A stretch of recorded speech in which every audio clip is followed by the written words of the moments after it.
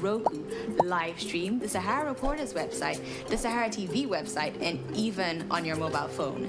Did I say mobile phone? Yes, your mobile phone. You can also watch the show through live stream on your laptop or on your mobile device. Just visit new.livestream.com and search for Sahara TV. Now, for viewers who have Roku, for those of you who don't know what Roku is, it's a streaming device, just like Apple TV. Search the Sahara TV channel where you can watch us live along with all of our videos. And if you missed the show, don't worry, we upload the different segments onto YouTube, so they're always there. So remember, catch our live broadcast every Saturday, 12 to 4 p.m. EST, 5 to 9 p.m. GMT. Check your local time zone to be sure to tune into the show. Sahara TV is everything Africa.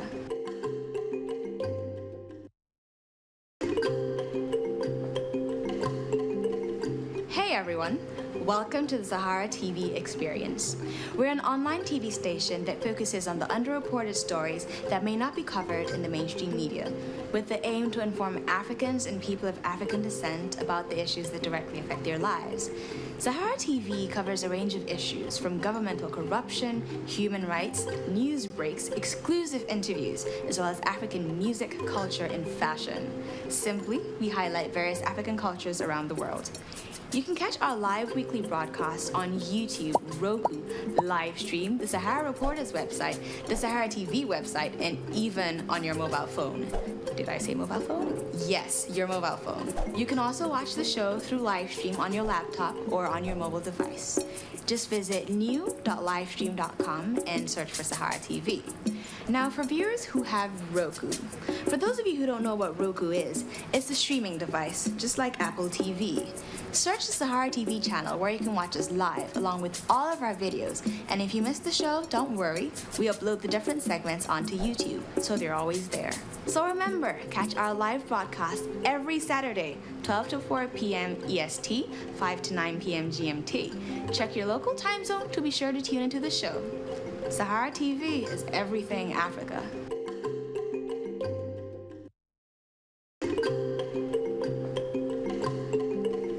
Hey everyone, welcome to the Sahara TV experience.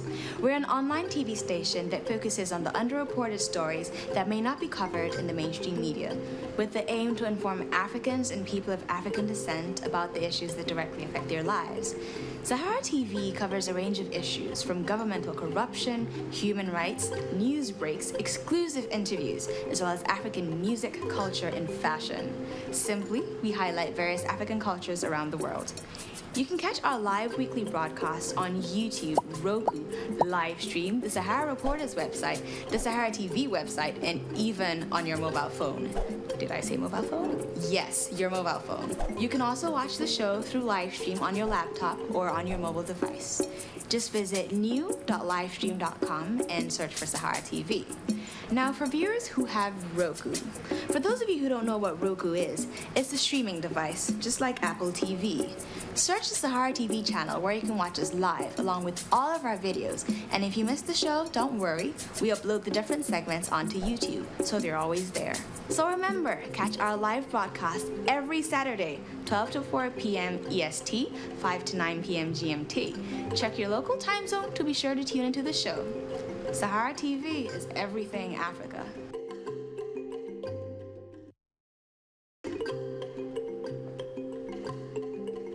Hey everyone, welcome to the Sahara TV experience. We're an online TV station that focuses on the underreported stories that may not be covered in the mainstream media, with the aim to inform Africans and people of African descent about the issues that directly affect their lives. Sahara TV covers a range of issues from governmental corruption, human rights, news breaks, exclusive interviews, as well as African music, culture, and fashion. Simply, we highlight various African cultures around the world. You can catch our live weekly broadcasts on YouTube, Roku, live stream, the Sahara Reporters website, the Sahara TV website, and even on your mobile phone. Did I say mobile phone? Yes, your mobile phone. You can also watch the show through live stream on your laptop or on your mobile device. Just visit new.livestream.com and search for Sahara TV. Now, for viewers who have Roku, for those of you who don't know what Roku is, it's a streaming device, just like Apple TV. Search watch the Sahara TV channel where you can watch us live along with all of our videos. And if you missed the show, don't worry. We upload the different segments onto YouTube, so they're always there. So remember, catch our live broadcast every Saturday, 12 to 4 p.m. EST, 5 to 9 p.m. GMT. Check your local time zone to be sure to tune into the show. Sahara TV is everything Africa.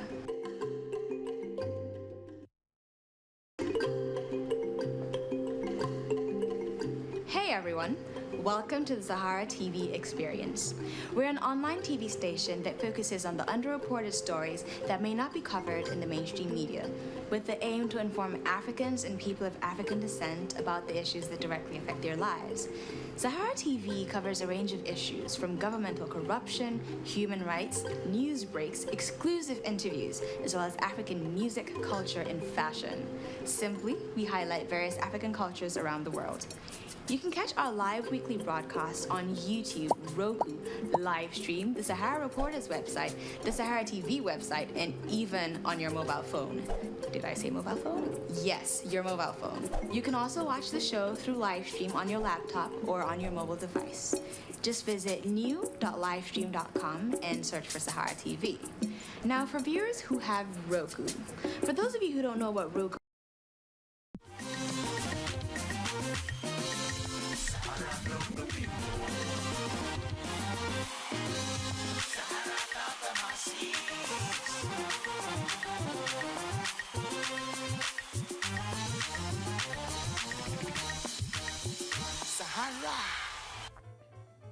Good evening for those of you watching us across Africa.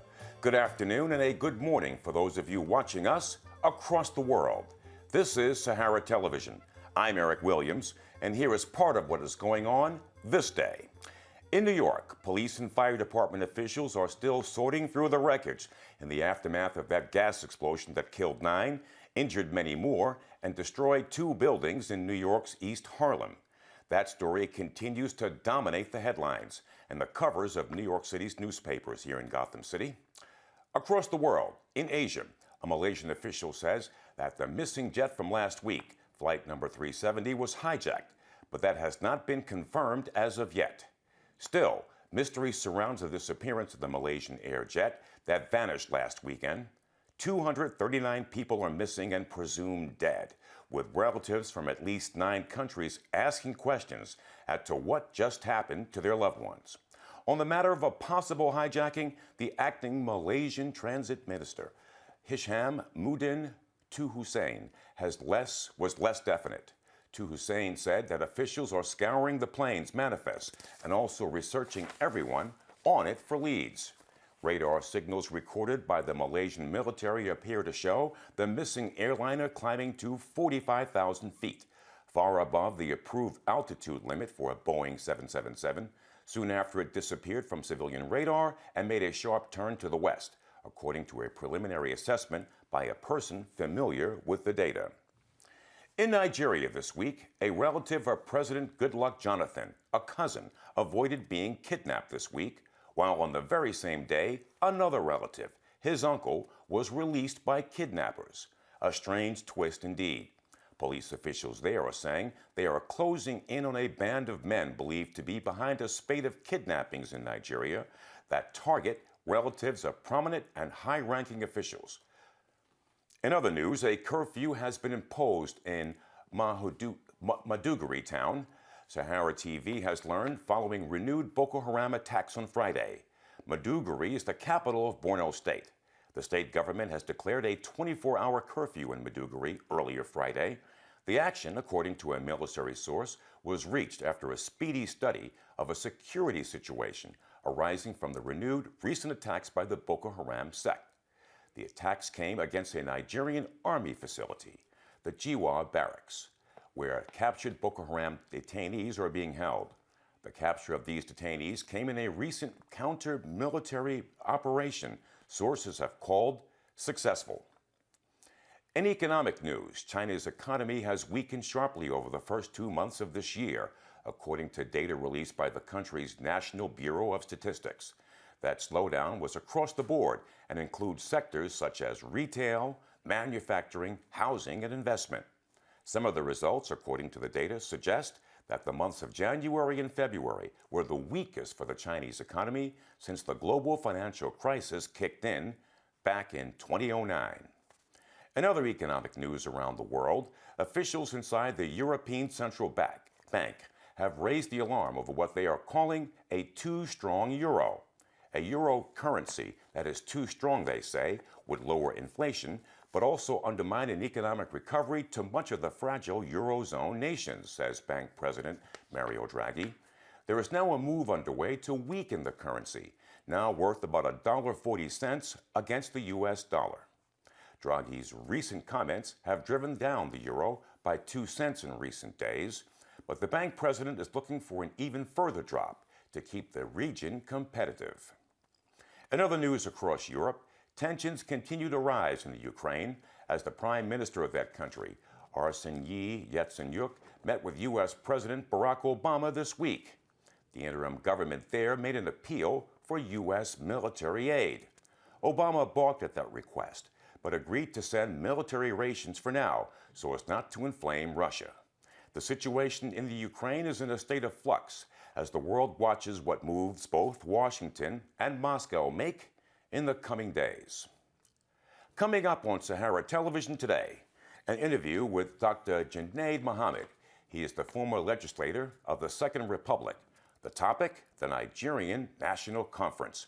Our interviewer will be our own Rudolph. There will also be a panel discussion with Jaye Gaskia and 2 others on the topic of the Nigerian National Conference. That's a big issue this week and in the coming days. Sahara TV TalkBack. There'll be a phone segment featuring our own David and Adiola. And there'll be an interview with Nana Brew-Hammond.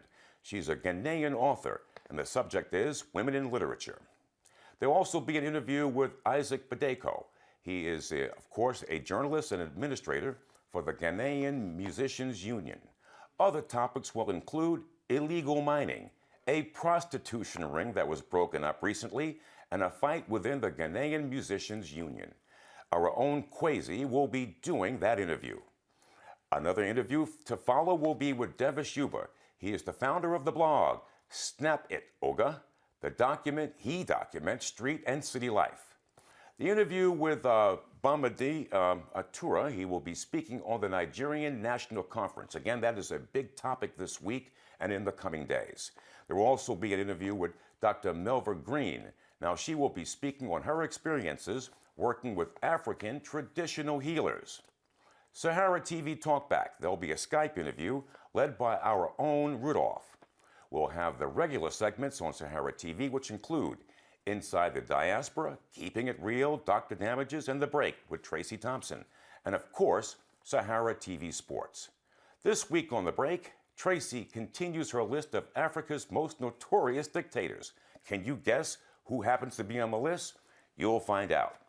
In today's Dr. Damages segment, President Goodluck Jonathan is having a tough time balancing his army chiefs and his Minister of Defense on a scale. That is, in episode 128, Dr. Damages brings you a photographic image of the president at work. The good doctor also introduces Colonel Katanga, an angry army officer who stormed his clinic just to deliver a special message to the Minister of Information, LeBran McCool.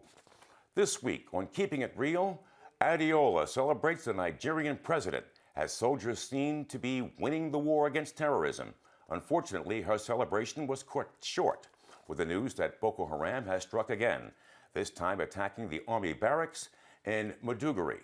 From Australia, Adiola also shows you a set of twins who share everything from one cell phone to one bed and, of course, dating the same man.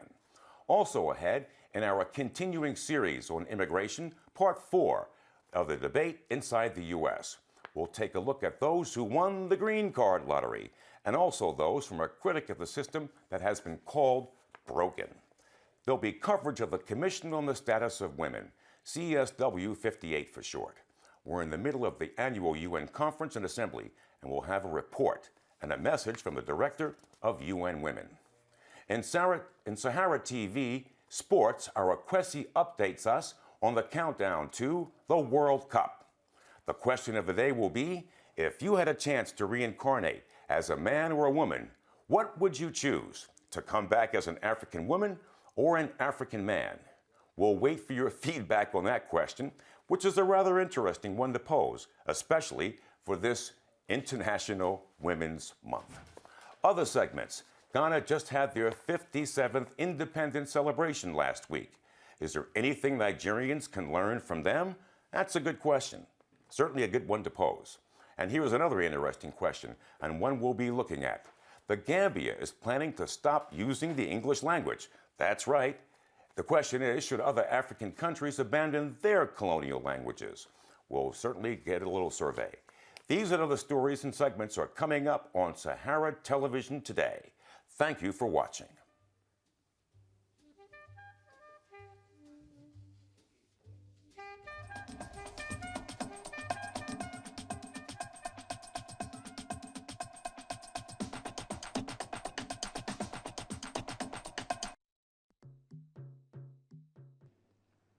I would like to welcome you to the 2014 International Women's Day Public Lecture.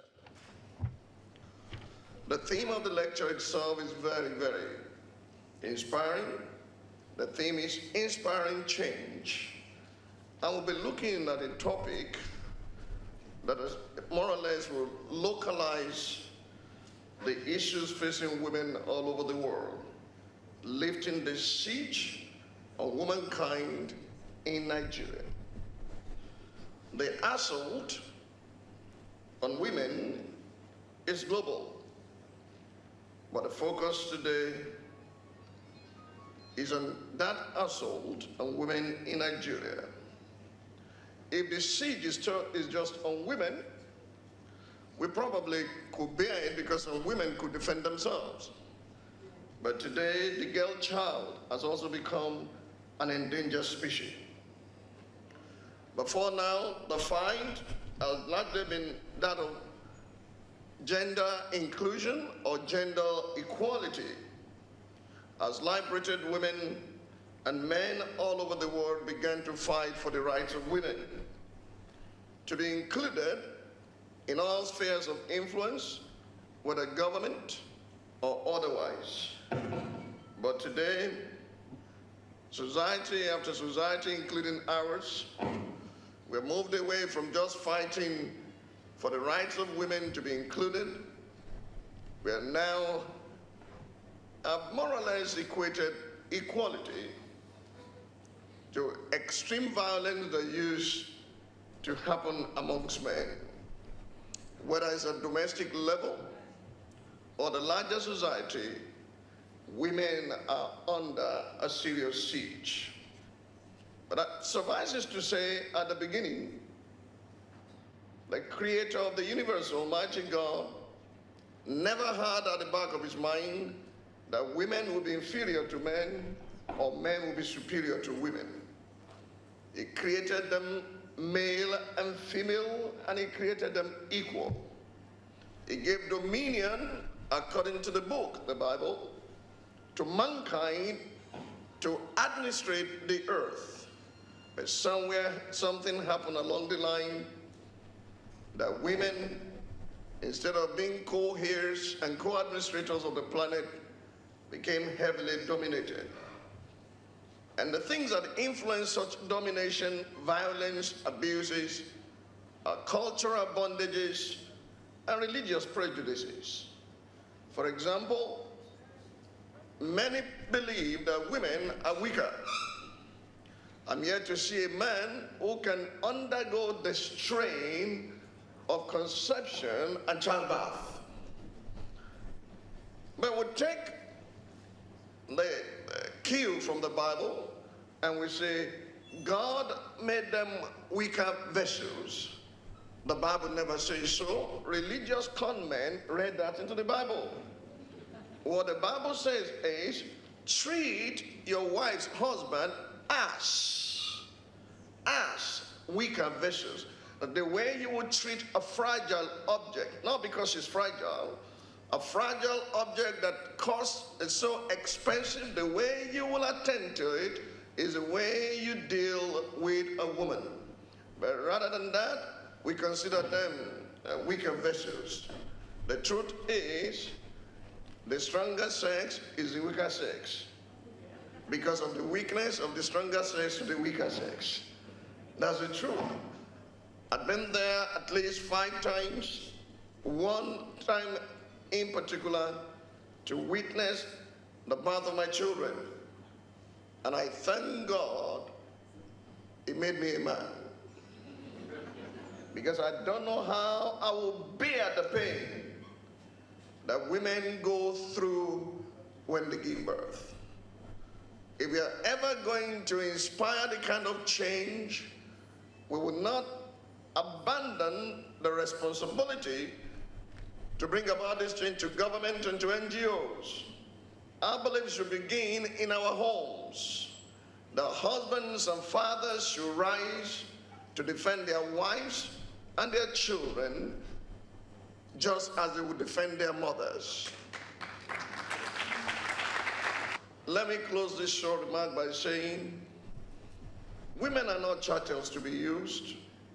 They are persons to be respected. There is more to a woman than her body. They have brain, and many of them have demonstrated that they can function as heads of government. You have a long list of the likes of Margaret Thatcher, Indira Gandhi, Golda Meir, and so on and so forth.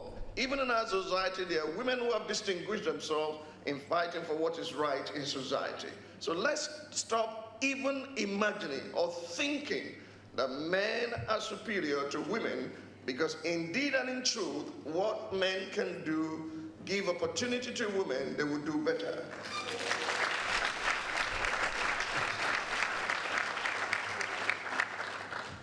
It should not be only used for advertisements, semi-nude pictures, beauty faces, and so on and so forth. Let's deploy our resources. The hand that rocks the cradle still rules the world. Thank you very much.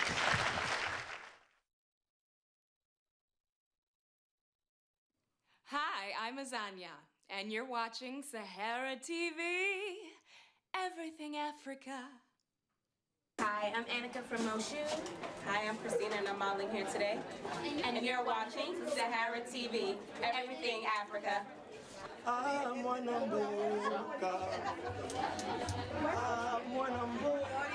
This is Isaac Catalan, straight from the DRC. You know, giving shout out to Sahara TV, where everything Africa.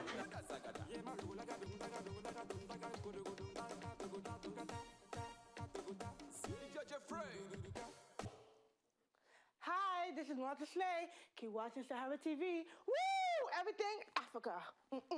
Hi, I'm Junaid Muhammad, president of the Delta Sigma Theta Sorority Incorporated Epsilon Tau chapter, and you're watching Sahara TV, Everything Africa.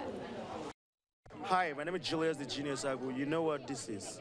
In case you don't know, you're watching Sahara TV. I love Sahara TV. Everybody, Sahara TV. We got Brandy something. Hi, I'm Mariama Keita, and keep watching Sahara TV. Hi, my name is Funke Akindele Oloyede, a.k.a. Jennifer. Keep watching Sahara TV. Hello, sir. How are you doing? Doctor? All right, how are you, Mr. Rudolph? Good, good, very good. All right, it's an honor to talk to you. My name is K1, the ultimate, the king of we will start the interview in a moment. I just want to brief you.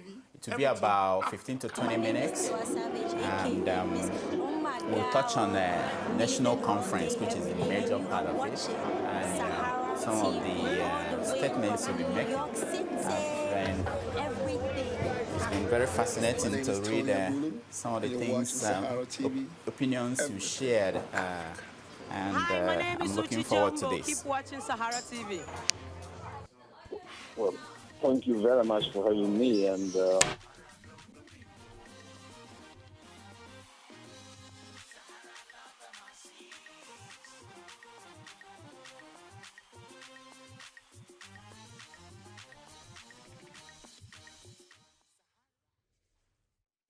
Eric Williams, Sahara Television, New York.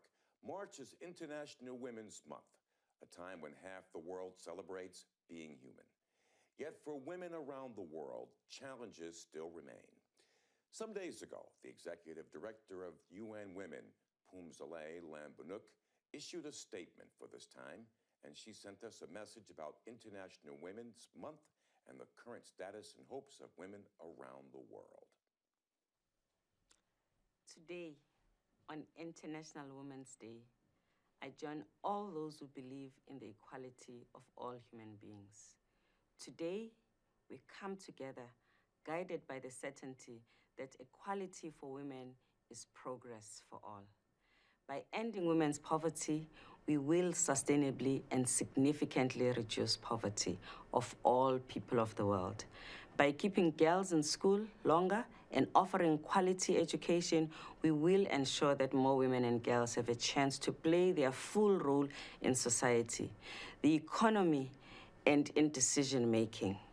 By advancing equitable laws and policies and reducing structural barriers to women's economic empowerment, we will reduce inequality in our world. We need women's equal representation in leadership positions, in peacemaking, in communities, in politics, in business, and in religious institutions. This will contribute to a more peaceful and secure world in which the elimination of discrimination and violence against women is an imperative. Today, we call for change and for women around the world to continue to inspire and demand change. We also make a call to men and boys, leaders in the private sector, religious leaders, and the young people of the world to join us in a world in which men and women are treated equally. By joining together in support of women and girls, you help to solve the greatest challenges of the 21st century. It requires all of us to take a stand, to cross the line, and be on the right side of history, so that the 21st century is the century for equality between boys and girls and men and women.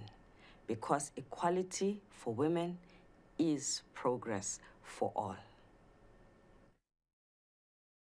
Phumzile Lambanuk is the first African woman to lead the division centered on women's issues at UN headquarters.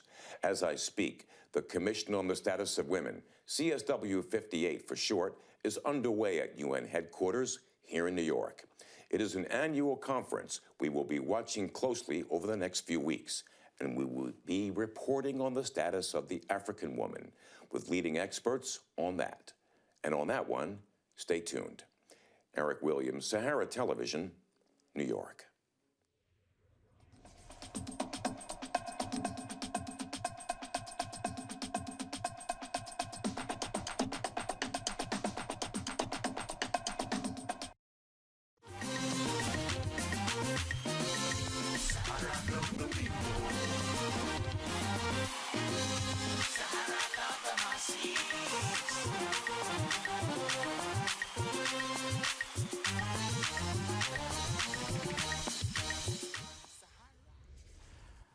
The only thing that will work is the truth, and that truth has to be said. It is either we are in a country or we are not in a country. And if we are in a country, there are rights and responsibilities. You cannot take one and ignore the other. And that has to be whether you are from the north or west, or you are from the south, or whatever we call ourselves. There has to be discussions about the Nigerian citizenship, about the Nigerian nationhood, and the rights and responsibilities that come with it. That was Dr. Junaid Muhammad. Welcome back to Sahara TV. My name is Rudolph Okonkwo. On Monday, 492 wise men and women will meet in Abuja to begin a deliberation on the future of Nigeria. At best, they hope to strengthen the country and come up with a structure that will guide Nigeria into the next 100 years. At worst, they hope to expose the flaws of the country and exacerbate the doubts and the decline of the nation. Our first guest has been having a national conference of his own for years. In every public speech and every interview, he has articulated his views on what is wrong with Nigeria like no other. He's not shy about his viewpoint, and he has been invited by the SSS for saying his mind. Russian-trained medical doctor Junaid Muhammad was a member of the House of Rep in the Second Republic. Currently, he is one of the 3 delegates representing Kano State at the National Conference. But most importantly, he is a delightful subject for an interview. Dr. Muhammad, welcome to Sahara TV. Thank you very much for having me. I'm delighted.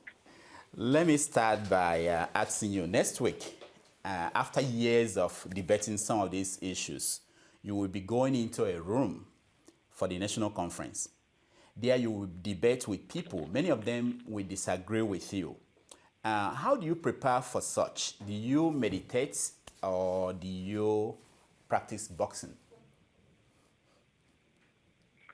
Well, honestly, I am not a meditating type. I'm a Muslim, so it stands to reason that I pray. But meditation is a luxury perhaps I cannot afford. There's so much happening in my life on a daily basis, and there's so much responsibilities on me. I have a family, I have a wife, and children, and even more important, they have to be properly trained, they have to be properly mannered. I have to prepare them for responsible citizenship. I have to give them a good education, fit for the 21st century. So I have no time for meditation. But that does not say that I disapprove of meditation. No. That's number one. Number two, I believe the responsibility of organizing a national conference is an enormous one. But I do not believe that this government and those who are behind the exercise are either sincere or, in fact, are aware of the enormity of the problems of the country.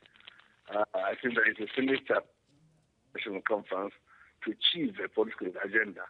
I don't see that agenda being achieved, but frankly speaking, since a number of Nigerians are gullible enough to be taken for a ride, and they're prepared to go and talk shop, whether it makes sense or it doesn't make sense, then one has to be there. First, go there with an open mind, and that's my attitude.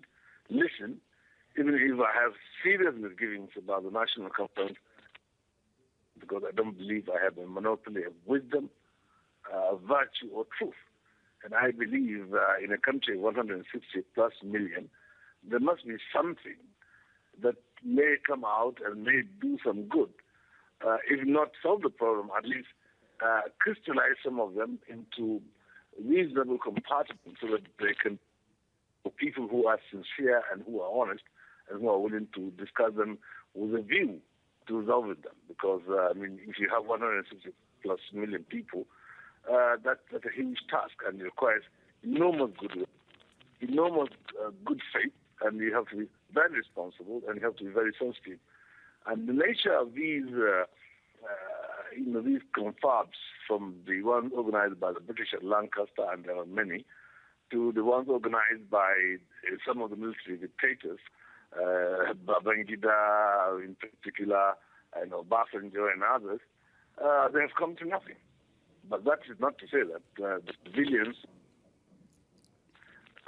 Obasanjo version 2 was, in my view, worse than the Obasanjo version 1, which had been a continuation of the policies articulated by the Supreme Military Council, led then by a fellow cattleman, Nana Brew-Hammond. So I'm here with an open mind, and I'm prepared to be there. And that has been throughout life. I don't believe I should close my mind to even the worst enemy, and I believe I should shake hands even if I disagree with you or with anybody else. Okay. Now, on February 6th, there was a group that met in the North called the Northern Elders Council in Kaduna, and you described them as basically jobless people who need help, that they don't enjoy the mandate and the support of the people in the North. Let me ask you, the people going to the conference from the North, do you think that they represent the North and that they enjoy the mandate of the Northern people? Well, first and foremost, there is no way that question can be conclusively answered. If you want to know whether somebody has a mandate or he doesn't have a mandate, subject the entire process into an electoral system. Make all the candidates who are going to represent everybody, every constituency in society, whether it is a political constituency, geopolitical, whether subject everybody to the electoral process. democracy, who are the people who have therefore can speak authoritatively on behalf of the people. In the way and manner we have the conference organized, people are being directly or indirectly picked, handpicked by one man, the president of the country. That, to me, is not my democracy. Secondly, the governors, who also are elected along with the president, can only nominate three. So that's why there are three of us from Kano. Now, if how you organize a conference and you want to make that conference, you want to make it mandate true, then I think there is something fundamentally wrong with our democracy, and we ought to really have a very serious democracy. Secondly, you mentioned about some of the characters who had met, not in Kaduna, but in Kano. A blind old man who is now approaching 90 to discuss problems of the country. Now, with due respect, there was somebody I have known for over 53 years, since I was 11. And I have never, even reading the newspaper, not talk of watching television. And when he started his political career, there was no shortwave radio, there was no, internet. And frankly speaking, dealing with a man you would call an illiterate. And when he contested the election, he was alleged to have defeated Aminu Kano. Now, you would know, if you know Kano politics and you know the North, that defeating Aminu Kano was no mean task. Said several times over the last 50 years that in 1954 he did not defeat. Okay, I think we lost Dr. Muhammad, and we will try to reconnect with him. I have a lot of questions for him about this national conference which he's participating in. He said he's reluctant to go, but he is going. The man in question did not defeat Aminu Kano in 1954, but it was said, because the election was rigged, that he defeated Aminu Kano. When the next electoral cycle came, in those years it was a five-year electoral cycle, he was removed from Kano City and taken to a village west of Kano called Dawakin Tofa, and that is why he contested the election, and it was easier for them to rig the election in his favor. And Aminu Kano was now allowed to contest in his stronghold of Kano State and became the member from 1959 onwards until the military came. Now, as far as I'm concerned, that man speaks for nobody in Kano. He has a big voice. He talks on a lot of issues. He was a minister under two regimes, Tafawa Balewas and Shagaris. He was ambassador to the UN. And in all those areas, I've been very close to him. When he was ambassador to the United Nations, I was chairman of the Foreign Relations Committee, which meant I had to relate to him. And I was a delegate to the UN every year from 1979 until 1986. Even after I left Parliament, I was still being invited to go and participate as a delegate for my country in the Second Committee of the United Nations, which is the Socio-Economic Committee of the UN. So if that gentleman now decides to call his friends and hold a parley in Kano and claim they spoke for the North, that to me was an insult to the North. Because the North can speak through its own representatives. And sadly, Metamasle was not his own. All right, let's go to, because you said in an interview recently that there is no articulated Northern agenda for the conference. No. Because the governors, they believe that the opinion should be the opinion of the states that they govern. Now, you also said... That is our misguided thinking. Yeah. You also said that you are in consultation with the people. How is that going? Yeah. What? The consultation is not going very far simply because the government and the organizers, the confused organizers of this confused confab in Abuja, have not been able to tell us exactly, A, what the issues are. If you are going to attend the meeting, you would like to know the agenda. That's number one. Number two, as I'm talking to you now, I have not cited the report of the committee which prepared the confab itself. Sadly, until 2 days ago, nobody knew the chairman, one retired Supreme Court Justice and former Chief Justice of Nigeria, another one, an old friend who I have very scant respect for, Professor Bolaji Akinyi, who at the time I was chairman of the Foreign Relations Committee was the Director General of the Nigerian Institute for International Affairs, 14 Kofo Abayomi in Lagos. So you can see that some of the people who are going to be leaders of the people who I regard at least controversial. And certainly they do not inspire confidence in me and the vast majority of the people, the Nigerian elite, because they have seen them at work and they have very serious misgivings about, for example, the judgment, the last judgment, that is Jonathan Goodluck versus Buhari, in which the same Justice Kutigi, who is now to preside over this, gave the lead judgment, and he was the one who gave the decisive judgment. It was, a split decision. Now, if in a foreign country where democracy is respected, where morality in judiciary is also respected, Kutigi should never have been allowed, and if offered, he should have rejected to preside over, because it's too early, and everybody knows his own sympathies. Clearly, he's pro-Jonathan. In addition, he was in the same secondary school, bigger secondary school, with General Babangida, and he's close to General Babangida. Babangida himself told me that Kutigi was his head boy, school captain in secondary school. In addition, Bolaji Kijemi was Babangida's foreign minister. You cannot say somebody was head of state and he was not close to his foreign minister.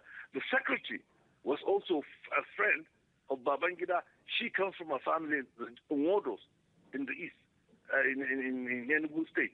And the relationship with Babangida is well known because Babangida has made two of them ministers in the course of one in his own government directly, the other one during the Shagari, in which he influenced the appointment. And after that, during Abdusalam Abubakar, John Nwodo, a friend of mine, was also made a minister. Now, this thing looks so funny. If that is the way they are going to conduct the national conference, why don't you recall Obasanjo, what do you call him, Babangida, to come and do everything? Who is fooling who? It is disgusting to see Nigerians, 160 million of them, taken for a ride by a group of people who want to remain relevant, even though at the time they had relevance, they dealt the country shabbily, abused the security, misused the economy, and abused the national patrimony. They have no business being involved in our national life. And most of them are aged, most of them are infirm and sick. Now, so despite all these things, you are still going, and there are big issues to be discussed. There are the big ones and the small ones, like the structure of the country, allocation of resources, several things. What are you looking forward to discussing when you go there? This can be derived from what I said in my interview, which you quoted earlier, that in every reasonable country, in every normal country, citizenship means something. The citizenship has rights and it also has responsibilities. If you say Nigerians should be Nigerians, should be proud of being Nigerians, you have to offer them something so that they have a reason to want to be Nigerians and to feel proud to be Nigerians. At the moment, between 70 to 90%, depending on the benchmark you are using, of Nigerians today live below the poverty line. Now, you cannot tell me under the circumstances. Those, unfortunately, 70 or 90% should be proud of this country. That's number one. Number two, there's a serious issue of insecurity. Now, whether it is being politically triggered, either by the government of the day or by the mercenary army we now have, especially the way it was officered by one man, Hijirika, who's the old criminal, and the way also we incite communities to take up arms against their neighbors. Now, if Nigeria were to break up tomorrow morning, God forbid, we still will remain where we are. If Nigeria breaks up tomorrow, we shall see neighbors with the people in Jigawa, in Kaduna, in Katsina, in Zamfara, and other areas. Those in Lagos will still be neighbors with the other OO states. So you can see that it doesn't make sense for people to behave in such a way as if, or the problems of the country can be resolved by simply saying, let's go our own way. That is no other way. Secondly, people are forgetting that in the vast majority of cases, nations are not split at the negotiating table. It entails war. It entails loss of life. Even the attempt by Biafra cost the people primarily, but other Nigerians also, over 1 million people. For what? If the Nigeria we have today is the result of the loss of 1 million people, frankly speaking, I would say those 1 million people and more were lost for nothing. So it is about time that Nigerian elites come to their senses, evolve a national consensus, see what can be done. I'm not saying they can solve all the problems of the country, because it has taken more than 100 years for the country to be in the kind of shape it is today. But it can be done. It was done by other people who are committed, who believe in their destiny, who believe that something can be done. The Chinese built their country from virtually nothing. The Russians and both the Soviet Union and today built their country from nothing. Those who had gone through colonial experience, like the Brazilians, the Filipinos, and even the Arabs, some of the Arabs, are doing better today than anybody would have expected. So as far as I'm concerned, the Nigerian elite has to be responsible for the first time in his own history. If they don't, they miss this opportunity, well, God knows what will happen tomorrow morning. I have no guarantee, and I don't have a magic bullet. I don't say what I have to offer will be good for everybody. But I believe negotiations, by definition, entail give and take. And you say, look, resource control. What do you mean? What you are saying is that because oil, which was not put by anybody, is found under the soil of certain people.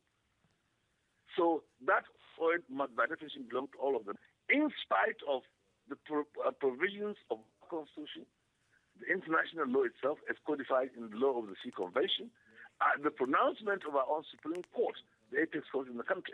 Now, if that is the attitude, and that is what the code word for those who are agitating for source control mean, then why don't they come out and say, look, we don't want to be in Nigeria, we are wealthy, we are better off, we can live, and everybody can go to hell.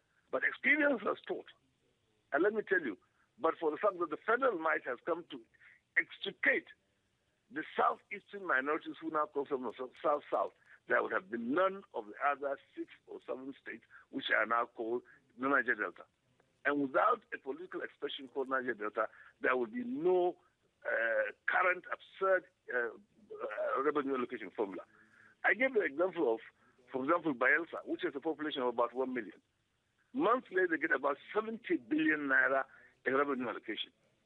Now, Kaduna has a population, and I don't come from Kaduna. Kaduna has a population of 6 million. They get about 3 billion.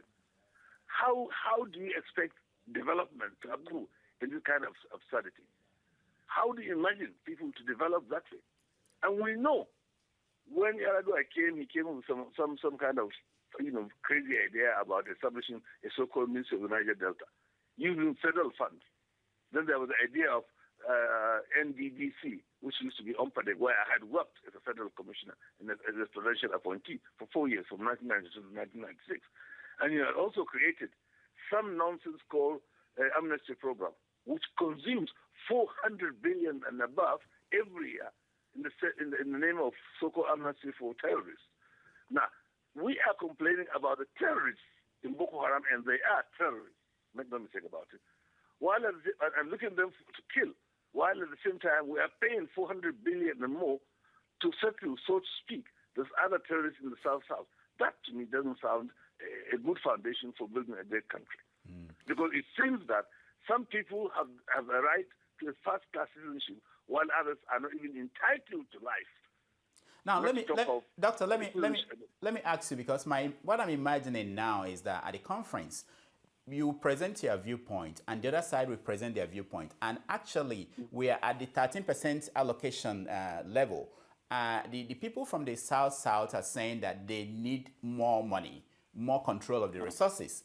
And you are saying that there shouldn't actually be that kind of allocation system. What do you think will happen if, say, in that subject alone, there is no agreement? How do you think the conference will end, and how will the people, the country, move forward? Well, there will be deadlock. From the way you define it, there will be deadlock. And I've always said that if you are going to be involved in a negotiation, that negotiation might involve give and take. And there will be no element of blackmail. The idea that some people say the oil is their own doesn't make sense to me in the present world of today. By international law, and I mentioned the law of the Sea Convention, territorial waters of Nigeria do not exceed beyond 12 nautical miles. Anything that can be shared municipally within our own legal system can only happen within the 12 nautical miles from the shoreline into the sea. In addition, there is what they call exclusive economic zone of 200 nautical miles. Beyond that, everything cannot even be claimed by Nigeria itself. It's what we call the international patrimony. It belongs to everybody. So the present situation today is that most of the oil found in Nigeria, 70% is now in the high seas, which can be claimed marginally as part of what they call exclusive economic zone, but can also be claimed by anybody else who has access to the area. And the Americans and the Canadians, who have huge shorelines and huge, sea wells, have been claiming that, and that is the status as far as international law is concerned. So if we want to actually discuss this issue, the only way we can do it is say, okay, let us disambiguate. What belongs to Nigeria's territorial waters can be shared in accordance with Nigeria's internal revenue system, Nigeria's revenue allocation formula. What belongs beyond the Nigeria's territorial waters has to be discussed in a different allocation formula. Besides, oil certainly is the main source of our foreign exchange, but the source of government revenue is not confined to foreign exchange, mostly denominated in dollars or in euro or in yen or whatever. Other sources, huge amount of money, for example, custom duties, import duties, so many other charges which accrue to the government, and that's why the Constitution says all revenues accruing to the federal government, that is accruing to the country, must go through what they call CRF, Consolidated Revenue Fund of the Federation of Nigeria, created by the Constitution. Now, if we are going to do this kind of splitting and treat and provide special treatment for the oil-producing areas, which I support, and that's why I spent 4 years of my life working for them, then we confine it to the oil, which is found in the area where they are claiming to be, and which is part of Nigeria's territorial waters. Other incomes, other products, even if they are from oil, which are in this exclusive economic zone, belong to the whole of Nigeria, and we have to find a way, sensibly, without shouting, without abusing ourselves, and see how this can be done. And let me tell you one thing: in economic terms, you have to be very realistic. How much you make available to a person. They say a fool and his money are easily parted. I have seen people being given money in the oil-producing areas, and most of the money was shipped out of the country most of the time. For the years I spent, 1994 to 1996, most of the money meant for the development of the Niger Delta was stolen. As I'm talking today, over 90% of the money is being stolen and taken into foreign bank accounts. The minister for the Niger Delta, Botswell Orubebe, has to be sacked because of massive corruption and scandal. And tell me one of the oil-producing area ministers who is doing well. Tell me what is happening to NDDC. What have they done? Tell me the roads they built. Tell me anything. Yeah, okay. It has been my view, since I was a parliamentarian, just hold on please, that the only way you can develop the Niger Delta, and I believe the consequences of oil exploration in the area must be tackled by the whole of Nigeria. The people, the elite there, are either too selfish or too irresponsible or too greedy to do the job. And Nigeria cannot allow that very important and strategic part of the country to be left behind. Yes, it is impossible to allow the Boko Haram to be killing people needlessly and arrogantly simply because they believe federal presence is lacking in the northeast. We have to do it, and to do it in a very rational manner. Okay, it can be done if there is a political will and if there is a consensus. Doctor, I'm worried about the time. Let me get you to talk about this no-go area. You consider that something useless, meaningless, to put in a no-go area for people who are going to attend the conference. Do you think that you're willing to discuss Nigeria's unity and whether Nigeria should remain one? Is that what you want? Certainly, yes. Why? Why not? As far as I'm concerned, a no-go area is as good as useless if the people concerned do not have a sense of belonging and are not satisfied with having the country. It's one country. That is the history of Sudan. They have had several, from 1954 to this last year or the year before, when the Americans encouraged them to break up. There have been similar discussions and similar, controversial meetings. And the government, mostly the military government, had imposed so-called no-go areas. Forget about people proceeded, discussed, disagreed. At the end of the day, the Americans and the West Europeans encouraged the country to break up. They thought if the country breaks up, that will be the end of the story. Everybody will have peace and everybody will love one another. Look at what is happening in Southern Sudan. So it's better to discuss the issue, disagree, or know where the areas of disagreement are, rather than just pretend that somehow a man who has been elected as president with questionable legitimacy can now tell you what are the go or the no-go areas. And the whole thing, the whole culture of no-go areas started with the military. Nobody elected any bloody military ruler to lead Nigeria. But who is he to impose the no-go area? And anyway, if they are sincere, if they have been fair with the Nigerian people, why impose the no-go area? If Goodluck Jonathan has been doing well as a leader, and I believe he has been a disgusting failure as a leader, there would have been no need for him to impose the no-go area. Because then his achievements in the areas would have been clearly self-evident. It is important also to realize that we, as a colonial, leftover, are not only a country which was created by colonialism. America was created by colonialism. Spain was created by colonialism. A Spanish territory, Philippines, was created by colonialism. So there's nothing new in us. And there is no country which is entirely homogeneous. So being heterogeneous is not new to us. But what is important is that elsewhere, elites come together, hammer out a consensus. India has a population of 1.2 billion. They are living in relative peace. They have their own problems, but at least no Indian stands and says, I don't want to leave. I don't want to be an Indian. When the British decided to break up India by creating East and West Pakistan in 1947-48, it went through war. And after that, they had 3 wars. I don't want that to happen. As far as I'm concerned, it is better to have people living by their own will, being led by people they have elected, rather than have people rigged into office by irresponsible electoral commissions, and then you come and say, so leader has said that that's the no-go area. Who is he? Who elected him? I didn't elect him. I know the vast majority of kind of people did not elect him. And we're 12 million, and Bielsa is 1 million. Okay, Dr. Muhammad, we are really concerned about time. Let me ask you, so these decisions that will be made at the national conference, are you sure of how it's going to be translated into law, how it's going to be made into law, or are you just going there to have a discussion and leave it to the government to decide on what should happen? Well, first and foremost, when you talk of government in the system, we have the presidency of the branch, we have the National Assembly, the 2 chambers, and of course the lower tiers of government in their own chambers, and we have the judiciary. As far as I'm concerned, nothing that will be discussed at national conference has a chance of being passed into law, because ab initio, the conference itself is unrepresentative.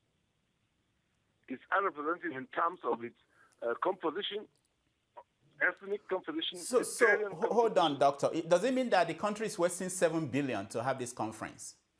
This is not the first time we have wasted, billions to hold this similar conference. This is the 11th conference we have had in our history. This is the 11th. So how much it costs, I don't know. But I can tell you, there are others which cost as much, if not more than that. So it's a waste of time, it's a waste of effort, it's a political subterfuge to allow this man to continue to be president in spite of clear signal, clear signs that he is incompetent, he is utterly inept, and he's thoroughly corrupt. And he's surrounded by people who have nothing to offer this country but confusion. So when you have nothing to offer, you create confusion. Because they imagine, wrongly I believe, that somehow confusion can be a substitute for ability.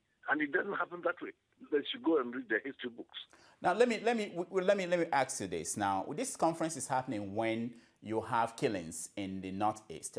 Like newspapers today is saying that over 300 people died in a conflict between Boko Haram and the army. And I want to ask you, if the Sardauna of Sokoto, the late Sardauna of Sokoto, is looking at Nigeria today, who will he blame for what is going on in northern Nigeria? I'm talking about Ahmadu Bello. So Ahmadu Bello would not have blamed an individual. He would have blamed the elite who were in charge of northern Nigeria. and he himself would not exculpate himself from blame. But Sardauna would have listened because he was a good listener. And he was a prince who believed he had a divine right to govern, but subject to the will of the people. Sardauna was a wonderful leader, even though he was not my political leader. Aminu Kano was my leader. But I want to assure you that comparing Sardauna with the current leaders, both in the north or in the south today, is a great insult to Sardauna. If he had to come back and see Nigeria today, he would want... Okay, one last question, Doctor. So if Sardauna will have blamed the leaders, why is it that, I know it's something across the country, why is it that we don't see the people rising up to blame their leaders at the regional area or the state region or the local government, but rather the attention seems to be at the federal level? Of the way Hejidika used the Nigerian army as an army of occupation by mercenaries who call themselves Nigerians. And if Sardauna were alive, Hejidika would have long been before the International Criminal Court in The Hague. And a man who came to the army, which was fairly united, especially after the war, which ended in January 1970, divided the army along sectarian lines, along tribal lines, along so many things. And a lot of the money which was given for fighting the insurgency was stolen. That man was allowed to remain there because of agitation by his tribesmen, and of course the convenience of the people who say they are from the Niger Delta because they now have a strategic understanding of the Igbos to go and create mayhem in the country. That's the kind of situation we have, and that's why it is impossible for an army officer today to respect another officer from another tribe. This is the legacy of the Hejidika as the chief of army staff. The first chief of army staff we had was Ironsi. He was part and parcel of the disaster which brought the Nigerian Civil War. We had the Hejidika.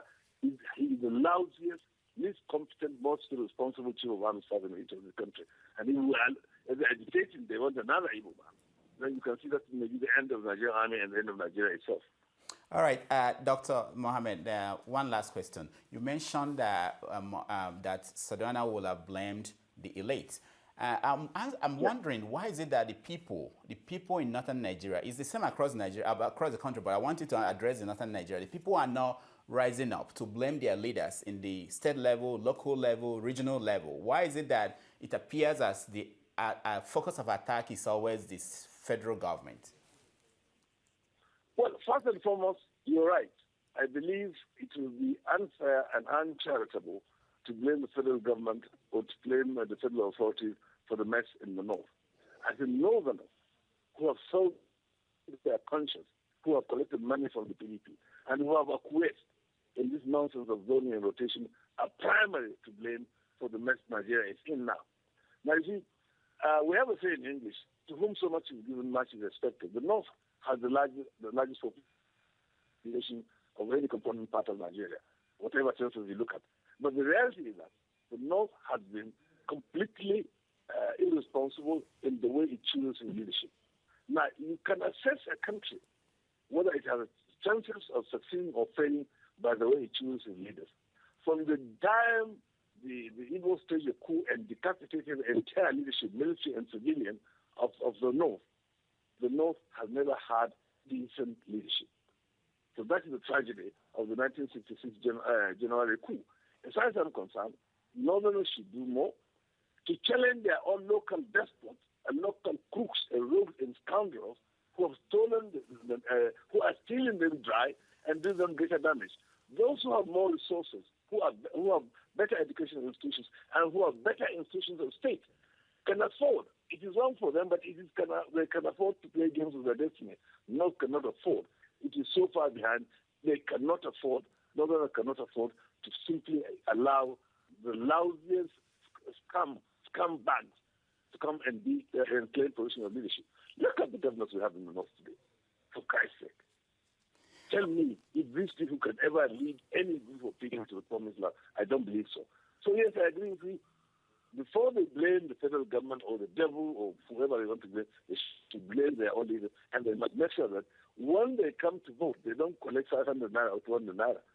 They must insist on free and fair elections. They must insist that also their votes must count. That must begin from the north, otherwise there will be no hope for Nigerian democracy. All right, Dr. Muhammad, we are really out of time. Thank you so much for joining us. Thank you very much for having me. And I hope as the conference continues, you join us again to give us updates. I'll be more than glad to do that. All right.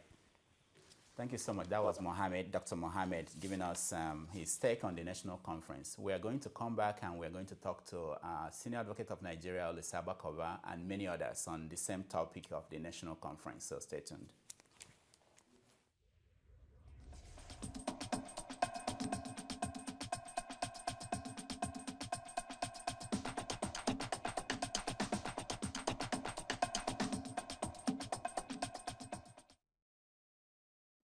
Hi, I'm Azania, and you're watching Sahara TV, Everything Africa. Hi, I'm Annika from Moshu. Hi, I'm Christina and I'm modeling here today. And you're watching Sahara TV, everything Africa.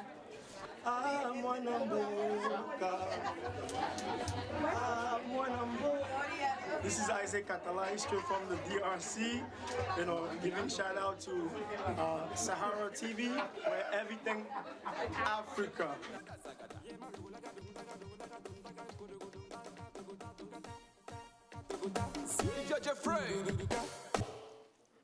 Hi, this is Martha Slay. Keep watching Sahara TV. Woo!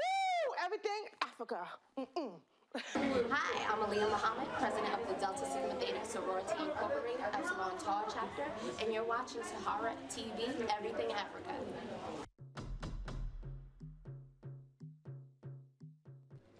When President Goodluck Jonathan set up the Femi Okuromu-led committee late last year to work out the modalities for a national conference to restructure the country's political system, the idea was greeted with enthusiasm by many Nigerians who have been yearning for a return to true federalism, to harvest the country's abundant human and natural resources.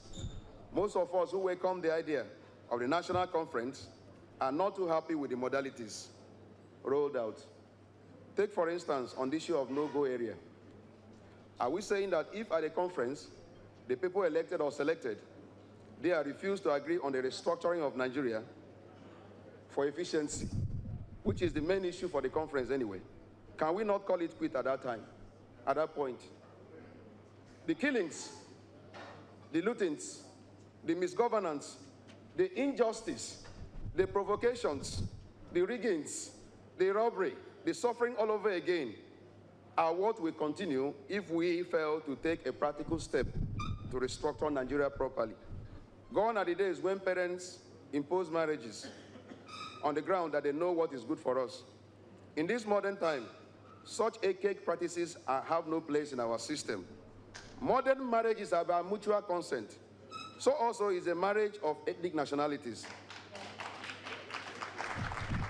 In 1914, their consents were neither sought nor given.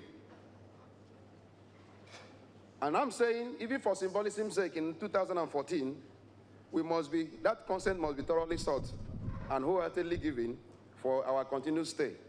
Make no mistake about this. If this consent is not sought and given freely, our attempt to determine the terms and conditions for our staying together will certainly hit the rock.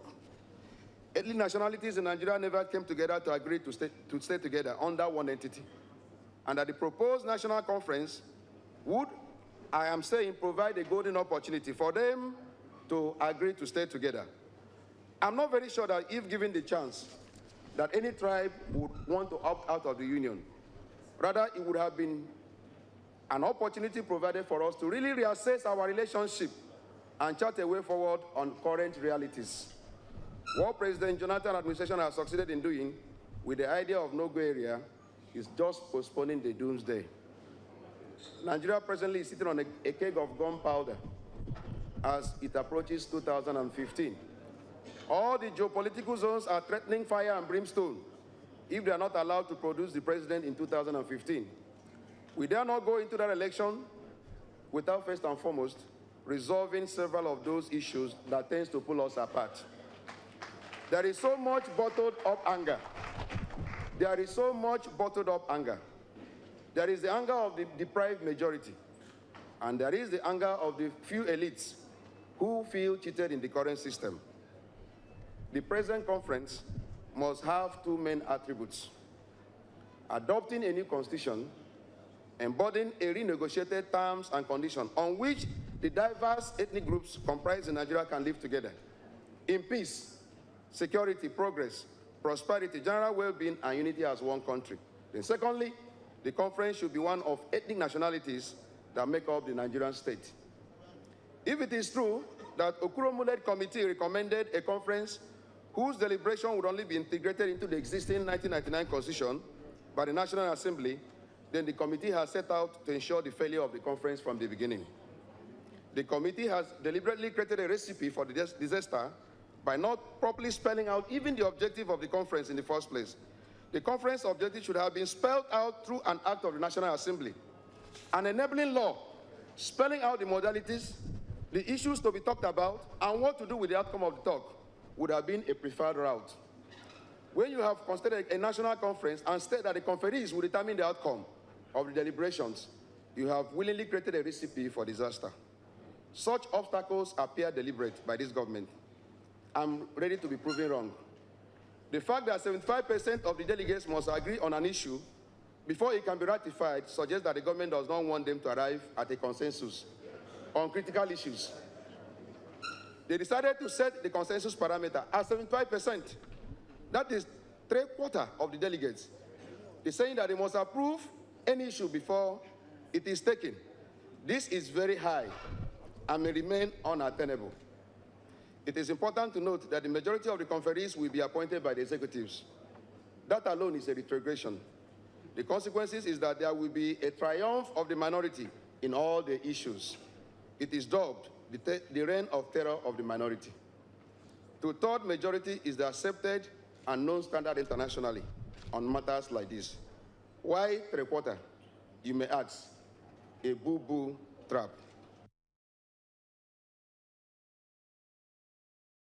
Hey, beautiful Sahara TV.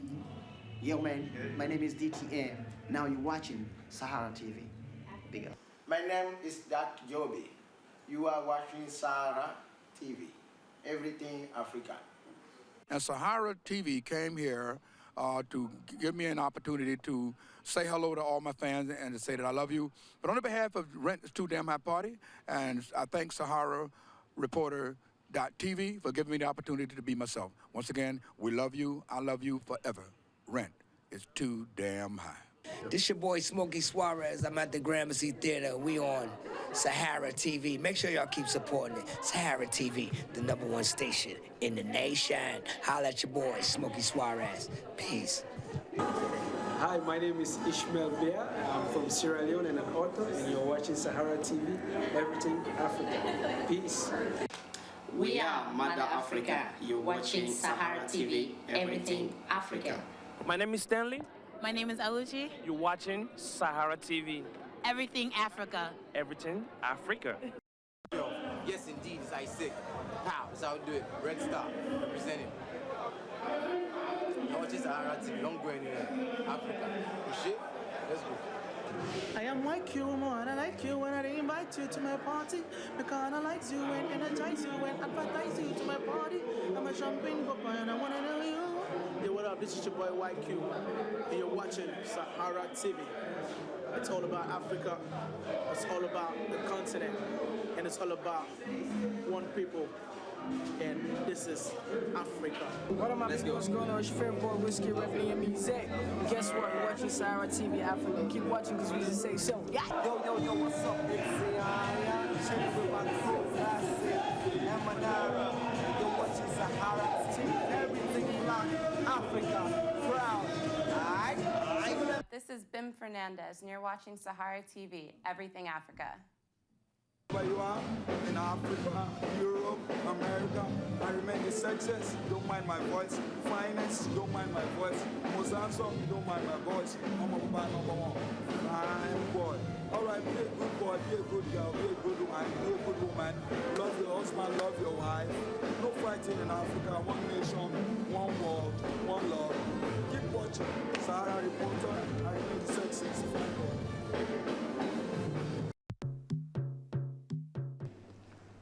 I would like to welcome you to the 2014 International Women's Day public lecture. The theme of the lecture itself is very, very inspiring. The theme is inspiring change. I will be looking at a topic that is more or less will localize the issues facing women all over the world, lifting the siege of womankind in Nigeria. The assault on women is global, but the focus today is on that assault on women in Nigeria. If the siege is just on women, we probably could bear it because some women could defend themselves. But today, the girl child has also become an endangered species.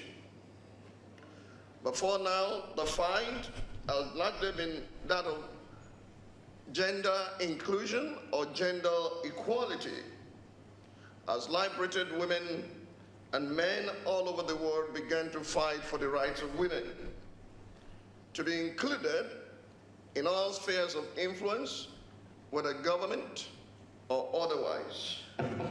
But today, society after society, including ours, we're moved away from just fighting for the rights of women to be included.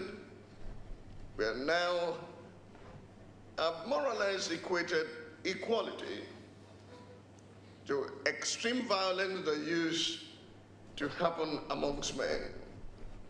Whether it's at domestic level or the larger society, women are under a serious siege.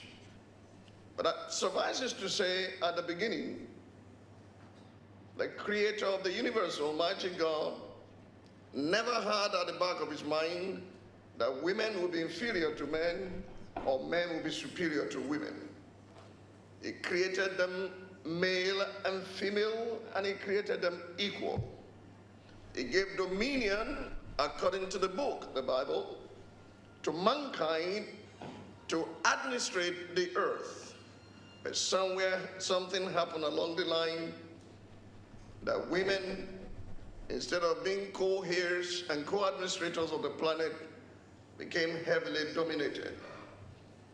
And the things that influence such domination, violence, abuses, are cultural bondages and religious prejudices. For example, many believe that women are weaker. I'm yet to see a man who can undergo the strain of conception and childbirth. But we take the cue from the Bible and we say, God made them weaker vessels. The Bible never says so. Religious con men read that into the Bible. What the Bible says is, treat your wife's husband.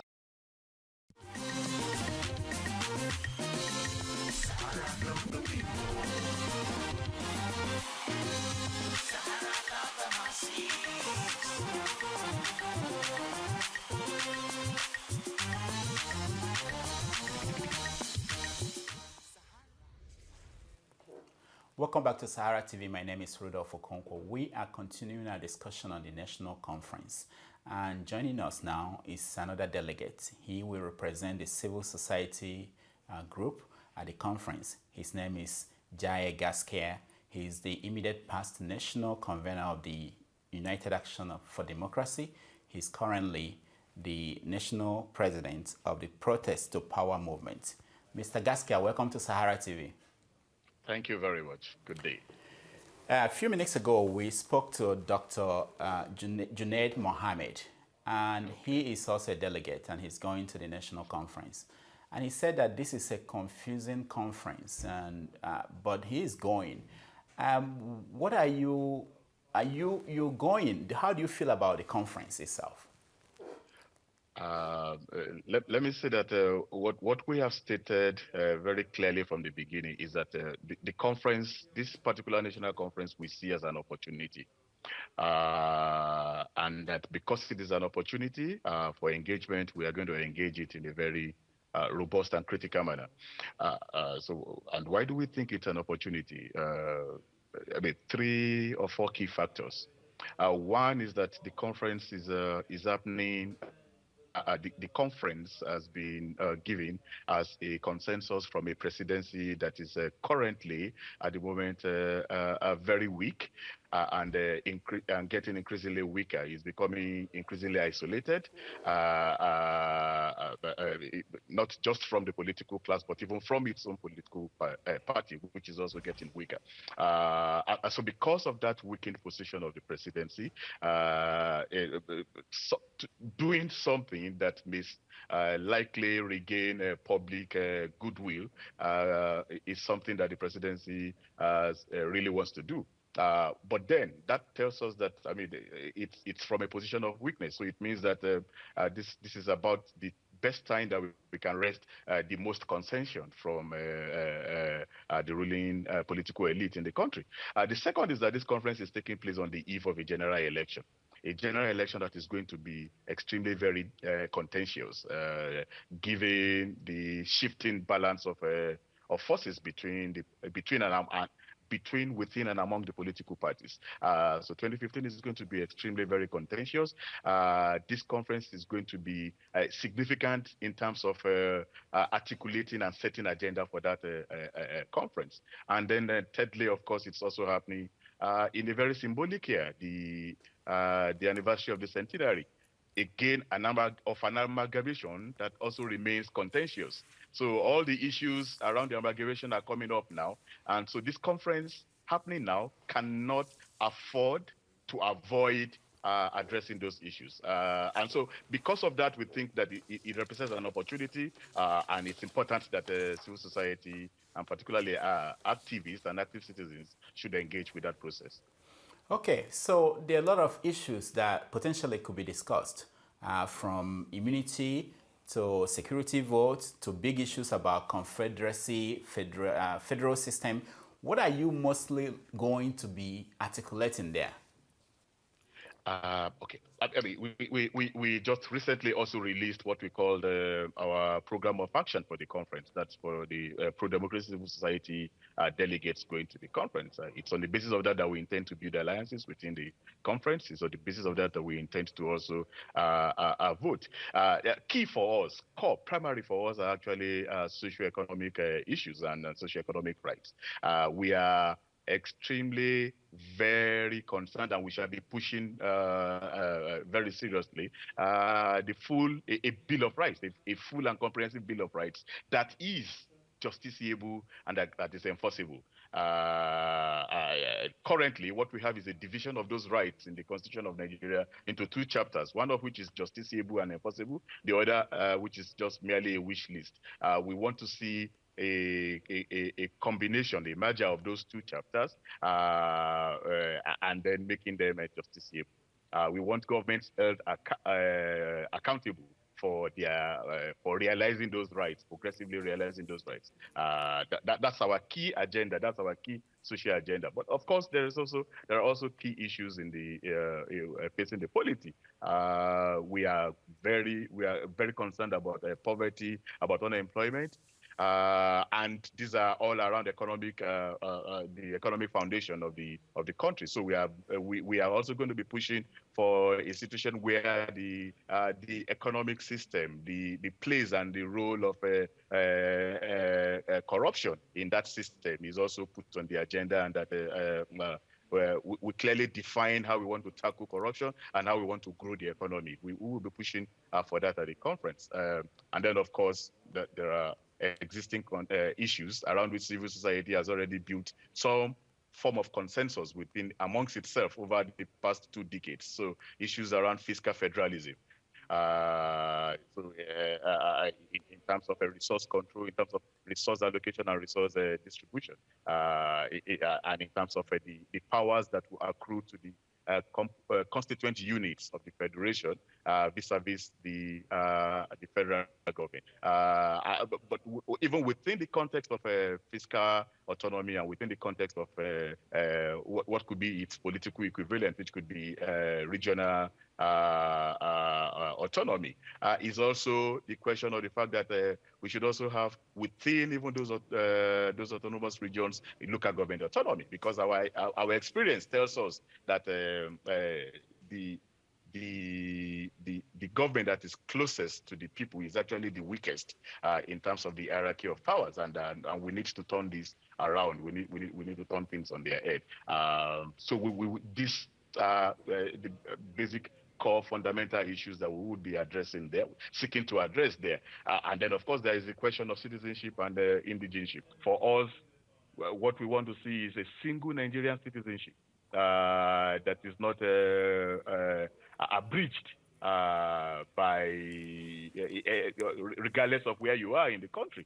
We want to see a single citizenship of Nigeria. We want the only qualification in terms of representation to be that of residency status wherever you are in Nigeria. But we do want to see in Nigeria where all Nigerians have the same citizenship rights, regardless of where they are located and where they relocate. What you propose now, they sound so idealistic, looking at the Nigerian situation. Let me give you an example. When you talk about the allocation of resources, the recent weeks, in fact, in the last few days, the feelers we're getting from the north, they're pushing back on that resource control. In fact, pushing to the point, I just spoke to Mohammed, who said essentially that the oil in the South doesn't belong to the South. This is, that idea has been out there in public. How do you see a consensus on some of these issues that you just mentioned with the people that are delegates to this conference and knowing their positions? Yeah, I mean, one of the key things that we have started doing really actually is also reaching out to allies within each of the various categories of delegates that are going to the conference. We have putting up a structure, a civil society coordinating secretariat, and we are reaching out to all of these. Among these the Labour constituency, but we are also reaching out to some of our allies within, like the Northern Caucus, the South Caucus, and the rest of that. Now, at the end of the day, because the question of resource control for us should be looked at within the context of fiscal autonomy and within the context of a regional autonomy, in terms of what should actually constitute the component units of the federation, the federated units of Nigeria, and in terms of therefore what percentage of the resources, because at the moment the problem is that most of the revenue is federally collected.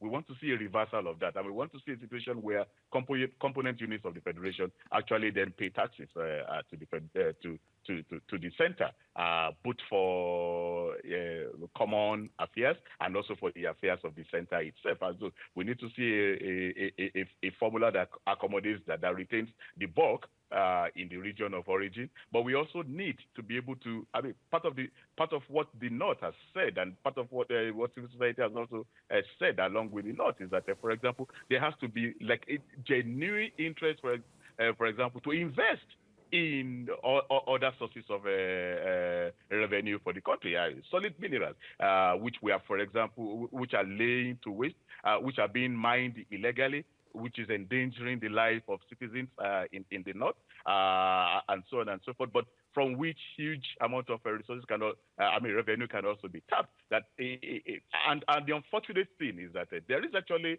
a solid minerals development levy, 1% of the resources of the money accruing to the federation account deducted before the others are shared, which goes into a development fund for that, but which has never been used for that purpose.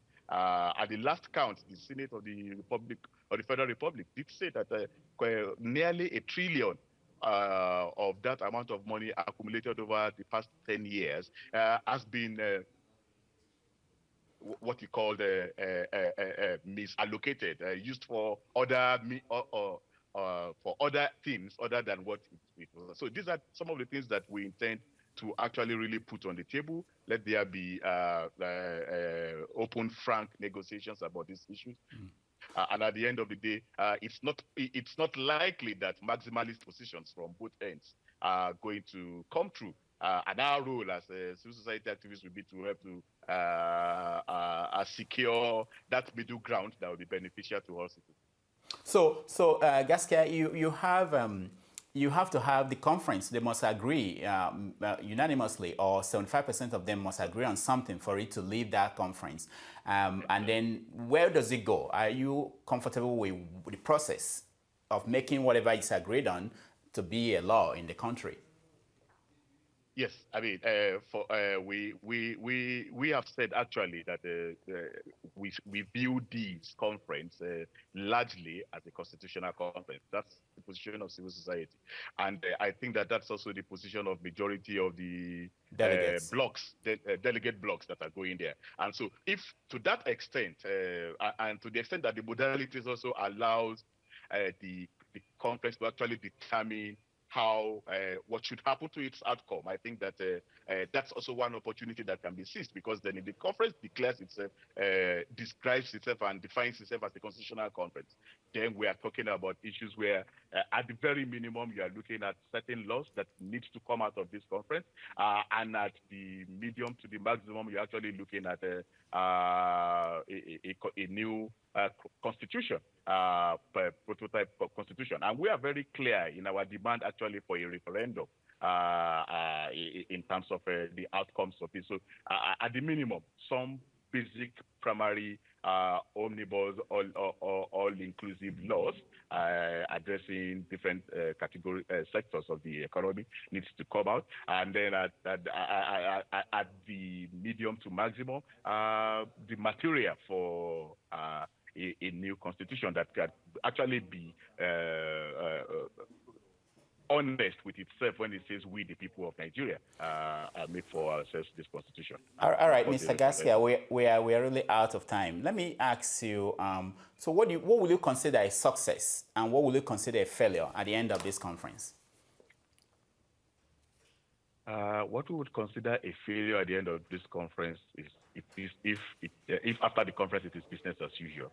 What we would consider a success is if after this conference, at the very minimum, we have changed the dynamics for the 2015 general elections, that at the very minimum the political parties are forced to actually pick up and adopt issues and say that, for example, what happens to the outcome of the conference, even in the event of a referendum, because at the end of the day, this government, the current government, does not actually have time to implement, to commence the implementation of the outcome of the conference. It will be left to a new government to do. And what will be a success is if those issues are clearly articulated, they are there in the forms of provisions in the form of a new constitution that then Nigerians can table before political parties and actually hold them to account in terms of who they give their mandates to.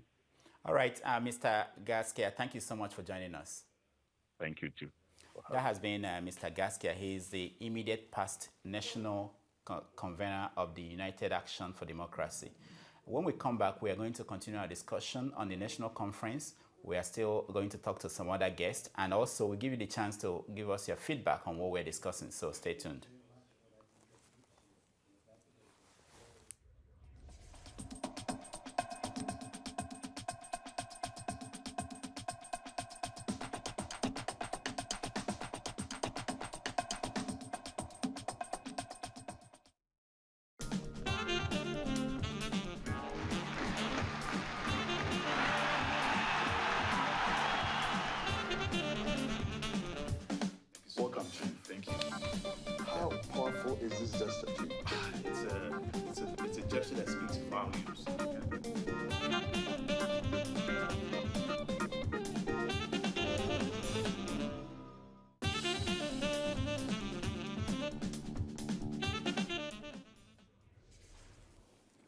Welcome to Sahara Sports once again. My name is Tracy Bakon. On today's show, Sports Talk, sports news, that is Sports Talk, that's Talk Sports, and then your favorite bloopers. We're also counting down to the big one, It's 89 days to Brazil 2014. Welcome to the show. In the news, the Nigeria Football Federation has announced a bonus package for the Super Eagles in the coming FIFA World Cup in Brazil. Presenting its budget to the Federal House of Representatives Committee on Sports on Monday, the Nigeria FA revealed that each member of the Super Eagles will get about $107,500 as winning bonus if they go all the way to lift the trophy. As per the breakdown, each player would get $10,000 for each of the 3 matches in the first round, while head coach Stephen Keshi pockets $20,000. At the round of 16 level, the bonus will be increased to $12,500 and $15,000 for a quarterfinal win, and then $20,000 for the semi-final victory if they are able to get to that point. Each member of the Super Eagles will net a cool $30,000 if they win the final match to lift the coveted cup. Stephen Keshi would also earn double whatever accrues to the players, a total of $215,000 if the Eagles are able to lift the trophy. Others who would receive various sums of money in the event of the Eagles winning include 3 assistant coaches, a team doctor, a physiotherapist, a welfare officer, a secretary, a psychologist, a media officer, a security officer, a match analyst, and an equipment manager. Another $204,000 will go to cater for 5 former sports ministers and 5 NFF chairmen and secretaries, while $800,000 was also budgeted for 10 Nigerian artists. Still in Nigeria, business magnate Aliko Dangote is set to fulfill his promise to reward the Super Eagles with $1 million for winning the 2013 Africa Cup of Nations. Last week, Eagles captain Vincent Inyama made a public appeal to Alhaji Dangote to fulfill a promise he made to the team at a presidential dinner prior to the AFCON tournament. Africa's wealthiest man had promised to give the Eagles $1 million if they won the cup, but as of last week, had not redeemed the promise. Inyama's appeal, however, seemed to have reminded the business magnate, whose office replied to say that they've been waiting for the FA officials to contact them for the money. They added that they will write to the FA asking for the account numbers of the players and then proceed to make transfers immediately into their accounts. Alhaji Dangote, CEO of the Dangote Group, was earlier this month named as the first African to be listed in the top 25 Forbes magazine's annual ranking of global billionaires. He has a net worth of $25 billion. Meanwhile, reports say the governor of Cross River State, Liel Imoke, has followed through with his promise and has duly given each member of the Super Eagles 1 plot of land in the state capital, Calabar. In neighboring Ghana, the Black Stars have moved 2 places up in the FIFA rankings released on Thursday. Despite losing 1-0 to Montenegro in a friendly recently, the Black Stars are now positioned 35th in the overall rankings with a point build-up of 733, 4 more from the previous month's showing. The irony, however, is that Ghana has also slipped 1 place down in the continental rankings to 5th place. Ivory Coast is still number 1, followed by Algeria, Egypt, and Cape Verde in that order. Nigeria is number 7. Overall, Spain still maintains the top spot as the world's best football nation. Still in Ghana, midfielder Fuseina Mumuni is heading for the FIFA annals once she hits the field with the Black Maidens at the Under-17 Women's World Cup in Costa Rica. Miss Mumuni will be the youngest player ever to play in any FIFA tournament at age 12, taking over the record from Gambian Saini Sissoko, who played in Azerbaijan 2012 at 13 years and 8 months. Miss Mumuni told FIFA.com that she is excited to have received a call-up to rub shoulders with the world's best, and that is the first step to her becoming a professional footballer. All things being equal, Miss Mumuni would take her place with the Black Maidens in the midfield when they opened their campaign on Saturday against former champions and 2012 runners-up Korea DPR. Africa will be represented at the tournament by Ghana, Nigeria, and Zambia. That's it in the news. We're right back with Talk Sports.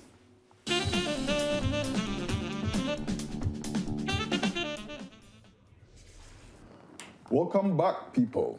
I am now joined by, as usual, the still unperturbed despite losing to Stoke City, Ghana, Olu Faloye.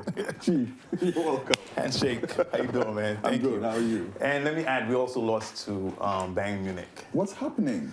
I don't know, man. I think we need to get some strikers, man. Definitely. So, but we'll see how that goes. But you're still unperturbed. Oh, definitely. Okay. Definitely, Once a Ghana, always a Ghana. I guess. All right. So let's dig into it straight away. Yes. Let's look first at the news items before we go into the main meal. Yeah. First item on the list: Eagles to earn 107,500 at the World Cup. I think that's a bit small. Honestly. Yeah. I mean, if they're getting $1 million for the African Cup of Nations, why can't they get? Well, that's $1 million for the whole team, but that's also from just a single individual. True, this is right, from the nation. countries. Yeah, from the country. I think it gives them an incentive to play harder, definitely. So I'm definitely looking forward to that. It does. My only thing, though, is that there's also a budget for some former chairmen.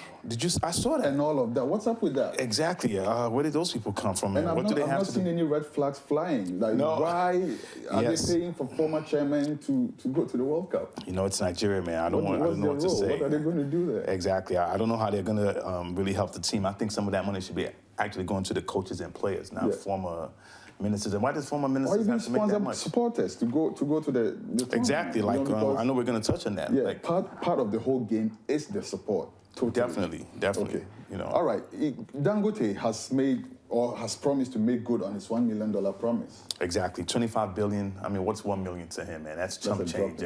And I'm glad he didn't renege on it. And that, but it didn't have to take Vincent, our goalkeeper, to call him out to remind him. But they say they're busy and everything. So, but I'm glad he's coming through with his. But then again, he said that he was expecting the FA to call them and ask for the money. Chief, you made this promise. Can you give us the money? Exactly. Because he has other things doing or whatever. No, I think if we made the promise, deliver on it. Why do you need anybody to remind you? So, but I mean, at the end of the day, I think it's a good thing, and I'm glad that they're being rewarded. Okay. Fantastic. I also like the story you said about the governor of Calabar giving them each of... one plot of land each. That's not bad. Wow. That's almost like an eighth of the city or something like that. Yeah, that's a lot, man. So hopefully, I don't know. How do you think? And I wonder if it's going to be in one area so that the whole area is taken up by players. That would be a jamming place to be. Just like Monopoly, man. Let's get the whole block. They should demarcate an area for a football field or something so that they can, exactly. Have but the question still begs if the players are actually going to use the land or they're going to sell it. Either way, it's a good reward. It's theirs to decide. Do whatever, right? Yeah. But I really hope they actually bundle together and form like a small football village somewhere in Calabar. Okay, Ghana up in FIFA rankings. Ironically, we go down, or Ghana goes down in the continental rankings and up in the overall rankings. Yes. I just like a lot of people, this is very confusing. Very confusing. And this happens after Ghana lost to Montenegro. I know. I honestly didn't understand it when I saw it too. I thought they were going to go down further. But, that's another show. I think we have to delve into that a little further and find out, how this whole FIFA ranking works. But I was quite intrigued by that because they've increased their point build up. Right. They move up in the overall rankings, and then they drop in the continental rankings. I don't understand that. Weird, to say the least. I don't understand it. Yep. But anyways, we'll try and get an expert on the subject to explain how this whole thing works, because I've been getting a lot of, calls asking to explain how it really works. I'm not an expert on that. I'm not an expert on it. We'll try and bring you someone who understands it so we can. Or maybe we'll do some more research and bring it to them. There's a formula, understanding. We just have to look into it. It's just a bit too befuddling. Yes. Okay. Definitely. Now, Ghana's Fusena Mumuni is said to be the youngest player to play in any FIFA tournament at all, at age 12 and some months. Is that her real age? or is that her football age, man? Good question. I know. But with this, I think it's her real age. Right. In any event, I think it's an incredible feat for somebody that talented and skillful to be playing at that young age and to be hobnobbing with other, stars and football stars. I think that's a good thing for her. Yeah. And the record was held by a Gambian. Right. And she was it looks like she was 12. She was 13. 13, correct. And and some months. Right. But Fusaina is yet to celebrate her 13th birthday. Right. And probably will do that before the kickoff, right. which then makes her the youngest player to play in any FIFA tournament at all. That's incredible. We say kudos, Fusaina, keep up the good work. Yes. The whole world is watching you. Definitely. And we all wish you the best. We'll be watching you in that tournament. Definitely, and we wish her a bright, hope she has a bright career, you know, and she has to work hard. And then she's also in this academy called Right to, one second, she's in this academy which was set up by a British native, Right to Dream it's called. And it's an academy that's set up to train young footballers, but it also offers them the opportunity to educate themselves so that you don't have to choose between education and football. Right. You actually have, you improve your talent and everything, but then you also get the education. So it's something you could do concurrently. That's fantastic, man. I think this will also motivate other young girls. And, you know, maybe someday somebody will break a record. You know, as long as it's their real age, though. Yeah, totally. This girl actually looks 12 to me, though. Right. She does. Definitely. And you know, they've been monitoring them. I'm sure she is. Yeah, you think? Okay. Right. Yeah. Now let's dig into the main dish. Yes. From now on till the World Cup, what we'll be doing on this platform is we'll be bringing you preparation news from the 5 countries that are representing Africa. So starting from this week, we'll look at all the 5 countries and the current news, you know, about these countries. So we'll start with Algeria. Retired Brazilian footballer Pelé said that Algeria is in a position to shock the world. But just a few days ago, I hear he backtracked. What's up with that? He kind of backtracked, yeah. And I guess, you know, he must have thought about it because Algeria, you know, especially, I don't even know if they're going to come out of their group. Let's face it, they're in a tough group. Yeah. So I guess he thought, you know, his words. But at the same time, it was also in Algeria when he said in Algiers. So, that's what I was thinking. Exactly. You think he was just like what we call in Ghana, full respect. He was just like saying something to make them feel good. Right. And then after he left, he was like, not really. Exactly. I mean, think about it. Algeria is in the World Cup group with tough ties such as Belgium, Russia, and South Korea. So, like I said, even getting past the group stage might be tough. But remember, they also won their friendly. They are the only African country who won their friendly. That's a very good point. Week. You're right. That's a very good point. Maybe it's based on that he's making that assertion. Yeah, I think they won 2-0, right? They did. Right. Yeah. Yeah, we'll see. Again, I just think it was just being nice because he was in Algeria. Yeah. Yeah. Anyways, we wish Algeria the best, just like we do for all the other African countries. Cameroon has unveiled their World Cup kit. Fabulous jersey. It looks like the Ghana jersey. It's very rich. Again, by Puma. It's a Puma jersey too. Yes, very rich. I don't know if that it had all the technology that. I'm sure it does. Okay, good. I'm sure it does. Because what Puma does is they release a design. Yes. And pretty much replicate it for the other countries, unless of course they have issues with that. But yeah, right there you can see that jersey. Yeah, the home and the away. I love that jersey. I really love the jersey, man. Seriously. It represents and it captures the true essence of the Cameroonians. It does. You can see the lion. Indomitable lions, yes, they call them. You can see the lion right there and lion emblem. It looks beautiful. I really like this. You know? It does. Yes. And it's the original green. It's not a fluorescent Exactly. green. I was going to say there's no controversy between the choice of colors. Right. So and all of that. It's really, really, really nice. Okay. I like that. Yeah. Ivory Coast plays Bosnia-Herzegovina in a friendly in the build-up to the World Cup. Right. I think Ivory Coast is going to trash them. They're going to destroy them. I mean, Ivory Coast is like number one in Africa. So they have to come out and really show that, you know what, we're not playing games this World Cup. We're coming out to just, you know, make a statement. And so I think, I don't think Bosnia-Herzegovina. Yeah, has a chance. You know? Like I said, these games are labeled friendlies, but let's be serious. These are real matches to test, you know. And gauge where you guys are on the world scene. So totally. They have to come out. In as much as it's also, you know, a platform for the coach to look at their loopholes and everything, which makes them sometimes not feel their best. Yes. It's still serious business. Like it's serious business, man. Leading into the next one, Nigeria to play the US. Now both teams are in the World Cup. Yes.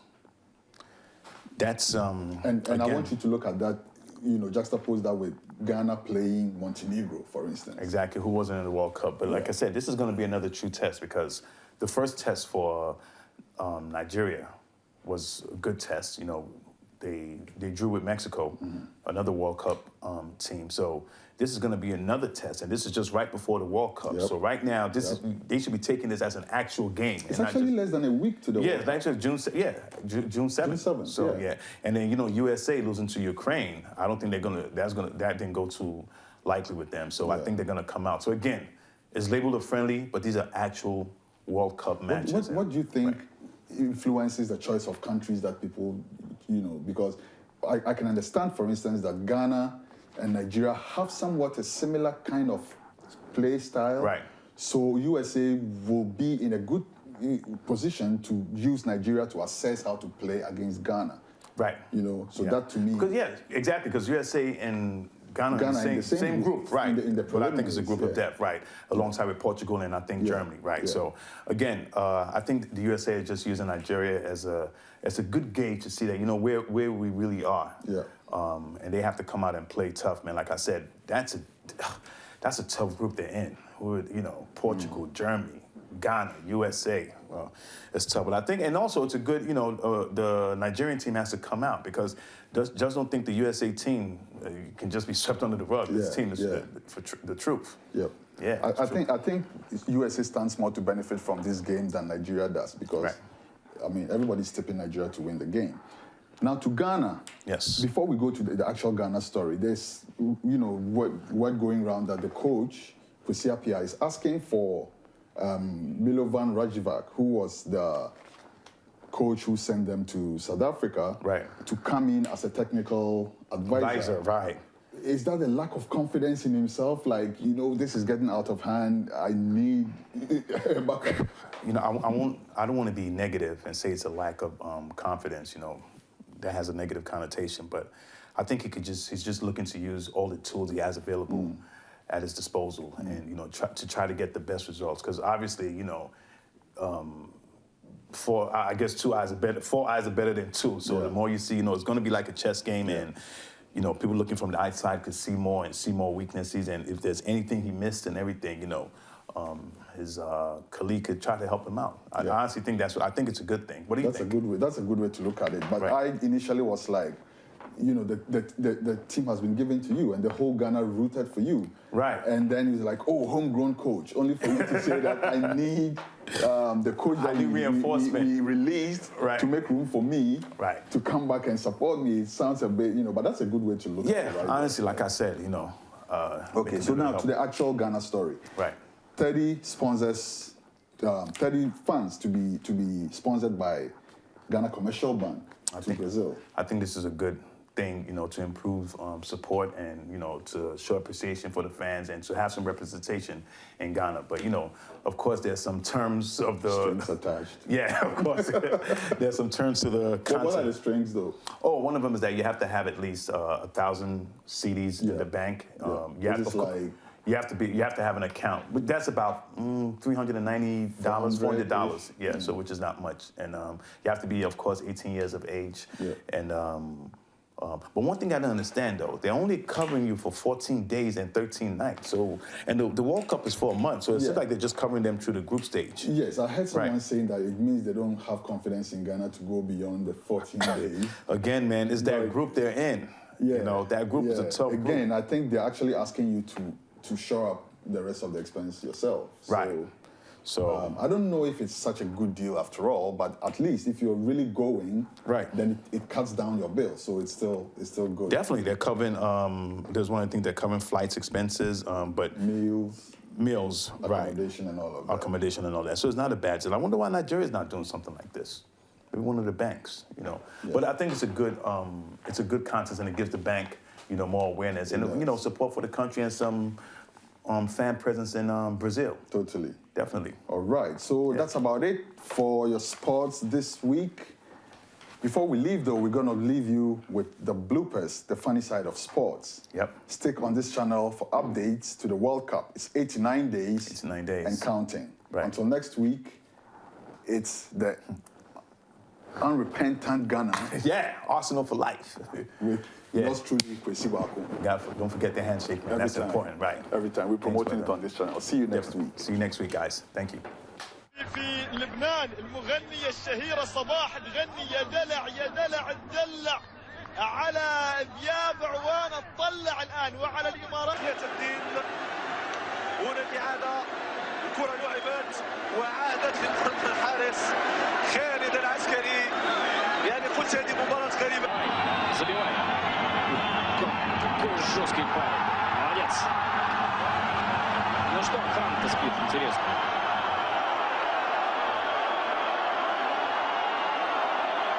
Довольно много народа сейчас присутствует на поле.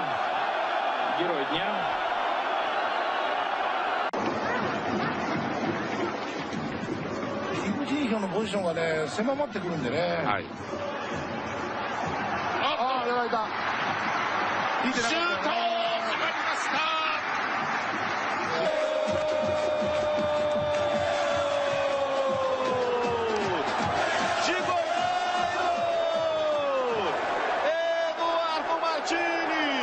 Ele deu balão, a bola aqui.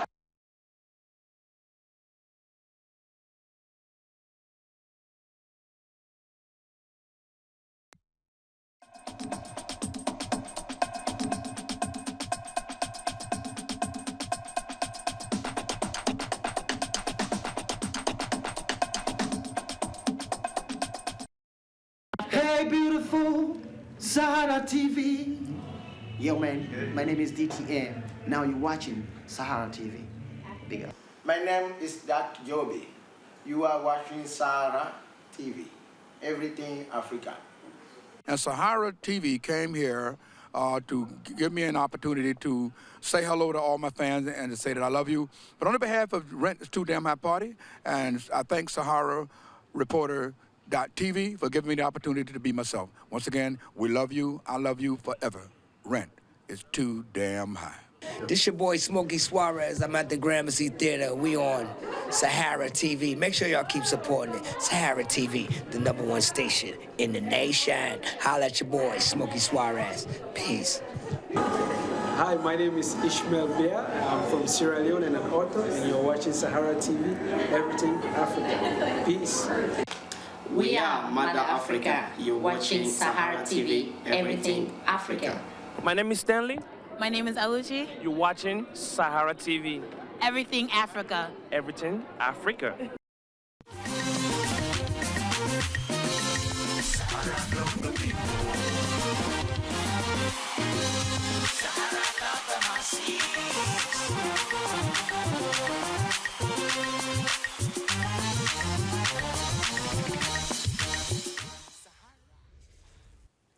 Hello viewers and welcome back to Sahara TV. This is our Talkback segment and we will be taking your phone calls. So please do call us in a wide range of issues in which we're going to be discussing. I'm David Miskis, this is Adiola Fayoun, and so please join us, 646-559-6640, option 3, to share your questions and comments on a general range of issues and also anything that we may discuss here on the segment. So thank you for being with us here. So Adiola, a lot of things went on between last night and this morning. One of the major unfortunate ones was the loss of, reports say 7, some reports say 10 individuals in a partial stampede related to these jobs that are exams given by the Immigration Service. It's very sad because I heard that there were only about 3,000 positions opened and more than 60,000 people showed up. Wow. Just in Abuja alone. Now that tells us something about the state of unemployment in Nigeria. Mm-hmm. I mean, I've been hearing a lot that more than 70% of our recent graduates are not employed, but I never pictured about 60,000 people showing up for 3,000 positions. So of course that was what happened, and that was what led to the stampede. It's so unfortunate. Yeah, I mean, there were some reports that also included photos, and I mean, it was crazy because they said that not only was the stadium filled, but then these three areas outside, and even the roads going into the airport in that area were full. People, they were saying, were abandoning their cars to walk down the street because they couldn't get through.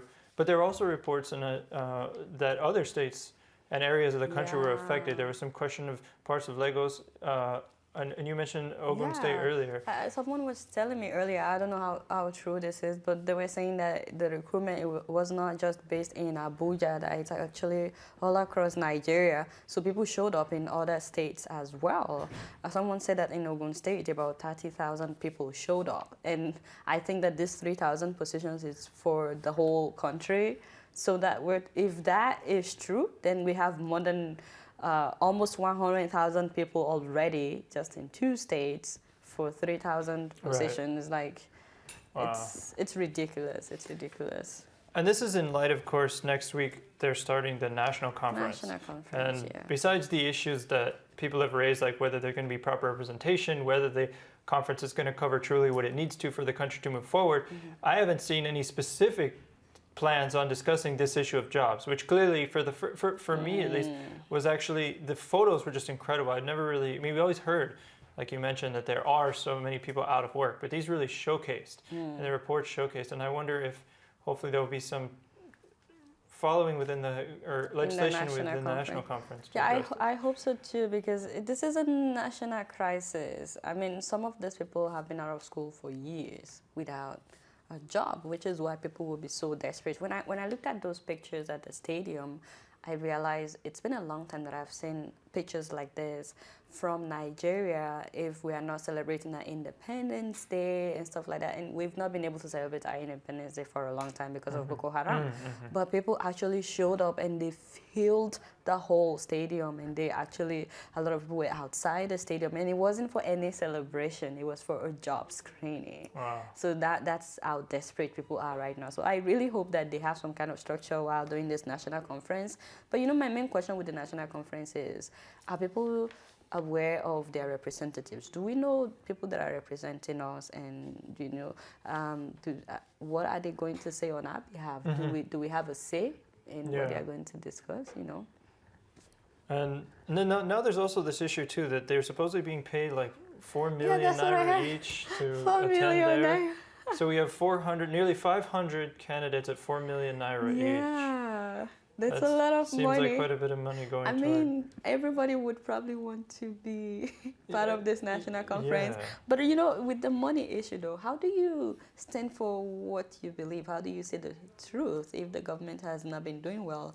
If they're paying you 4 million, so I'm not saying that people shouldn't get paid. God knows. But how do you really say what's on your mind when you know that you will be paid? What if they're like, oh, we don't like what you said, you're not getting paid?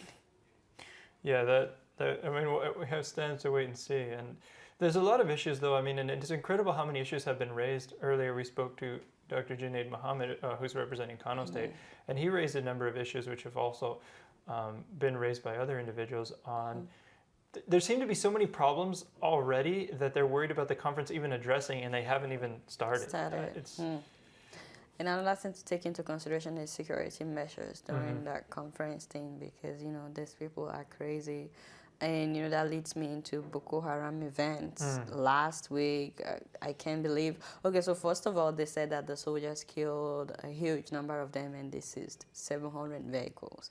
When I heard about 700 vehicles, I was really alarmed. I'm like, I didn't know that what we're dealing with is this big. 700 vehicles?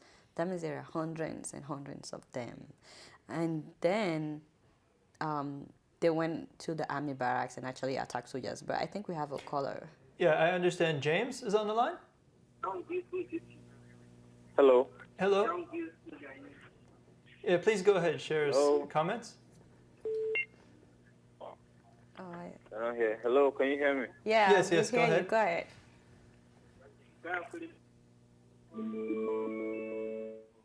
Oh. James. Hello? I think we lost it. Okay. Yeah, but like you were saying, I mean, the 700 vehicles is wild. I mean, and how many hundreds? And there was another report that 200 to 300 Boko Haram militants were killed by civilian JTF, as reported in premium times. Civilian JTFs. No, it's like, what happened to the soldiers? Why is it the civilian JTFs? But even those numbers, I mean, the fact that the militants lost, you know, reports of up to 200 people. How many more hundreds are out there. It's scary because I didn't think we have almost up to that many. 350 is what Punch reported yesterday night. I was really shocked, and you know, I saw some of the pictures. The pictures are really graphic. I think we have a caller. Yes, hello, go ahead. Hello, welcome to Sahara TV. Can you hear us? Okay, I think we lost them. We keep losing them. Oh, okay. But really, there's a huge problem if more than 350 were killed, and that's not all of them. So it's like they've really done a major job of recruiting people. It brings us back to unemployment issue in Nigeria. Yeah. These people are getting funded by God knows who, and you know, these are young guys and young men that have been recruited without jobs or living in poverty. Terrorists, you know. It's very unfortunate, but really I hope that something good comes out of this national conference, even if it's solving the unemployment issue that we have right now, because it's getting out of control. Yeah. Hello, I understand we have a caller from Thailand. Please go ahead. Yeah, I'm calling from Thailand. Yes, welcome to Sahara TV. All right, I'm following up a program David Miskis and Adiola Firehorn, you know, about the recent unemployment, the recent immigration screening concerning job applicants, you know. So, and I have a question to ask.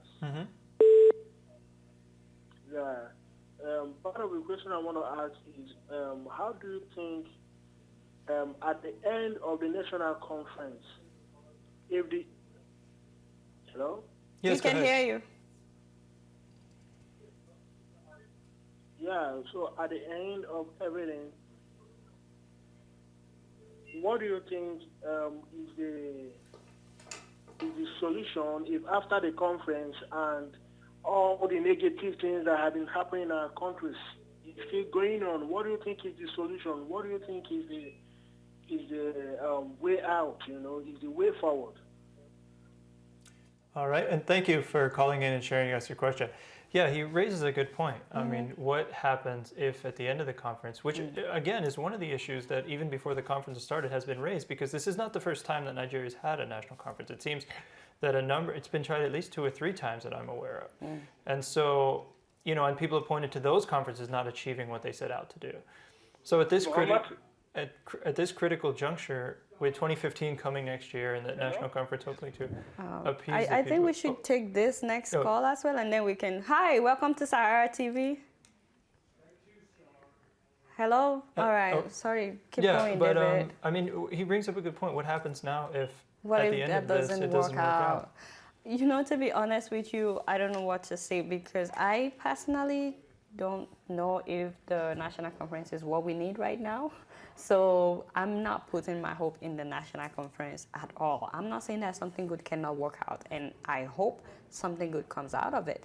But just looking at the structure of the national conference, a lot of people don't know their representatives. They don't know what they're going to say on their behalf. These people are getting paid to attend the national conference. I mean, I don't really see how this is, you know, working out. But Mohammed from Malaysia, let's hear from him. Hi, Mohammed. Welcome to Sahara TV. Hello. Good afternoon. Yeah, good afternoon. Good evening in my place. Okay, go ahead. Actually, I'm a Nigerian, and going through the pictures from Sahara and from other social media about the way the recruitment exercise is going on in Nigeria, about the immigration recruitment, is very pathetic and is very uncalled for. The unemployment situation has reached this level. In fact, 3-4 years ago, when there was similar recruitment, people were complaining it was the unemployment was so high. But looking at what I saw in the national stadium, initially I thought it was not real until when I saw the pictures from Sahara website. This is terrible. The truth is there is an unemployment in the country, but the organization and manner the recruitment has been organized, it should have been done in a more better way that will reduce stress to the applicants and also even those that will administer the examination.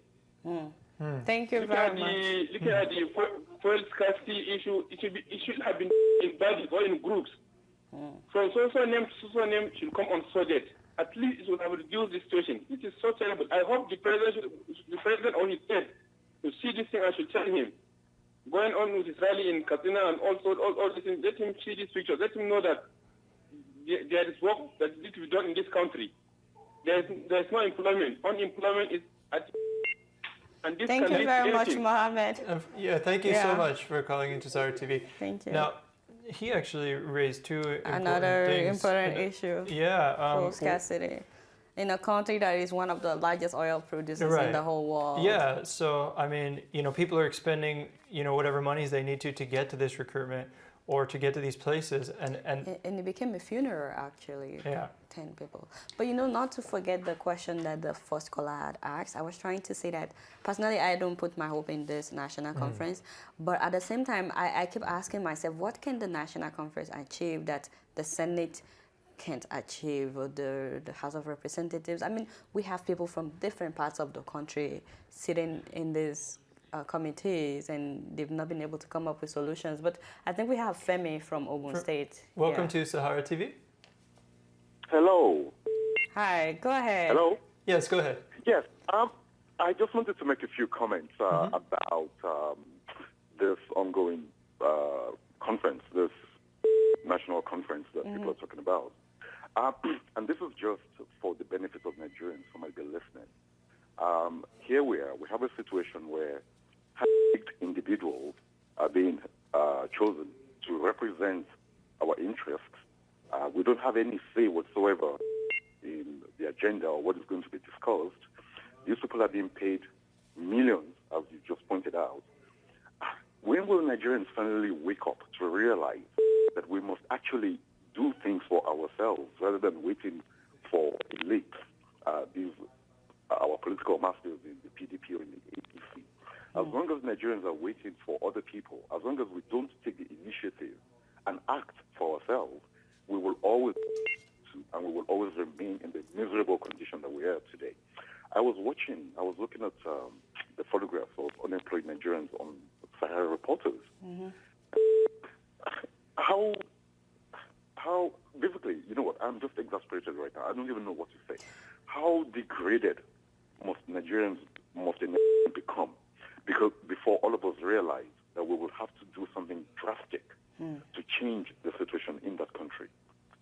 That's something I want every Nigerian about. And Femi, before you finish, I just wanted to ask you, is it the same in Ogun State? Are people being recruited in Ogun State as well? Or is just because you're calling from Ogun State? Well, actually, my dear sister, I'm actually speaking from England. Okay. I am from Ogun State in Nigeria. Okay. Yeah?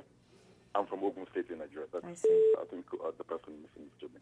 Now, basically, what I'm trying to say and what I want every Nigerian to take away from this little contribution of mine is that as long as the average Nigerian doesn't organize a political vehicle or a political movement that will change the dynamic in Nigeria, Nigeria will remain in exactly the same condition that it is in today, and it's going to get worse. That's all. Thank you very much. Thank you very much. Yeah. It's very sad. A lot of people. He just said they don't have a say in what their representatives are going to say. Which is what you were talking about before. I mean, you have these representatives going, but do the some people don't feel even know them? Right. And the other issue that he raised, I think, is important too. That has been raised, I think, for quite a while now. Is at what point will Nigerians change the way they approach these things? I'm not speaking of revolution, but at what point will something different happen to where they will say enough, these politicians are no longer representing us, and they haven't been representing us, and now we're going to change the way that we take control of our country and of our future. Let me just ask you, though, the way you see the whole 4 million naira being paid to participants, how do you see that? Would you consider that a bribe? Would you consider that just transportation fare, or what? I don't know if I necessarily go as far to call it a direct bribe, but I think, as far as incentive-wise, I don't really know 4 million naira over whatever period of time. And this is on top of the fact that these are working politicians and other members and this kind of thing, which I'm assuming aren't going to lose their regular salaries in the meantime. So, all right, I think we have Coyote on the phone. Coyote from Vancouver, welcome to Sahara TV. Yeah, thank you very much. I was just wondering if you guys have any correspondent who attend the Governors Forum that was held in Lagos yesterday. It's a government forum that was held in Lagos yesterday. You know, they discussed about corruption and the way forward. I don't know if you guys have any reporter the conference in Lagos. Are you aware if we do? Because I'm not. Yeah, I don't know if we had anyone attend that particular but conference. We can get back to you on that. If we covered it, it would be up on YouTube very soon. So, but is there something in particular you wanted to say about that? No, yeah, the attendance was good, right? Like most of the other governors who are not some governors didn't attend. You know, I don't know why there's a fraction among the governors. Mm. Well, there has because it was a very good discussion. So it was a very, very good discussion on corruption. Mm. And most of the governors from the West, East, and few North attend, right? And the other governors, they didn't show up. Mm.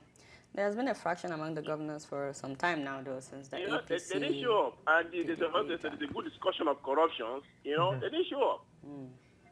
You know?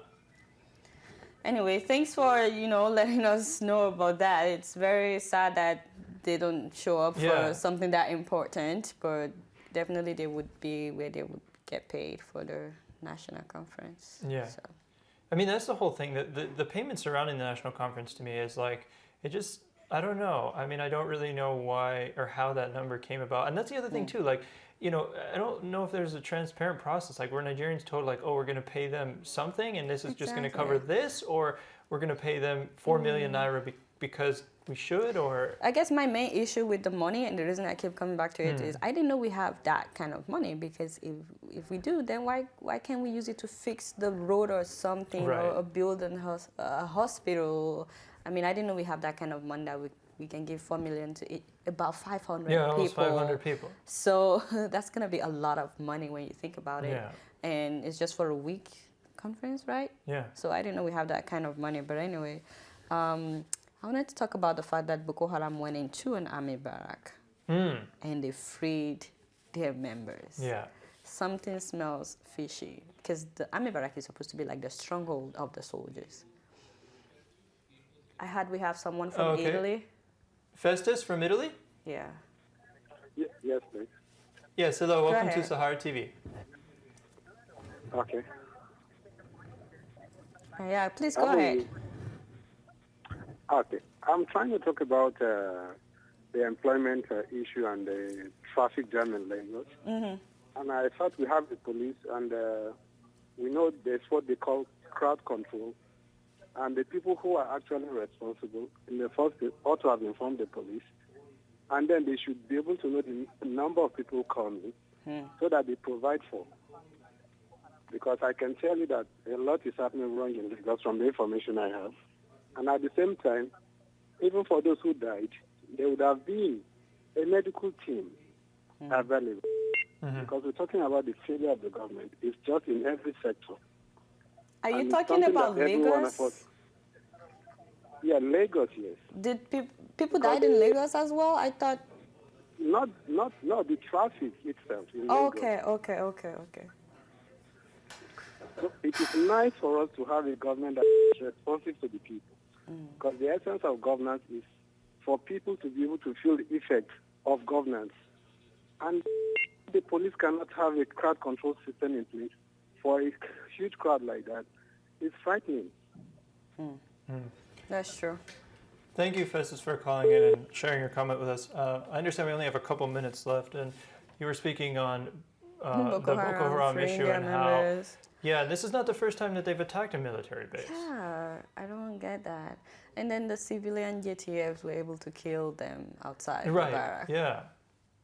I don't know, but when I had a story, my first reaction was, is there an insider in the army barracks? Because from what I heard, there is a machine that would, some kind of weapon that they were supposed to use to kill them in mass. But unfortunately, at that particular time that Boko Haram started attacking, that weapon did not work. Wow. It just did not work at that particular moment. So, but Samuel from Canada, I think we have Samuel. Welcome to Sahara TV. Thank you very much. Yeah, please go ahead. Yeah, I just have some to make. I was reading the papers also. They made mention of they discovered 700 vehicles.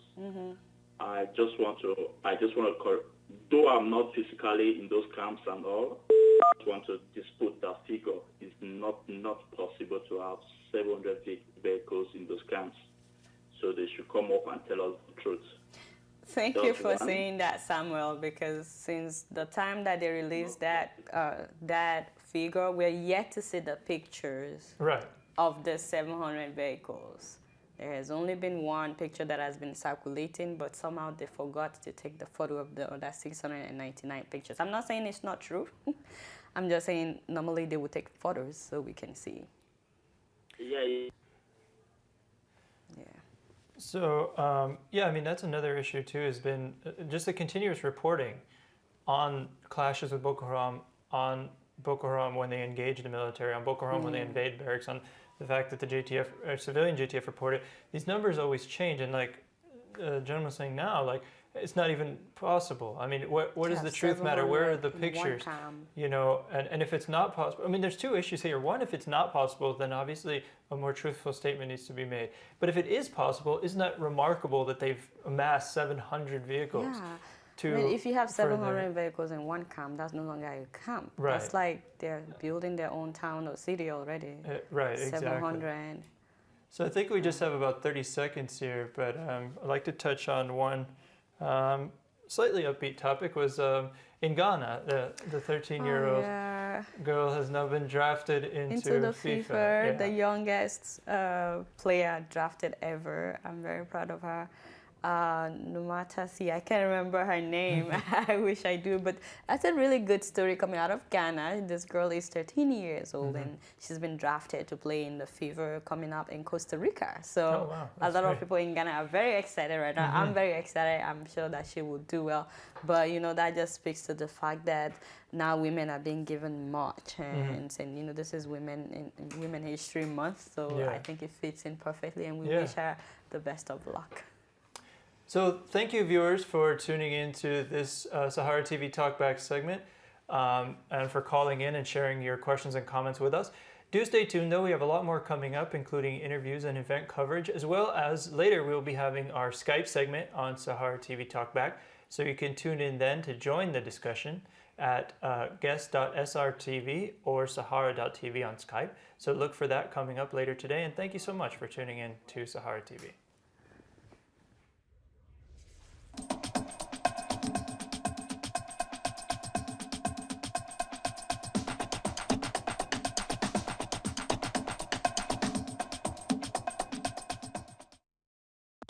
Yes, indeed, it's Isaac. Pow, that's how we do it. Red Star, representing. You're watching Sahara TV, don't go anywhere. Africa. Oh shit, let's go. I am like you more, and I like you when I invite you to my party. Because I like you and energize you and advertise you to my party.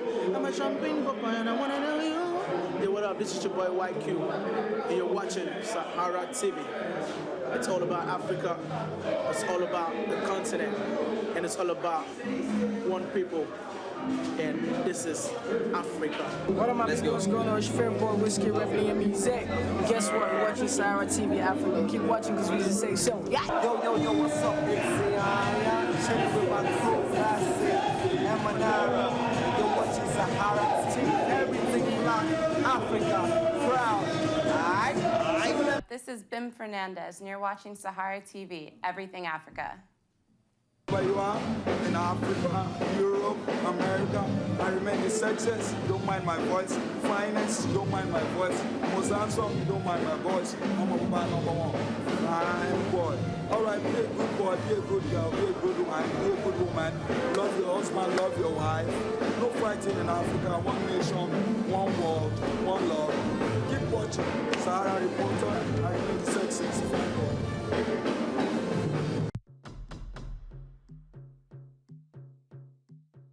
It is my pleasure, above all, today, to be surrounded by so many talented and accomplished women.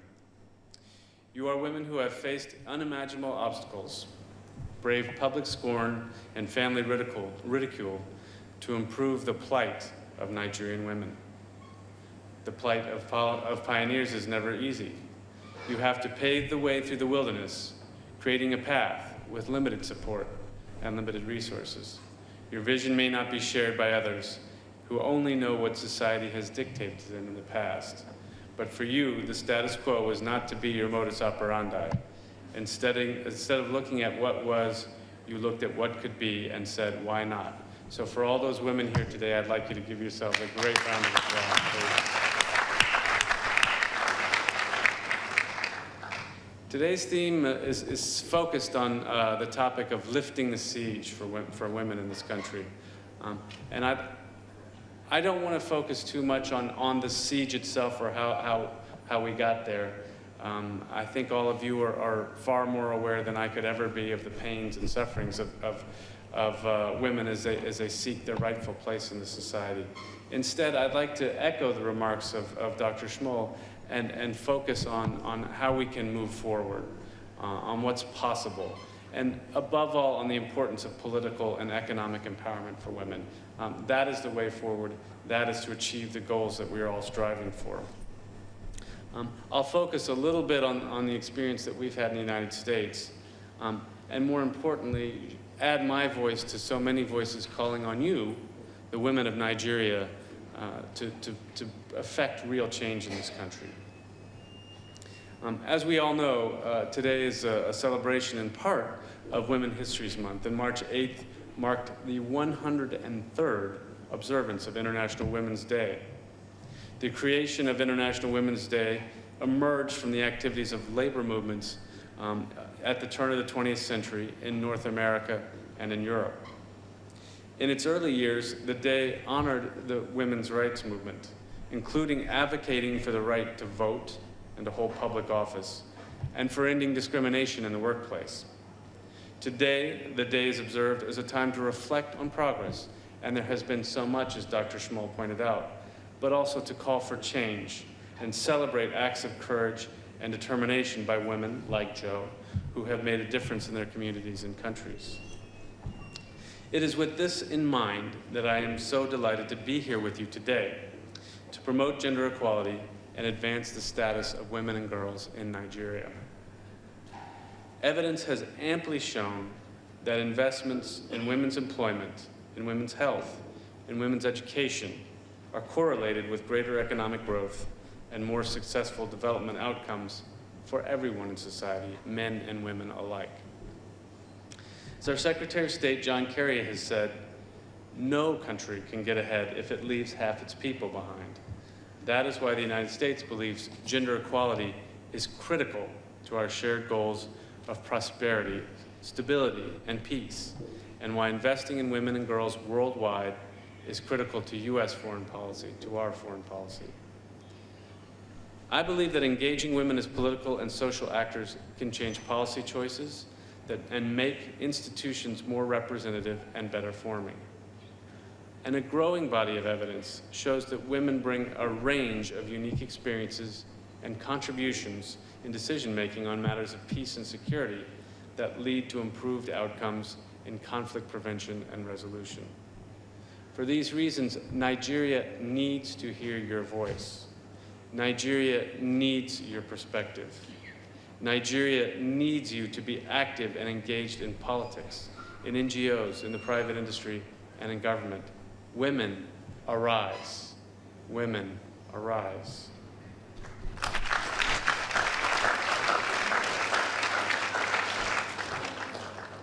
For too long, women in Nigeria have been held back by cultural traditions that dictate a woman's place, that a woman's place is in the house. In the 1960s and Sahara love the people. Sahara love the masses.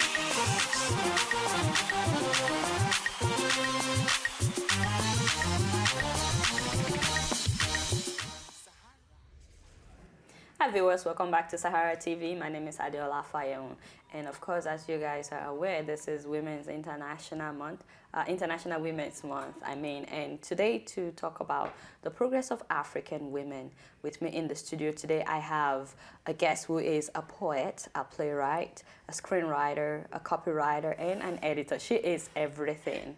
I have Nana Brew-Hammond, who graduated cum laude from Versa College. She attended secondary school in Ghana, and she has completed her first novel, Powder Necklace, which is loosely based on her experience in Ghana.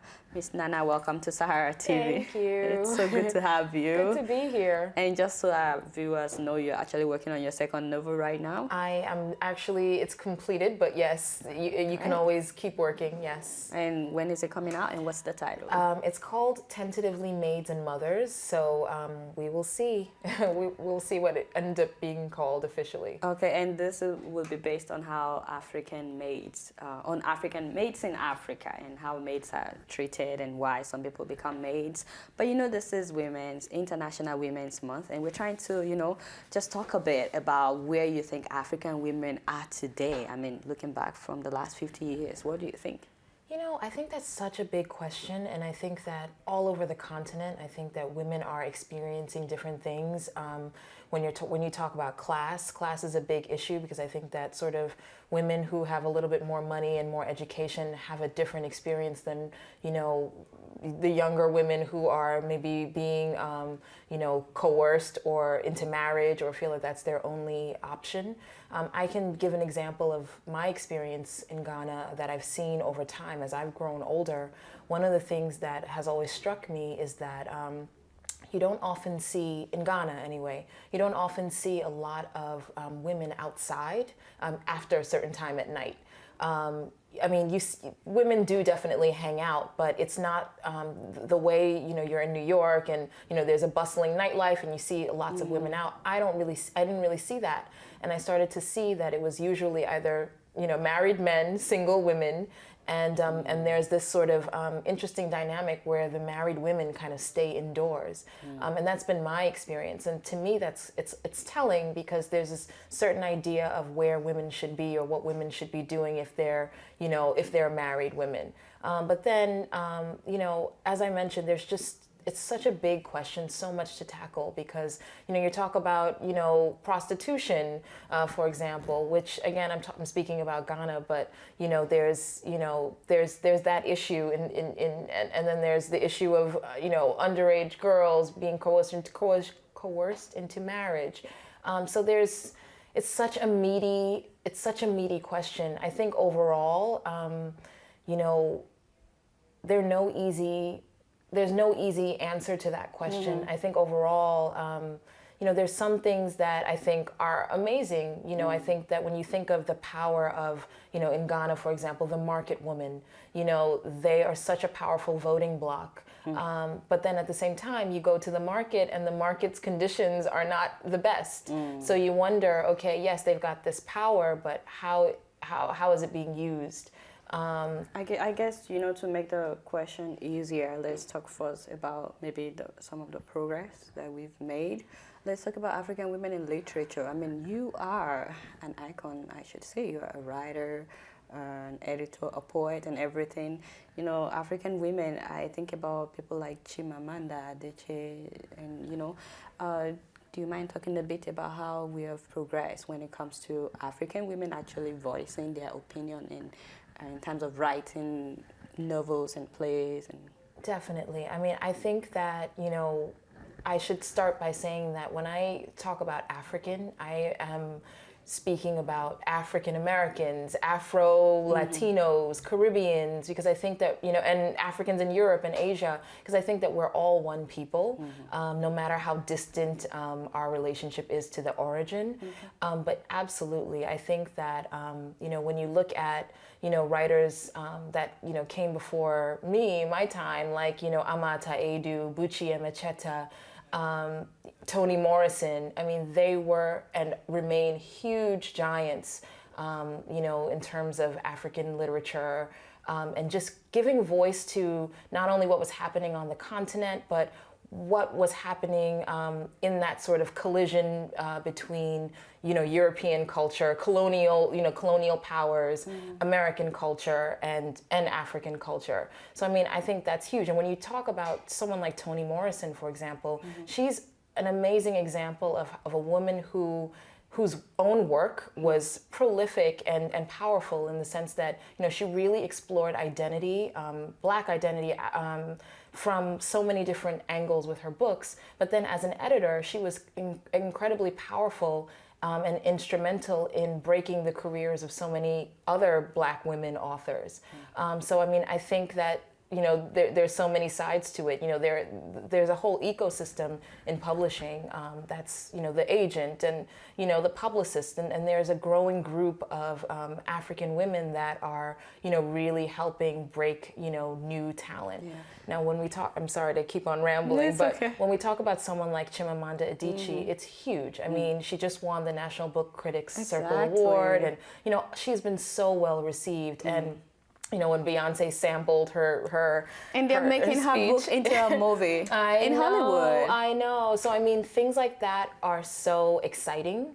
And I love that her movie is coming out right after the Oscars, where Chiwetel Ejiofor got so much, worldwide attention for his work, because I feel like he's been such an unsung talent. So I think that this is just such an amazing time for her and for all of us that are working, as writers. Right. And what I love most about Chimamanda's work is that she actually was able to paint something that happened in history that a lot of people are actually, they're already forgetting about what actually happened. It's like so many Igbo parents actually confess that they didn't know how to explain exactly what happened to their children. But when that book came out, it opened this huge conversation, among parents and their children about Nigeria's history. So it's great that that came from a woman. It was a woman that was able to explain to us vividly what actually happened.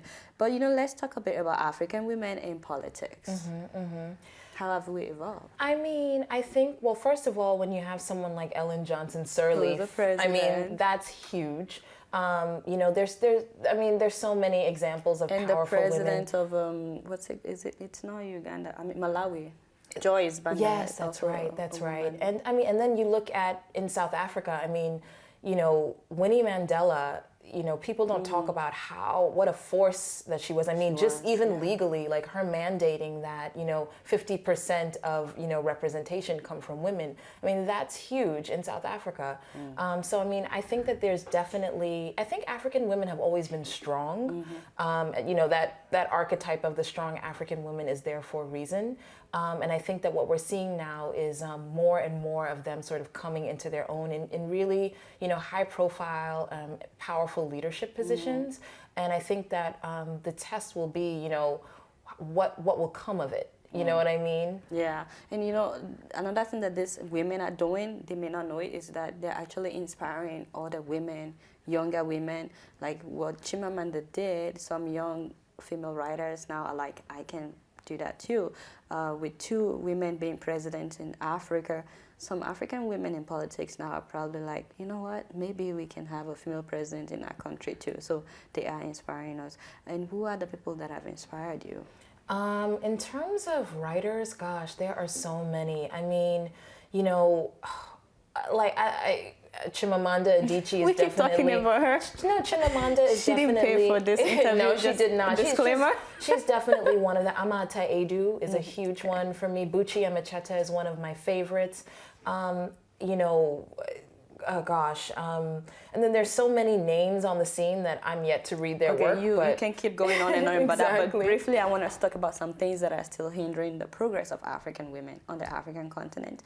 And let's talk a bit about underage marriage. You've been talking about that, actually. I mean, it's funny because, like I said, I think that when you're in a different class, you don't often experience certain things. But, you know, I was shocked to find out that, you know, that was such a big issue and continues to be a big issue. And it's still going on. Yeah, it continues to be. When I was just in Ghana in August, you know, there were laws being put into place to really kind of protect young girls, and it sparked a conversation, you know, amidst myself and some family members, because I was shocked that, you know, this was even an issue still, and it is, and you know, these are the things, and you know, I was just watching some news program or other, and it was saying that a lot of the policies that we put in place to, you know, help women and help you know, change poverty, you know, on our continent, a lot of them can be eradicated just by like shoring up educational initiatives for women,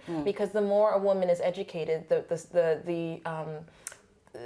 you know, she'll have less children. She'll be in a better position, you know, financially to take care of herself and her family. Exactly. And I think that that's where, I mean, obviously we do need to address these issues of underage marriage, but I think that's where we really need to be focusing on, really educate these young girls, make education, you know, mandatory. And you know, while we're educating the girls as well, the sad thing is that some of those people that are putting these policies together are men.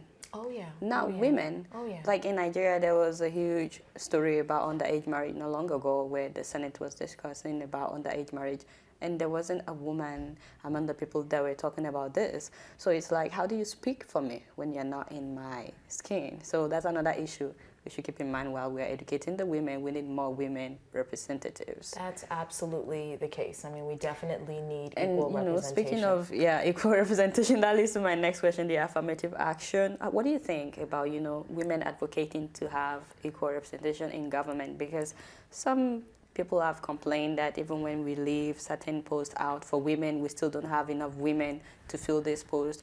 Should this be about just making sure we have 40 women, 60 men, or should this be about who can do the job? You know, that's a tricky question, because I think that, you know, when you're speaking sort of idealistically, it should be about the people who can do the job. But I think that implicit in that statement is that there are women who cannot do the job. And I think that that has been sort of the hindrance from the beginning, and which is why we're not seeing, you know, high numbers of women enrolling in politics, getting active and getting involved.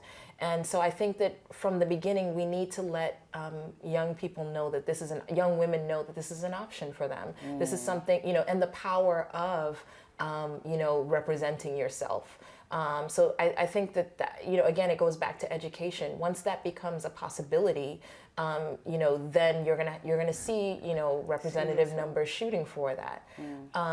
But yeah, I think it's, you know, I think until we get there, I think we do need to implement, you know, some sort of affirmative action policies, because it's important. I think that, you know, again, when we're starting idealistically, you know, you want to say that, oh, you know, it's whoever is qualified to do it, and but you know, girls are qualified. I think we just need to open that up to them, let them know it's a possibility. And when they are being told that they can do it, they will be able to do it. Exactly. I like that. Okay, so I want to talk a bit about trokosi. Just to know if it's still going on. By the way, this is a practice in Ghana. Do you mind telling us what it's about? Okay, so I am not 100% familiar with trokosi, but from what I've heard, it's, you know, young girls who are virgins who are sort of being sacrificed, and you know, to atone for maybe the sins of some man. Okay, so from what I heard, which is the same, if some guy, if he has done something stupid and he has angered the gods, then they will bring a virgin girl to appease the gods. Why not the guy? Yeah. Is this still going on? I mean, I've heard things, you know, I've never, you know, I don't have any personal experience with it, but I've definitely heard that it exists. You know, these are the kinds of things that are, you know, pulling us back. It is, but it is definitely, but I think that it's difficult to it's difficult to get a grasp on them, because a lot of these things are happening. They're not happening in the open. You know, no one's going to announce that, oh, I'm sacrificing this virgin girl. These are happening. You know, so how do we first of all, how do we educate the people so that, they get to the place on their own where they're like, this doesn't make sense. Why are we doing this? And how do we institute policies that, respect whatever tradition is behind this, but move us forward so that we're not stuck in a place where we're killing people. And this is not just happening in Ghana; it happens in different parts of Africa. I mean, there's also female genital mutilation and all that. But just to round up, because we only have 1 more minute left, I want to talk about women in fashion, because I know you are a fashionista, and you know how we've evolved. And while you're talking about that, what do you think about Lupita Nyong'o? Oh my goodness, who doesn't love Lupita Nyong'o right now? Exactly. She is incredible. She's amazing.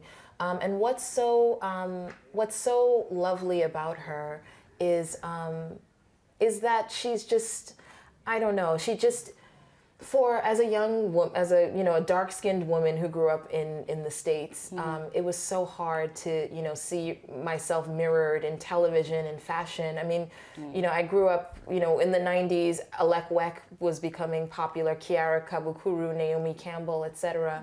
But to see a woman like Lupita Nyong'o in film, it's like we have our leading lady for all of these roles and all of these stories. Exactly. So she's wonderful, and I wish her all the best. And it's exciting too because there is a younger generation that is still dealing with these issues of colorism, and to have someone like her out there, winning Oscars, slaying it on the red carpet, just is a good thing. It's a huge testimony. I don't think I've ever heard of anyone who went like that from just one movie. So that's a huge inspiration. Yeah, it is. And the thing about Lupita is that yes, she is an overnight sensation, but she worked really hard. She's been working hard for a long time. Exactly. And nobody knew who she was. Yeah, and no one's really talking about that. So that's what's so exciting too, that it can happen, it will happen. You just kind of have to persevere. Great. Well, thank you so much for coming on Sahara TV today. Thank you for having me. Enjoyed having you. I hope you guys have enjoyed our time with Nana. So stay tuned. We have more to come. But before we go, don't forget to subscribe to our live stream channel so you can get emails whenever we are live on live stream. And of course, we have our shows, our regulars, Dr. Damages and Keeping It Real. And we have a Skype segment coming up with Rudolph Okonkwo. So stay tuned and we'll be right back. Thank you for coming in the studio.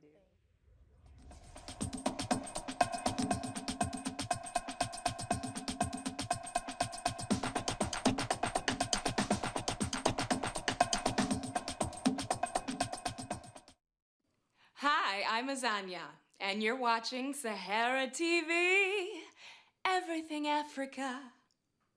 Hi, I'm Annika from Moshu. Hi, I'm Christina, and I'm modeling here today. And you're watching Sahara TV, Everything Africa. I'm one number. This is Isaac Catalai, straight from the DRC. Giving shout out to Sahara TV, where everything Africa.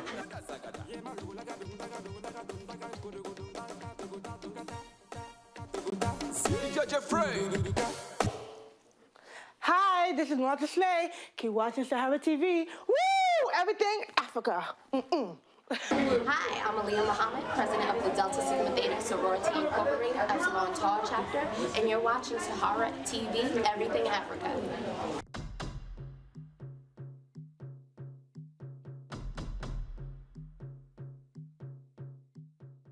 Eric Williams, Sahara Television. Behind me is the offices of one of the Salvation Army's buildings across New York.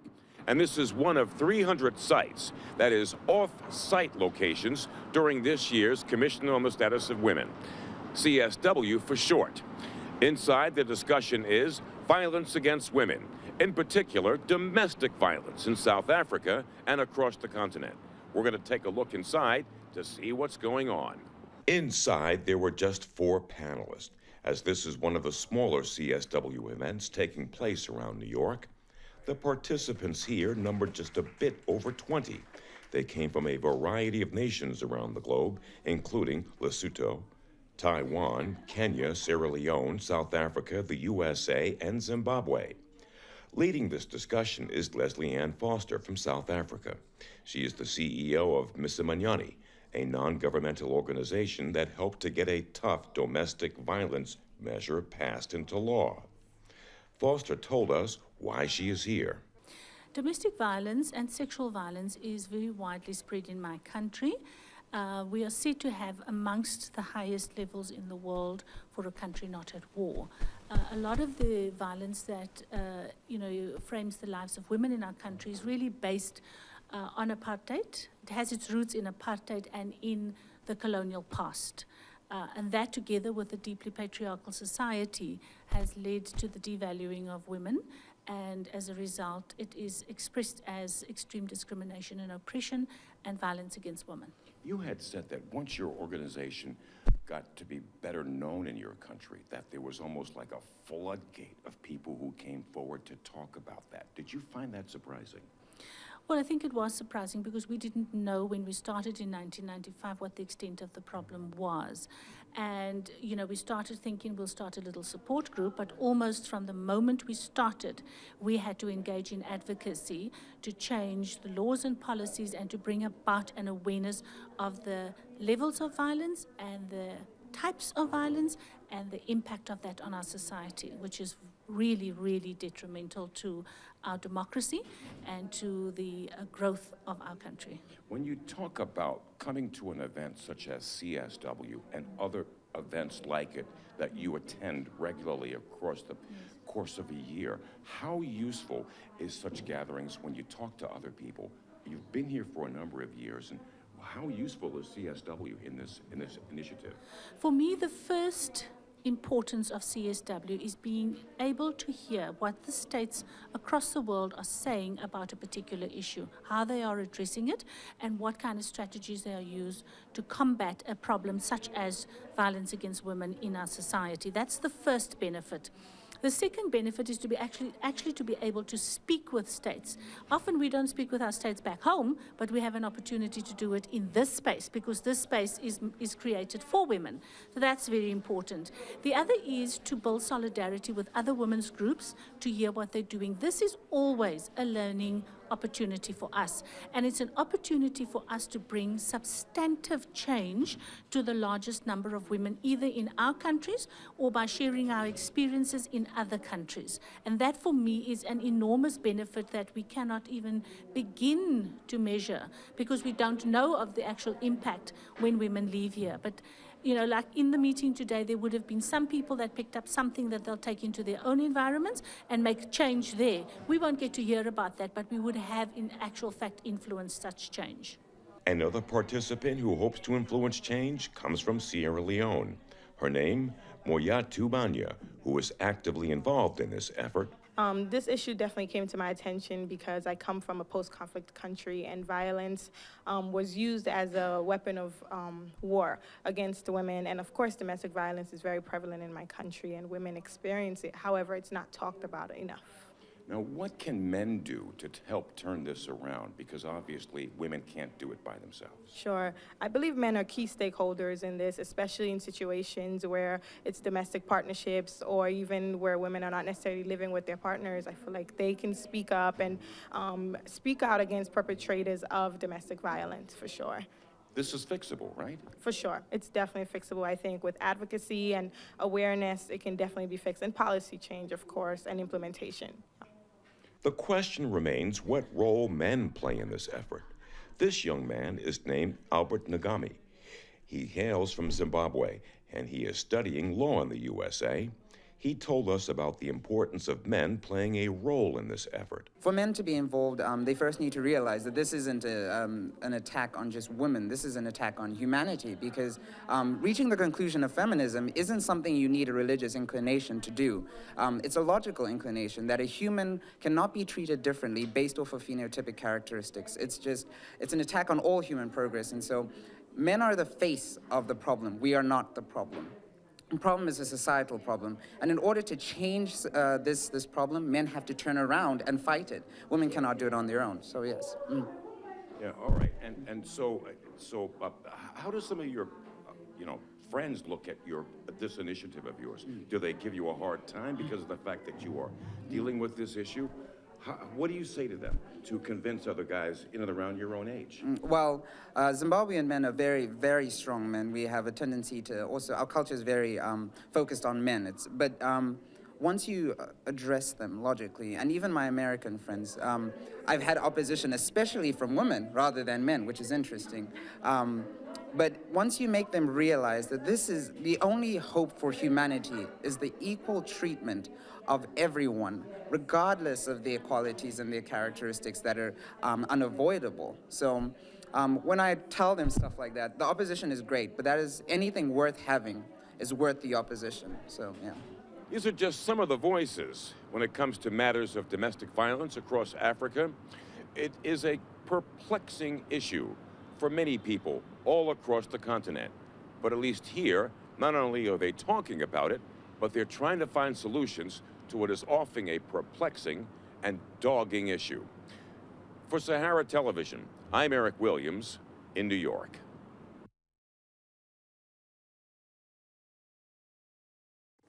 This is Adam Clayton Powell IV, and you're watching Sahara TV, Everything Africa. Hi, I'm Amini Kajunju, President and CEO of the Africa America Institute.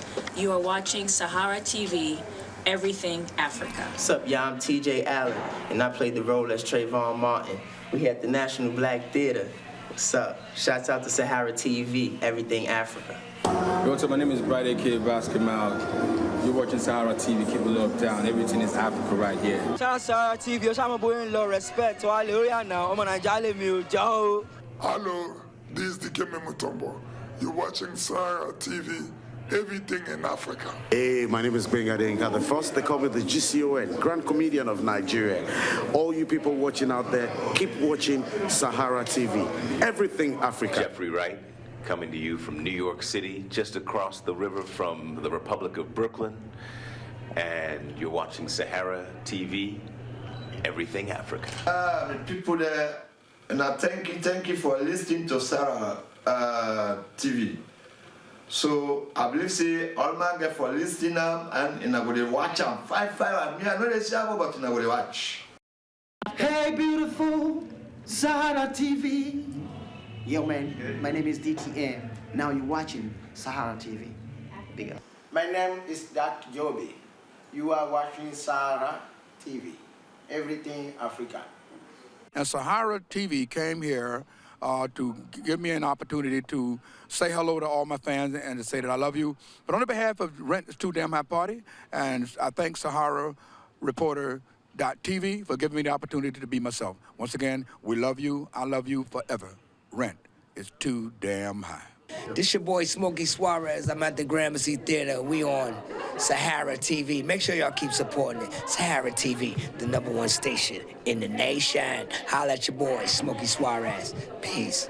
Hi, my name is Ishmael Bea. I'm from Sierra Leone and an author, and you're watching Sahara TV, Everything Africa.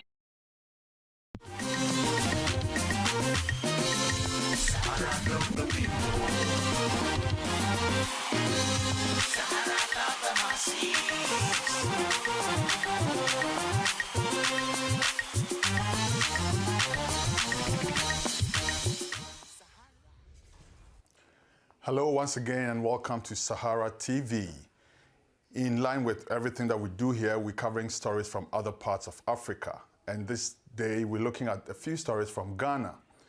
One of the stories we're looking at is a rather intriguing story in which an individual, Francis Ejari, was held in in prison remand for 14 years. He has, after that, sued the government and has been offered 200,000 Ghana cedis, which is roughly about $78,000 US. In another story, a pit collapsed at an illegal mining site, burying 5 people, including a one-year-old child. Now, the question everybody's asking is, what was a 1-year-old child doing in a mining pit? Joining us from Ghana to bring some details into this discussion are, first of all, Stephen Enti. Stephen Enti is a senior journalist at Joy FM, which is part of the multimedia group. And then on the other side, we will speak with Justice Bediakon, who is also a journalist with Radio XYZ. First of all, let's speak with Francis Enti, who will help us to understand the story behind the man who was held in jail for 14 years without trial. Welcome to Sahara TV, Stephen. Yes, thank you for having me.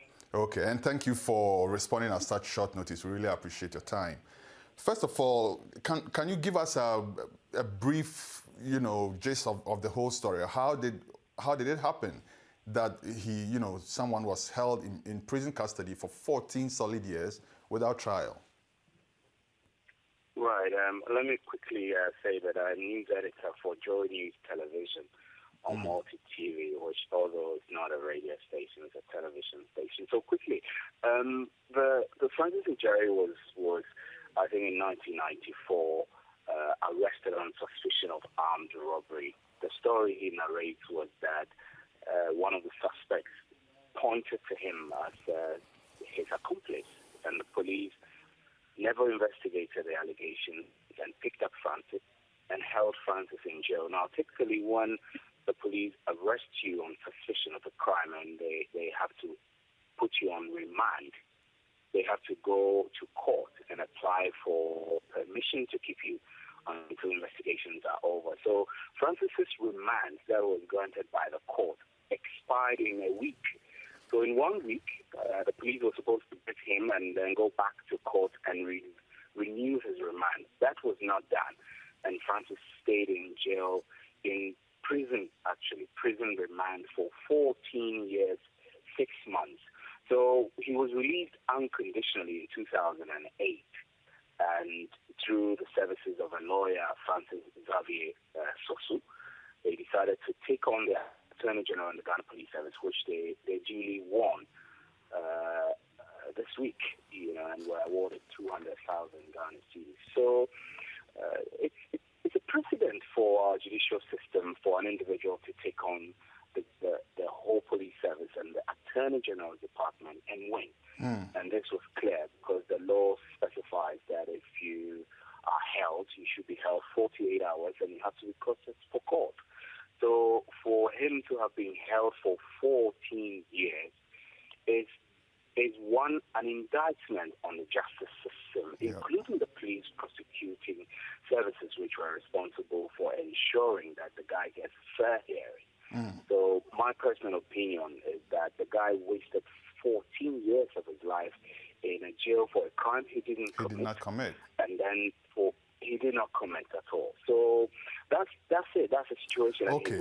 Now, according to the story, the person who pointed to him as an accomplice came out 10 years later to confess that he was actually not the one, but he was, coerced, if you will, by the police to say that. How come he still stayed in jail for another 4 years after the confession? Do you know? Well, I wouldn't be able to know. What I know is that the person who pointed to him as his accomplice is serving a life sentence already. So he is serving life because I think there was death involved in that crime because somebody shot somebody and somebody died during the armed robbery attack. So he's serving life.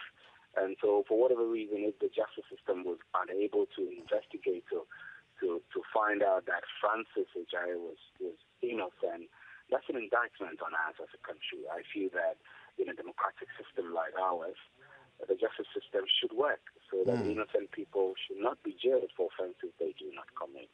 Of course, I do agree that in more developed democracies and justice systems, these things happen, but they're not the norm or the regular thing. In Ghana today, there are hundreds, I could say thousands of people languishing in jail for a similar situation like Francis. And the ability to pay for going to court could be a deterrent. It was the reason why Francis, since 2008, was not able to go to court and managed eventually to get a lawyer who could take his case on pro bono basis for him to eventually go to court. So that's the sad reality. Yeah, you've actually already hinted on my next question, which is people say this is actually not an isolated case, and you've already said it as well. There are hundreds and hundreds of people languishing in jail. And I've heard arguments from the judiciary that there's not enough, whatever it is that they need to see that these cases are heard on a regular basis and people are discharged as and when they will. Is that true? Is it really true that there are hundreds of people languishing in jail without having gone through any kind of judicial process at all? Yeah. Yeah, of course. I mean, I'm not a lawyer, but I'm privileged to have understanding of the legal system. I mean, many stories that we have covered from prisons across the country point to the simple fact that there are many people who are on remand, who are supposed to be getting a hearing from the court, and then they are awaiting the hearing. But these people are mixed up with hardened criminals who have been convicted of murders and armed robberies, and they're all in the same place. So the thing is that this is a big deal for the entire prison and judicial justice system in general, because you do know that in Ghana, when somebody steals a goat, the person can end up 5 years in jail. At the same time, somebody commits a serious crime as possessing drugs, for example, can also go for the same amount of years. So what we have been unable to do as a justice system in our country is to encourage non-custodial sentences, which I know that the judicial service and the prison authorities have made suggestions over the years to enforce non-custodial sentences. So people get the chance to serve various forms of sentences that are not confined, are not custodial, where you go into prison to serve the jail term. So until we are able to do that, the situation is dire, and the situation will remain the same for a very long time, because you break a traffic offense, and if you're not lucky, you could go in for 3 years. That's not good.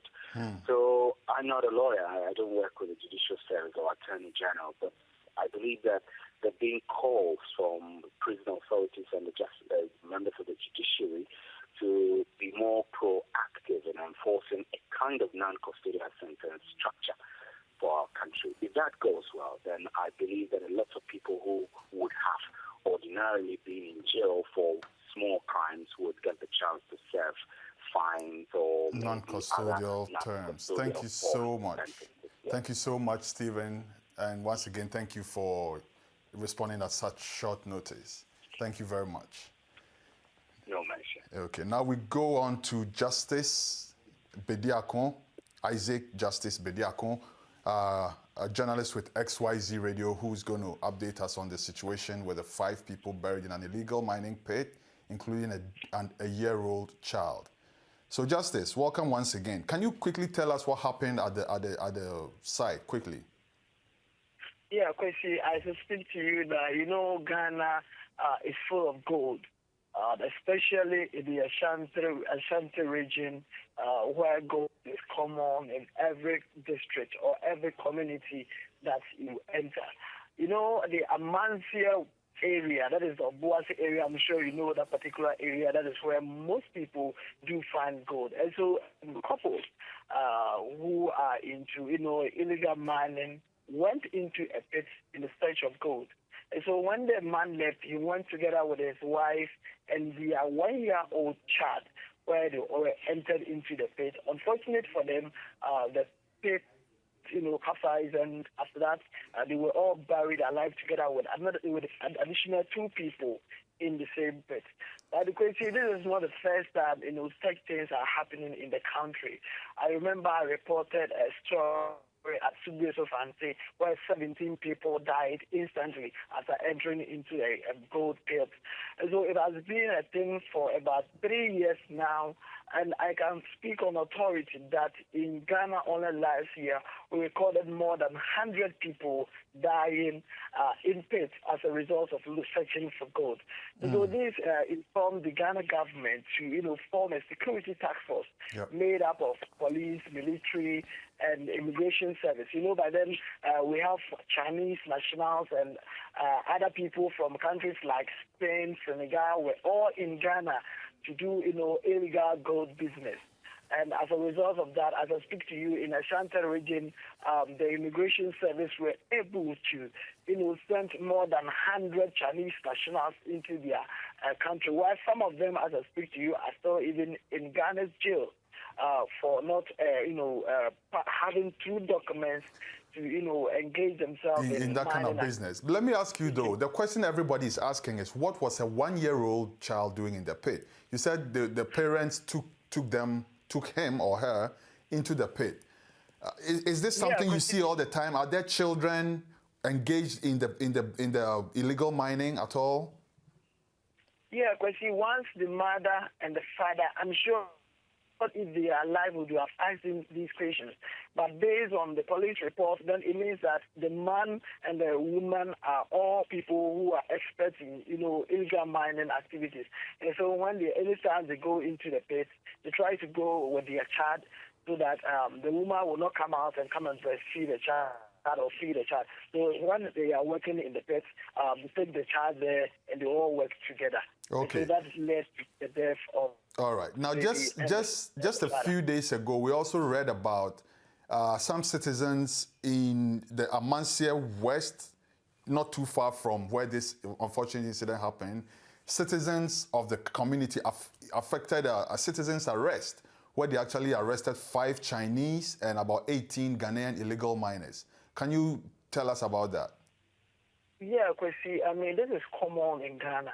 And it's the security persons and the citizens in the area are trying to help the police. But as I speak to you now, the activities of the Chinese, in Ghana, you can, as a Ghanaian, you can engage in small-scale mining, which you are restricted according to the law.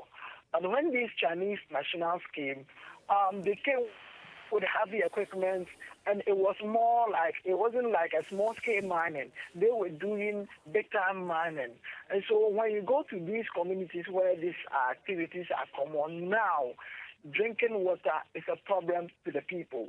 All the river bodies there have been polluted with chemicals that they use to wash the goods. And so now, even crops production there, most of their farmers there, their crops are dying because the land has been polluted. The river bodies has also been polluted. It has also affected education in the areas because look, you can when you go there, you see 7 years, 8 years children all inside the pit trying to look for gold. And so it is causing a whole lot of damage in these communities. But thanks to the Ghana government, now they've been able to bring the situation under a bit control. But so the Chinese nationals are in, and they're doing the business. But the big worry is, we Ghanaians, we go and bring these Chinese. They don't have permits to stay here. They don't have documents to stay here. Ghanaian will go for a concession that he is coming to, do the mining. But by the time you realize it's for a Chinese man, but then the Ghanaian has registered the company in his name, so he has every right to engage in the activities. And it is causing a whole lot of damage to people, especially in those mining communities. But I thank God that there are something, 246, who is one of the respected kings in Africa, and as I'm saying, in Ghana too. So now he has also ordered all the chiefs. In Ghana, chiefs are the rights owners of land, even though government has powers over land. But chiefs, the land belongs to chiefs. So now he has warned all his top chiefs not to give any land to any Chinese national or any Ghanaian to do illegal mining activities unless the person has been permitted from the Minerals Commission of Ghana. To do so. Now, they're trying their best to bring the situation under control. Okay, Justice. Thank you so very much. Thank you very much for your time, and thank you for the update. We'll speak to you again when we get more details, and we want to reach out to you and get some more details on the situation. Thank you so much. Thank you too. It's my pleasure. Bye. So there it is, viewers. A lot of things going on in Ghana. Let me take this opportunity to send my condolences to my good friend, Fennec, the family of Fennec Ochery, who was shot dead in his apartment by unknown assailants. Fennec Ochery was one of the big entertainment names in Ghana and also very much known in Nigeria. Our condolences go to the family. Stay tuned, there's more coming on Sahara TV.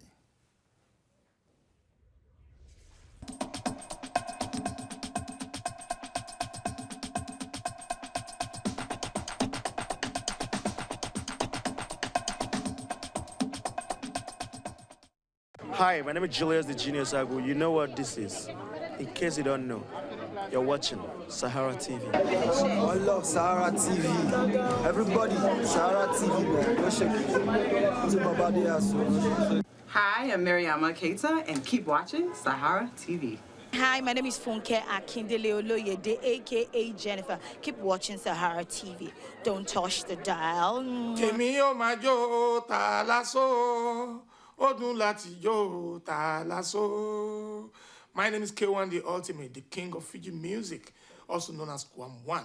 You are watching Sahara TV, everything Africa. My name is Tiwa Savage, a.k.a. Miss Oh My God, Maven all day, every day, and you are watching Sahara TV all the way from New York City. Everything Africa. My name is Tony Abulu, and you're watching Sahara TV, everything Africa. Hi, my name is Uchi Jumbo. Keep watching Sahara TV.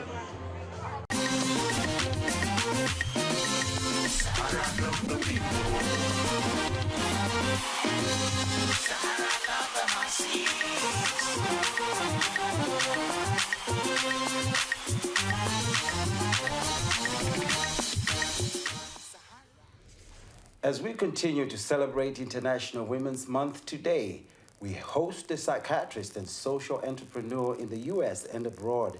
She has had international speaking appearances. She features on national television and radio and wields accolades in print and consumer guides to America's top psychiatrists.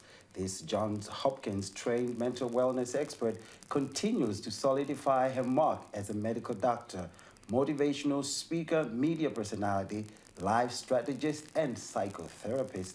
Dr. Green is also the author of Breathing Room, Open Your Heart by Decluttering Your Home.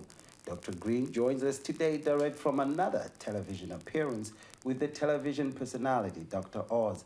Dr. Melva Green, welcome to Sahara TV. Thank you so much. Okay, so now we're going to have to deal with this mental health issue. First of all, I'd like you to explain to our viewers what mental health is. Well, you know, it's interesting. I think some of our language is a little bit off. So when we look internationally, when we look specifically at mental health in the African community, I really like to use different language. I like to look at it more holistically, spiritual health, emotional health, well-being, because otherwise we get lost. We get lost in really trying to understand. Yes, you know, there's certain words that just don't translate. And it makes it very difficult to express what's actually happening internally. Okay, so now just briefly describe your profession, the scope of your profession, how you practice. Well, I'm a Western trained doctor. I trained at Johns Hopkins, as I think you mentioned. Right. And I went to medical school at Meharry Medical College, so I have a Western medical trained background. Right. But several years ago, I broke away from simply doing the traditional model that I've been educated in and really started tapping into my African traditions, some of the things that I connected with when I was in medical school, working with traditional healers. Right. So I then brought that back and began intertwining that with my Western education to have a more holistic more holistic approach to seeing the individual within the family and within the community. I always tell people that I took psychiatry from the couch to the community. That's very smart of you. Now, you mentioned Africa, and we know that you actually were in Zambia and Ndola, actually, and you worked with certain traditional healers there, what they call ngangas or sangomas, depending on what language you decide to use. So, having been to Africa and seen the role of the religion in the continent, how do you see the practice of psychiatry making a headway in the continent itself? That's a tough one because it's really going to require an absolute paradigm shift. Right. It's going to require that we begin to have conversations about religion, spiritual practice, spiritual tradition, because a lot of the practices are misunderstood and can often be deemed evil or inappropriate. And so it's difficult to tease out what is an emotional breakdown or mental disconnection from something that might actually be a spiritual affliction. So we're going to have to completely change how we talk about mental health, mental illness on the continent. Okay, so now also Christianity is in a mortal, combat with traditional religion in Africa. And how does that help or hurt the practice? The practice of? The practice of psychiatry and your... Wow, are we talking within the continent or Africans living in America? That's a good analogy because sometimes, in fact, if we have to go back, we realize that Africa has a history of colonialization. And correct. Believe it or not, we look down on the practice of traditional healing because it's associated with the dark spirits and all that. So we can choose whichever way, whether in the continent or in the diaspora. So how is the practice challenged? Because you have had that opportunity to go and practice, but were you trusted? Were you embraced to mix? Right. I was trusted. I was absolutely embraced. I was also challenged. And what I mean by that is I believe that people work best within their own traditions. Right. So certain religious traditions that are introduced into certain communities can be more harmful than helpful because people are trying to study something that's not innate. They're trying to study something that they're being instructed on as opposed to what they've inherited traditionally. And that in and of itself can cause what we call cognitive dissonance. So a disconnection between belief systems. And that in and of itself is, it's been tragic in certain scenarios. That I've witnessed, particularly for Africans living within America. Attempting to follow a particular practice, a Christian practice, for example. That's foreign to their That's foreign to them. Their background. That's foreign to them. On the other hand, say for example, people who are the fruits of the African diaspora. So people who are descendants of slaves. They may have greater ease at having introduced Christianity into their traditional African spiritual practices in a more hidden way. So certain church experiences are really a connection with ancestral spirits. You know what I mean? So they've been able to transform it. But when communities, when individuals aren't able to transform or to integrate their innate spiritual practice with Christianity or with other religions that they've been taught, that can be very, very difficult mentally. That can be that can be psychologically quite traumatic. Now, what will Africa lose if, say, the traditional healing practices are eradicated? I believe the traditional healing practices are some of the richest resources that Africa has. And what I'm really interested in is in helping to encourage people to explore and to not be so fearful about what's true for them. I think that in terms of healing, by integrating what is innate, what is in nature, what is in the cosmos, what has been known since the beginning of time, that has a greater chance of increasing wholeness and wellness. A much greater chance than taking an antidepressant. A much greater chance than taking an antidepressant. Like really being able to connect to whether it's dance, whether it's drumming, whatever it is, really connecting to the spirit. So now when we go back to Africa, I'm sure this is something that you found out whilst you were there. Mental health is considered in so many different ways, like obviously connected to the spirits. And people are either ostracized from society because they have that.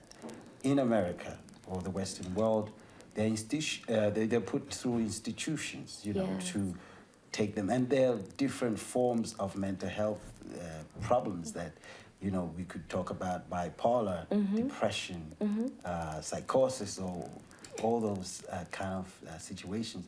Now, what can you explain to us, or tell us actually, in terms of the variations or differences of these kind of illnesses? You know, there's a saying that if the only tool that you have is a hammer, everything looks like a nail. So it really is about getting different kinds of tools to recognize that different people with different cultural backgrounds have different expressions of emotional illness or psychological illness. And oftentimes, people are institutionalized for conditions that could very easily be resolved with looking at vitamin D deficiency, for example. Or in my experience, I worked with a lot of students who were born in Africa and were in college in the United States. And more often than not, they suffered from what would be clinically diagnosed here as seasonal affective disorder, which is a condition in which when the days get shorter and there's much less sunlight, people get depression. And so it was something that I noticed because the daylight, the sunlight is very different in Africa than it is here, right? And so, but you know, without me being aware of that or connected to that or having that in mind, I could have easily misdiagnosed, right? That this was actually something that by being transplanted from the original place. Situation. That's what was going on, as opposed to, oh, this is this, that, and the other, trying to put everything within one box. Talking about being born in Africa and then experiencing this, what would you have thought, or what would your outlook have been if you were born in Africa? What would my outlook have been? I don't know. What I can tell you, however, is having my first experience in Africa in my early 20s was life-changing. It really allowed me to connect with the essence of my being, the essence of my ancestry, which completely shifted and shaped. Did you capture the spirit of your ancestors, do you think? Yes. And how was that experience? That was what really shifted me when it became real for me. You know, before traveling to Africa, before living in Africa, it was all an ideal. You know, yes, my, ancestors were here, were brought to this country, they were slaves, and et cetera, et cetera. That was the sort of the story. But going to Africa and being there and realizing that there was so much greater and bigger history, it allowed me to really connect to the truth. The truth, to connect to nature, to connect to the cosmos, which was a very different experience than being born here in the United States. Okay, so we're running out of time, but thank you for joining us. We're going to talk about your book, The Breathing Room, Open Your Heart by Decluttering Your Home. So I'm going to read something that I saw under the book. It says, bless your clutter. Yes, you heard right. Bless it. Bless it with everything in your life that is superfluous, broken, burdensome, and overwhelming, because it is all here to teach you an important lesson. Perhaps the most important lesson there is what really matters. That's it. Okay. Can you explain about the book? The book is really about, here in the United States, I'm not sure about in Africa, but here in the United States, we have clutter. And all of our physical clutter is an external manifestation of what's going on with us internally. So it's our emotional turmoil, it's our resentments, it's our fears, it's our anxiety, it's our ideas about what we think is right or wrong, it's our belief systems.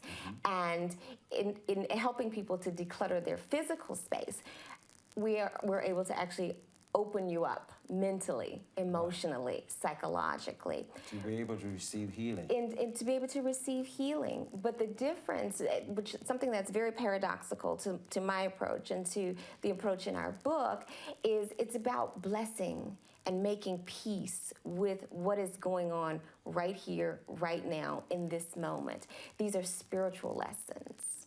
And so we don't want to just get rid of the clutter. We want to connect to the clutter. We want to connect to the emotional clutter and the physical clutter so that we can see, what is it here to teach me? How is it here to transform my life? How is it here to connect me with my ancestry? How is it here to allow me to have love in my life and to have more open relationships and better communication when all of the junk is now out of the way? Okay, wonderful.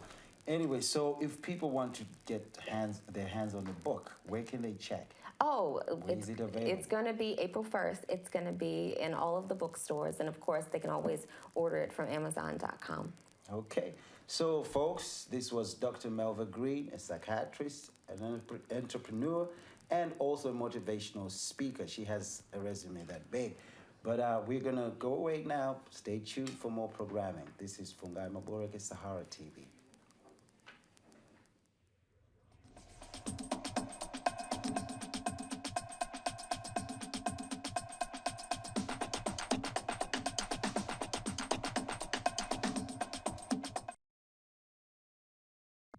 Yes, indeed, it's Isaac. How? That's how we do it. Red Star, representing. You're watching Sahara TV. Don't go anywhere. Africa. You shit? Let's go. I am like you more and I like you when I invite you to my party. Because I like you and energize you and advertise you to my party. I'm a champagne papa and I want to know you. Hey, what up? This is your boy YQ. And you're watching Sahara TV. It's all about Africa. It's all about the continent. And it's all about one people. And this is Africa. What up, my people? What's going on? It's your favorite boy, Whiskey, repping your music. Guess what? You're watching Sahara TV Africa. Keep watching because we just say so. Yeah. Yo, what's up? It's chilling with my crew, and Manara. You're watching Sahara TV. Everything like Africa. Proud. Alright? This is Bim Fernandez, and you're watching Sahara TV, Everything Africa. Where you are, in Africa, Europe, America, I remain the success, don't mind my voice. Finance, don't mind my voice. Most handsome, don't mind my voice. I'm a bad number one. Fine boy. Alright, be a good boy, be a good girl, be a good man, be a good woman. Love your husband, love your wife. No fighting in Africa, one nation, one world, one love. Keep watching. Sahara Reporter, I remain the success. Fine boy.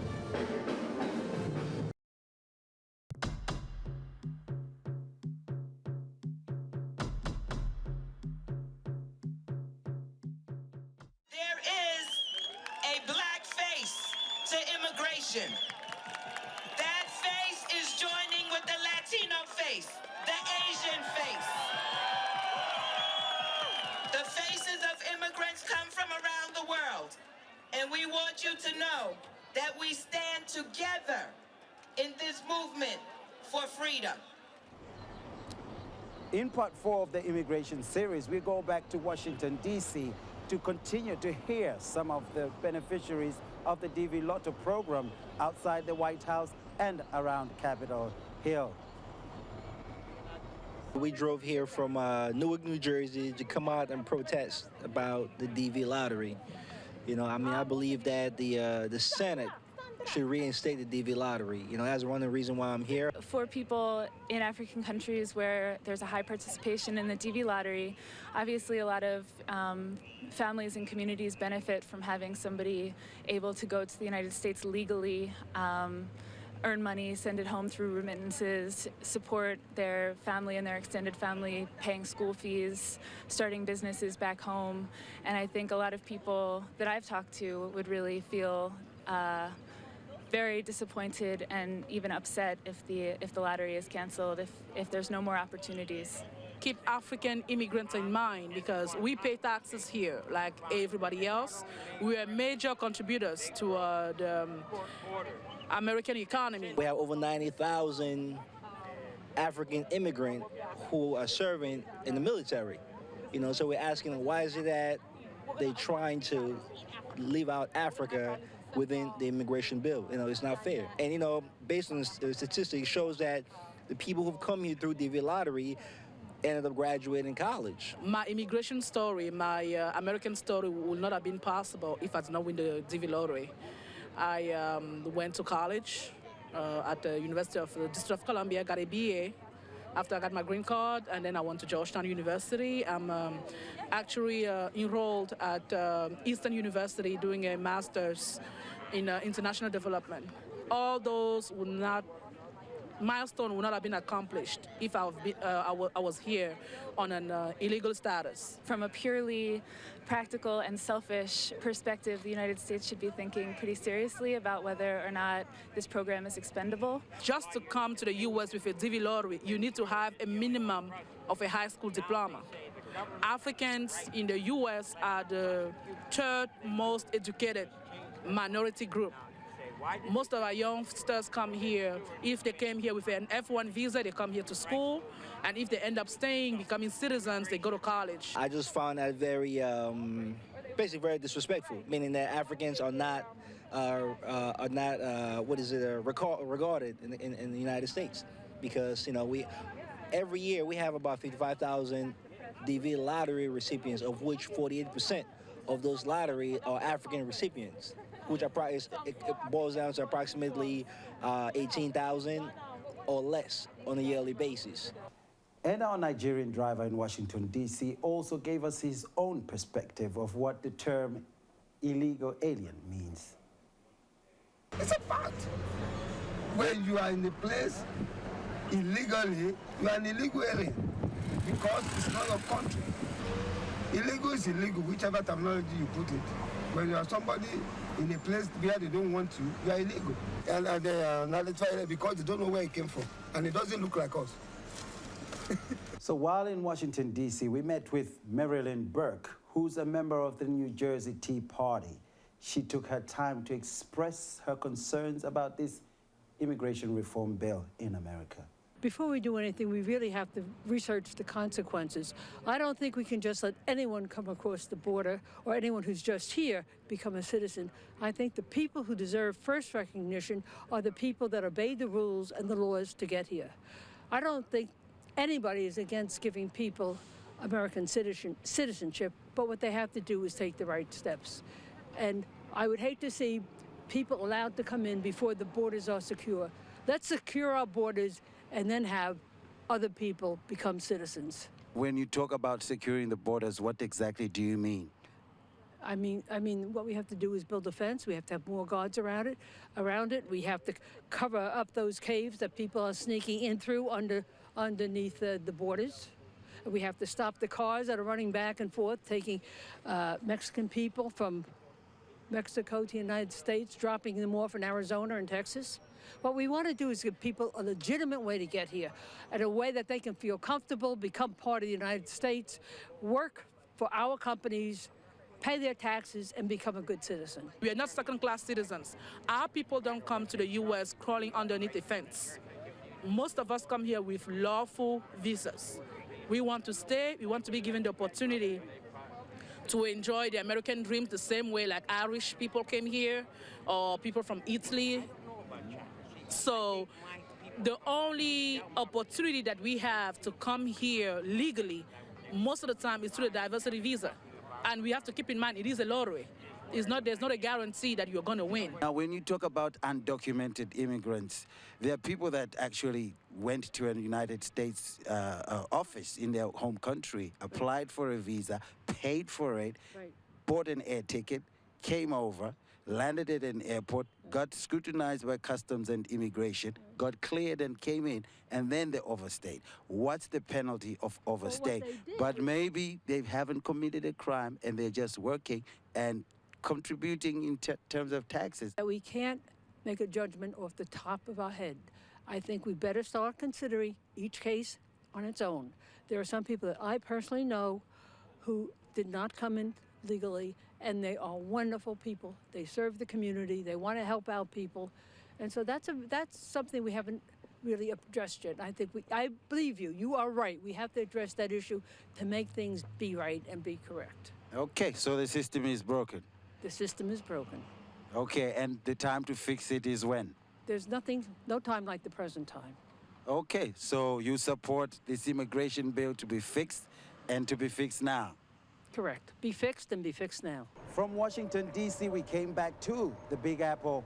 This time our mission was to find out from the elected officials what they thought about this immigration reform bill. This is part 5 of our immigration update series. Stay tuned. Brothers in undergrad and med school for certain. Sisters in grad school, pretty sure it's for nursing. And I rap, but understand the fact. And what's that? That the only reason we escaped poverty was because of the green card lottery. For the sake of this country, my people stick their necks out. There's no way they deserve to be left out. Doctors, nurses, teachers who all came here on diversity visas.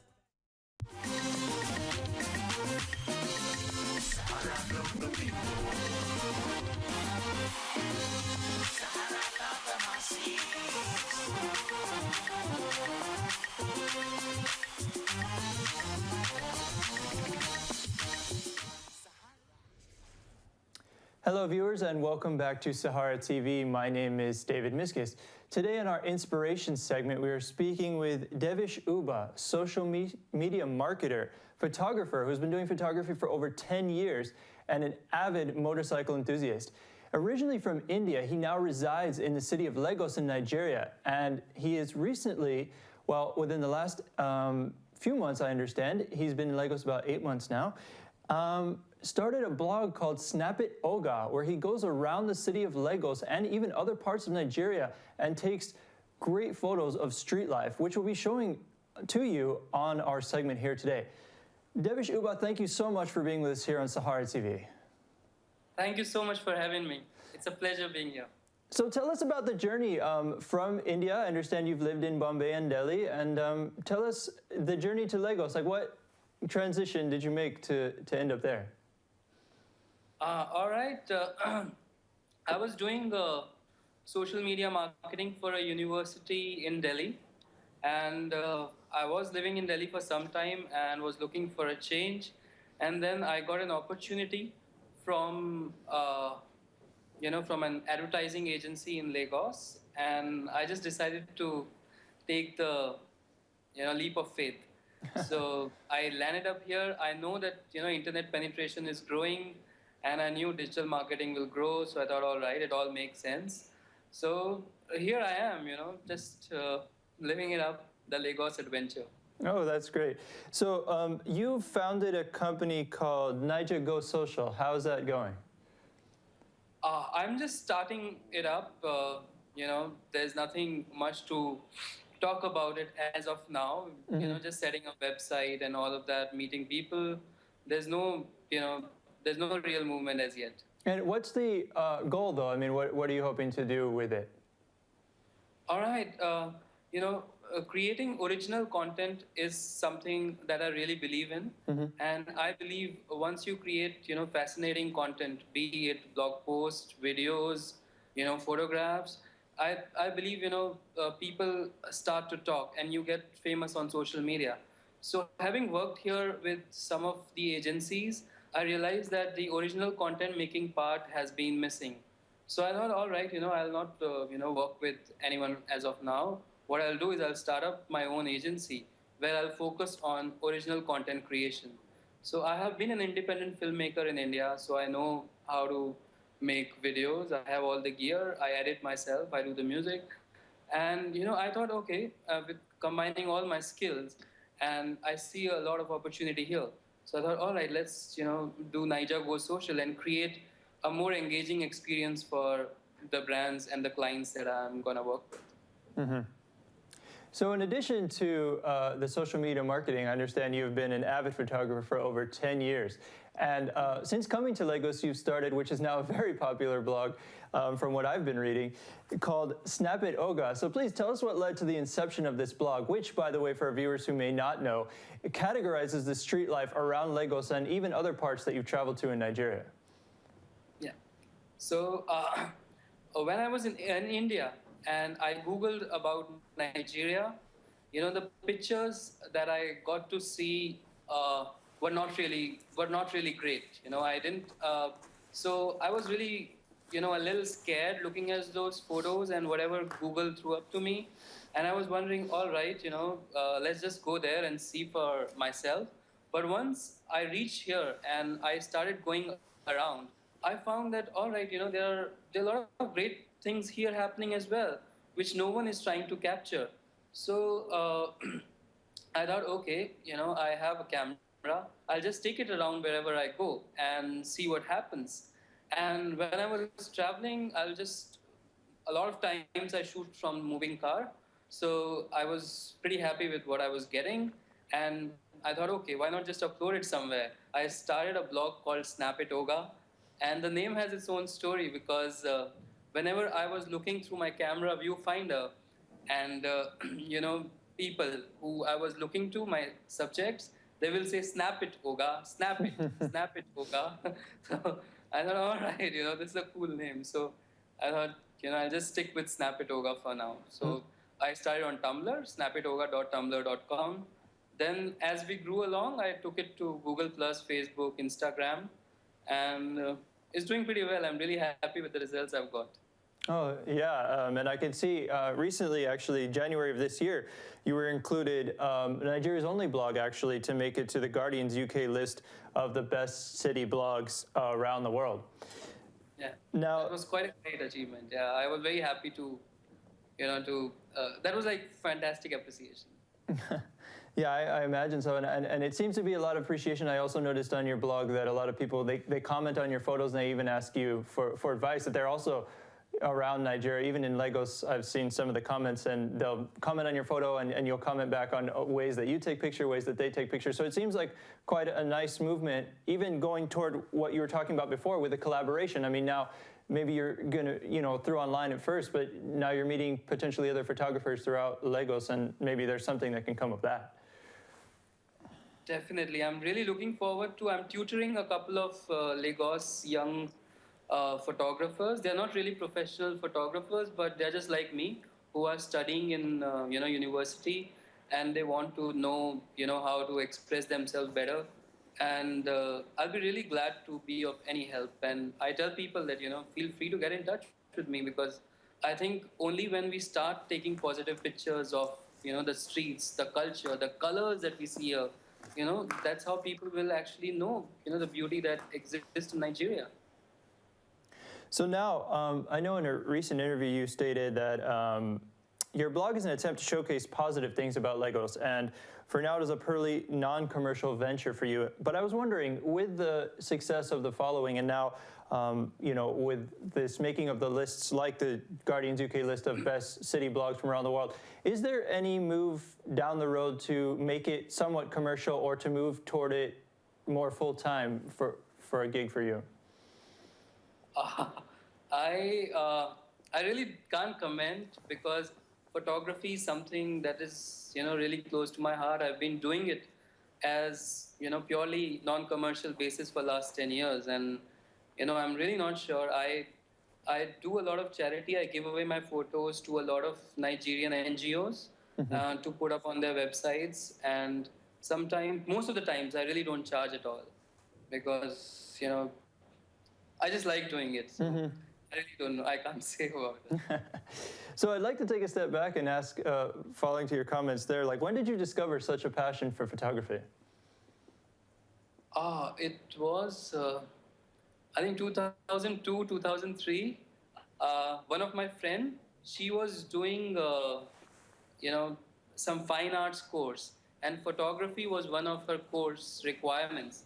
So she bought a Nikon SLR, and she couldn't figure it out, how it works. And I clearly remember it was Nikon F55, and she gave it to me. She said, okay, this is the owner's manual, and this is the camera. Can you figure it out for me?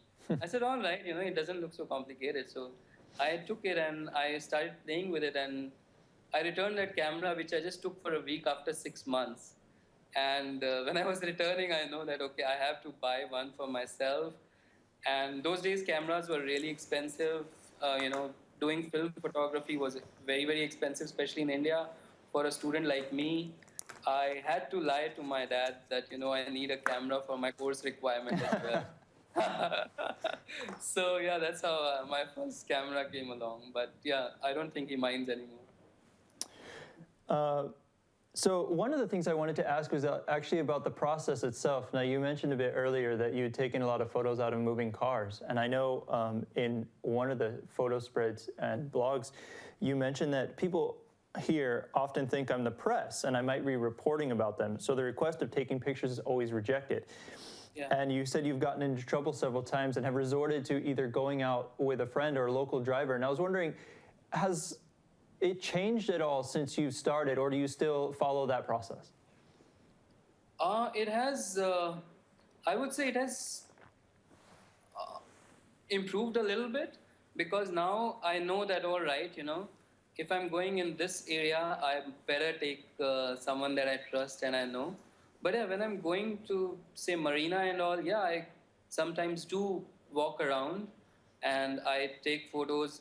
But yeah, then that time I'm not carrying like a big SLR, on my neck. I just have my small point and shoot or my GoPro in my pocket. And I make pictures whenever I feel, is the place to do so.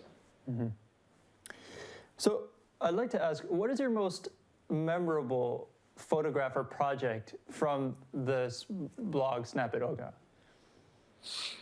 All right, one of the most memorable. That's a tough one. Yeah, I think it's difficult to pinpoint one particular picture, but if you ask me, there's a picture that I made of a Nigerian cycling and passing by a Mercedes-Benz. And in that picture, you can see the cyclist extremely happy. He has music plugged into his ears and he's singing aloud and he is just enjoying that moment.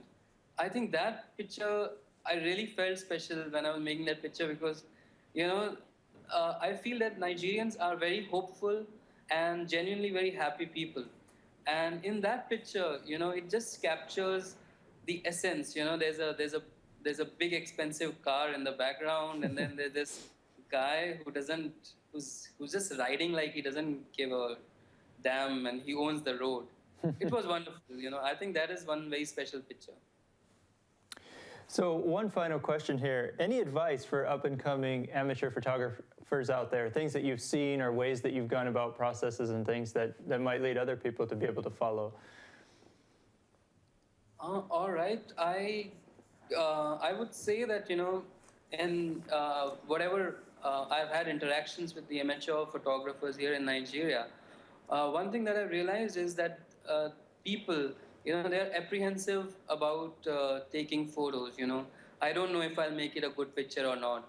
I don't know if anyone would like to watch, what is there in Nigeria. But I want to tell them that, the world is very interested in knowing about Nigeria and West Africa. And, they should just go out, take photos, do not get bogged down by the fact that, your initial photos might be underexposed, overexposed. Just go out, take pictures, and practice. It just gets better with time. Well, thank you so much, Devish Uba, for being with us here on Sahara TV. It was a pleasure. Thank you so much for having me. Nice talking to you. Nice talking to you, too. Viewers, that was Devish Uba, social media marketer, photographer, avid photographer for over 10 years, and motorcycle enthusiast. He resides in Lagos, where he works as a social media marketer and also is the founder of the blog Snap It Oga, where he documents through photography the street life of Lagos and other parts of Nigeria. So definitely check it out, Snap It Oga on the web, on Tumblr, on Google+. And perhaps if you like the photos, you can comment or even, he gives it photography advice if you're an amateur upcoming photographer out there as well. So stay tuned. We have a lot more coming up, including our regulars, Dr. Damage's Keeping It Real, as well as our Sahara TV TalkBack segment. Thank you.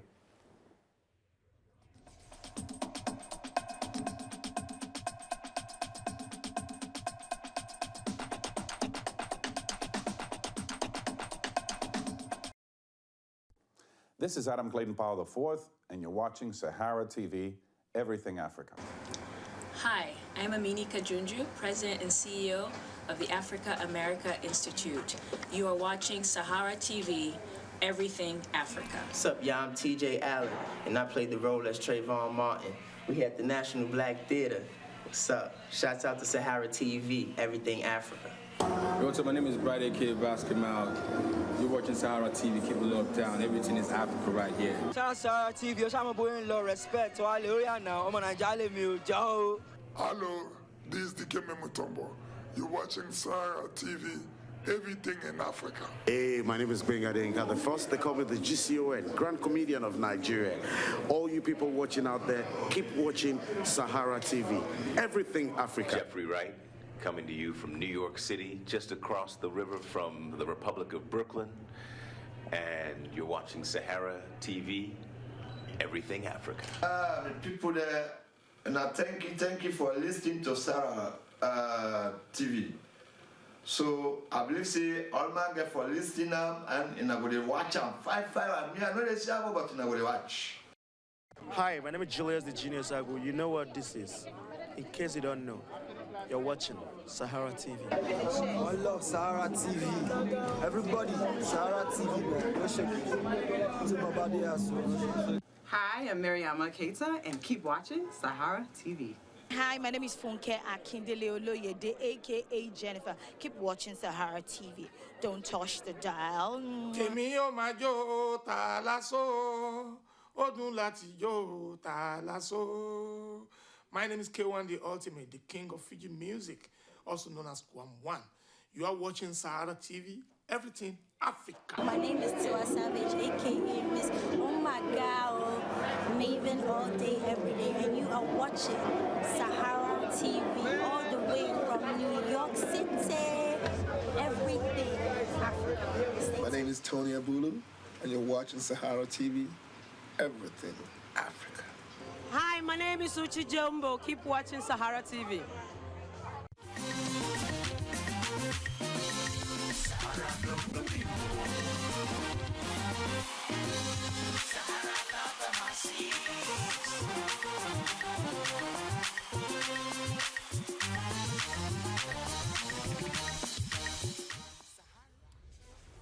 Welcome back to Sahara TV. My name is Rudolph Okonkwo. I hope you've been enjoying our program today. We have been talking about the national conference in different versions and different ways with people who have interesting opinion about that.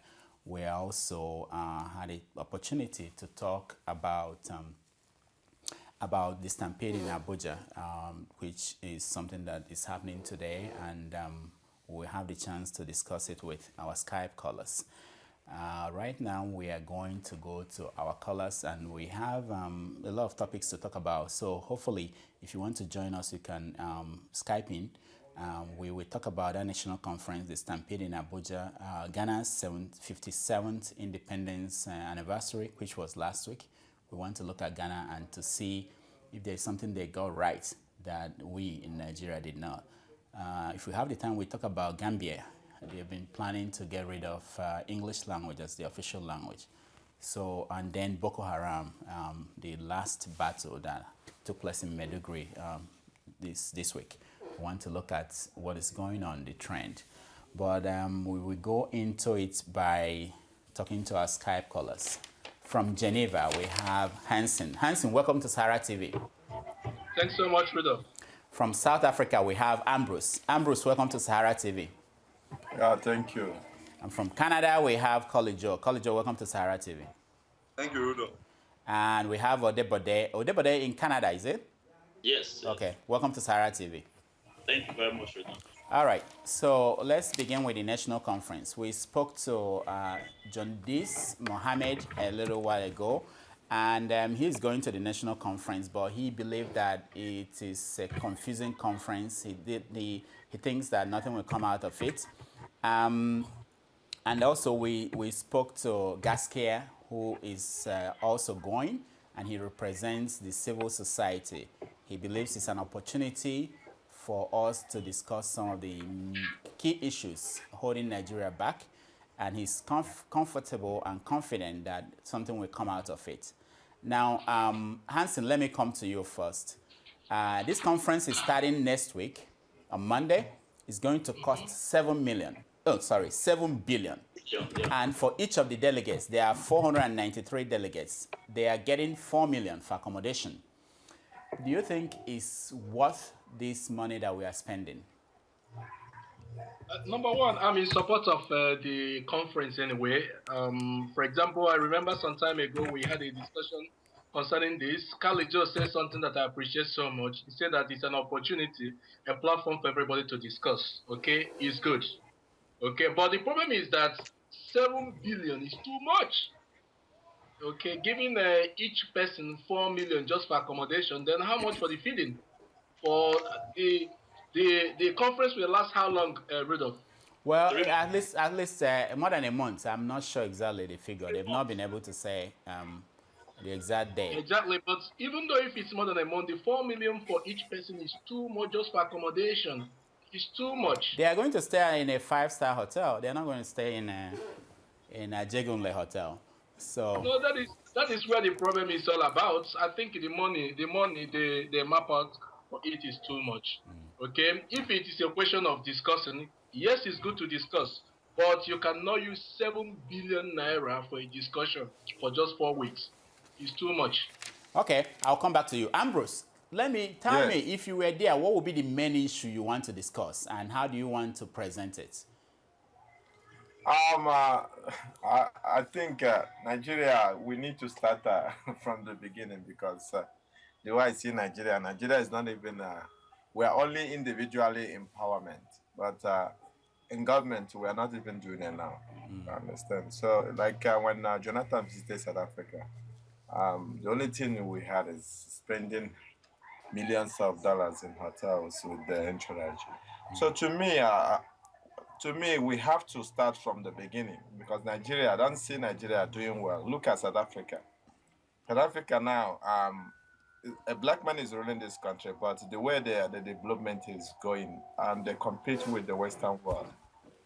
You see? So to me, I don't know where to start, because Nigeria, we need to start from the beginning. All right. We'll come back to you. Kolijo, you are at the conference. What will be the first thing you present, and how will you table that? Good. If I'm at the conference, or if I'm you're a delegate. You're a delegate, yeah. A delegate. If I'm able to represent someone, that represents certain people. Yeah. First thing will be job. That's one thing I'm going to do. Why are we discussing jobs in inside the national conference? Okay. Why is really important, because if you look at what's going on in the country, like the security issue and everything, it's a result of unemployment rates. Okay. Because if the people are employed, it keeps them busy. They say an idle man is a devil's workshop. If I'm idle at home for a year, I could, the devil will be pushing some things to my head. Even if not devil, you yourself, you'll be implementing some things you want to do. So, but if the youths are employed, then it gives them. Okay. How will you present it? What will you say? What will I say concerning jobs? First of all, if I will tell them, I will give them the statistics of the unemployed people in my own delegate to start with, the place I'm representing, and I will tell them these are the number of graduates we have every year. So, and I'm presenting it to the president and saying this is the allocation of money they allocate to our own zone, and this is the money they allocate to for jobs. So why are we not seeing it? So I want to question those allocation of money to that particular area. Okay. Who is in charge? Yeah. So those are the things I will present for jobs. Okay. Odebode, there are big issues, there are small issues. There are big issues like whether we should practice federalism and whether we're doing it the right way. There are small issues like security votes, immunity for politicians. But what are the big issues you are going to push if you have that chance to be at the national conference? Thank you very much, Rudolph. Some weeks back, I have always expressed my feeling. First and foremost, if I find myself in the conference today, one of my topics is going to be fiscal federalism and our system of government. First and foremost, I keep saying it, and I'll be saying it in this program. The federal system of government we are practicing is an aberration. It's very, very wrong. We are heterogeneous society. Every society has its own culture, has its own religion, has its own norms and its own belief. We should emphasize on those things. I told you earlier, I don't see what is applicable in Edo State to be applicable in Sokoto. It's not done. An example I gave you was on Friday. I don't see if I'm in Sokoto on Friday where I should go to work. Rather, I should start my work from Sunday and end my work on Thursday. I give you an example. What I'm talking about now is, okay, come over here in Canada where I am now. I'm in the different provinces, Newfoundland and Labrador. The way we manage our system is quite different from where Kolijo is. Kolijo is in Ontario. It's quite different system. I don't even know what is going on there. If I leave this province and go to Kolijo province tomorrow, I have to go through their certification, understand their professional body and how the system works. That is how it's supposed to be. Fine, the federal government has a lot of revenue because oil from 12 nautical miles offshore belongs to the federal government, so it has a lot of resources. The federal government job will be to support states, will be to create enabling environment for foreigners to invest, will be to do great mega projects in which those states cannot do. Those are one of my major topics. Our structure, we need to reorganize it so that when there's a trouble in the Edo state, it should not affect the poor man in Sokoto state. That is why my number one issue. Okay, then let's now go to number two. I'll come back to you next time. Hansen, let me ask you, because this discussion is already on, even outside the conference. For example, this week, there are people from the northern part of the country who are pushing the idea that the oil in the south actually shouldn't belong to the north, or belong to the north, essentially. What do you think about that idea? And do you think that the issue of allocation of resources is being pushed at the forefront of this conference? The problem is that I read the report. In fact, I watched it. The problem is that is part of the thing that is causing trouble in Nigeria. Okay, the major issue we have, the main problem we have in that country. Some people sometimes they talk about corruption, say that corruption is the main issue. But corruption is not the main issue in Nigeria. The system, because the system we have in place encourage corruption. And that is why someone like that will open his mouth and spewing nonsense. You got the point? So, but according to what Odebodo said, he said that the system needs to be changed.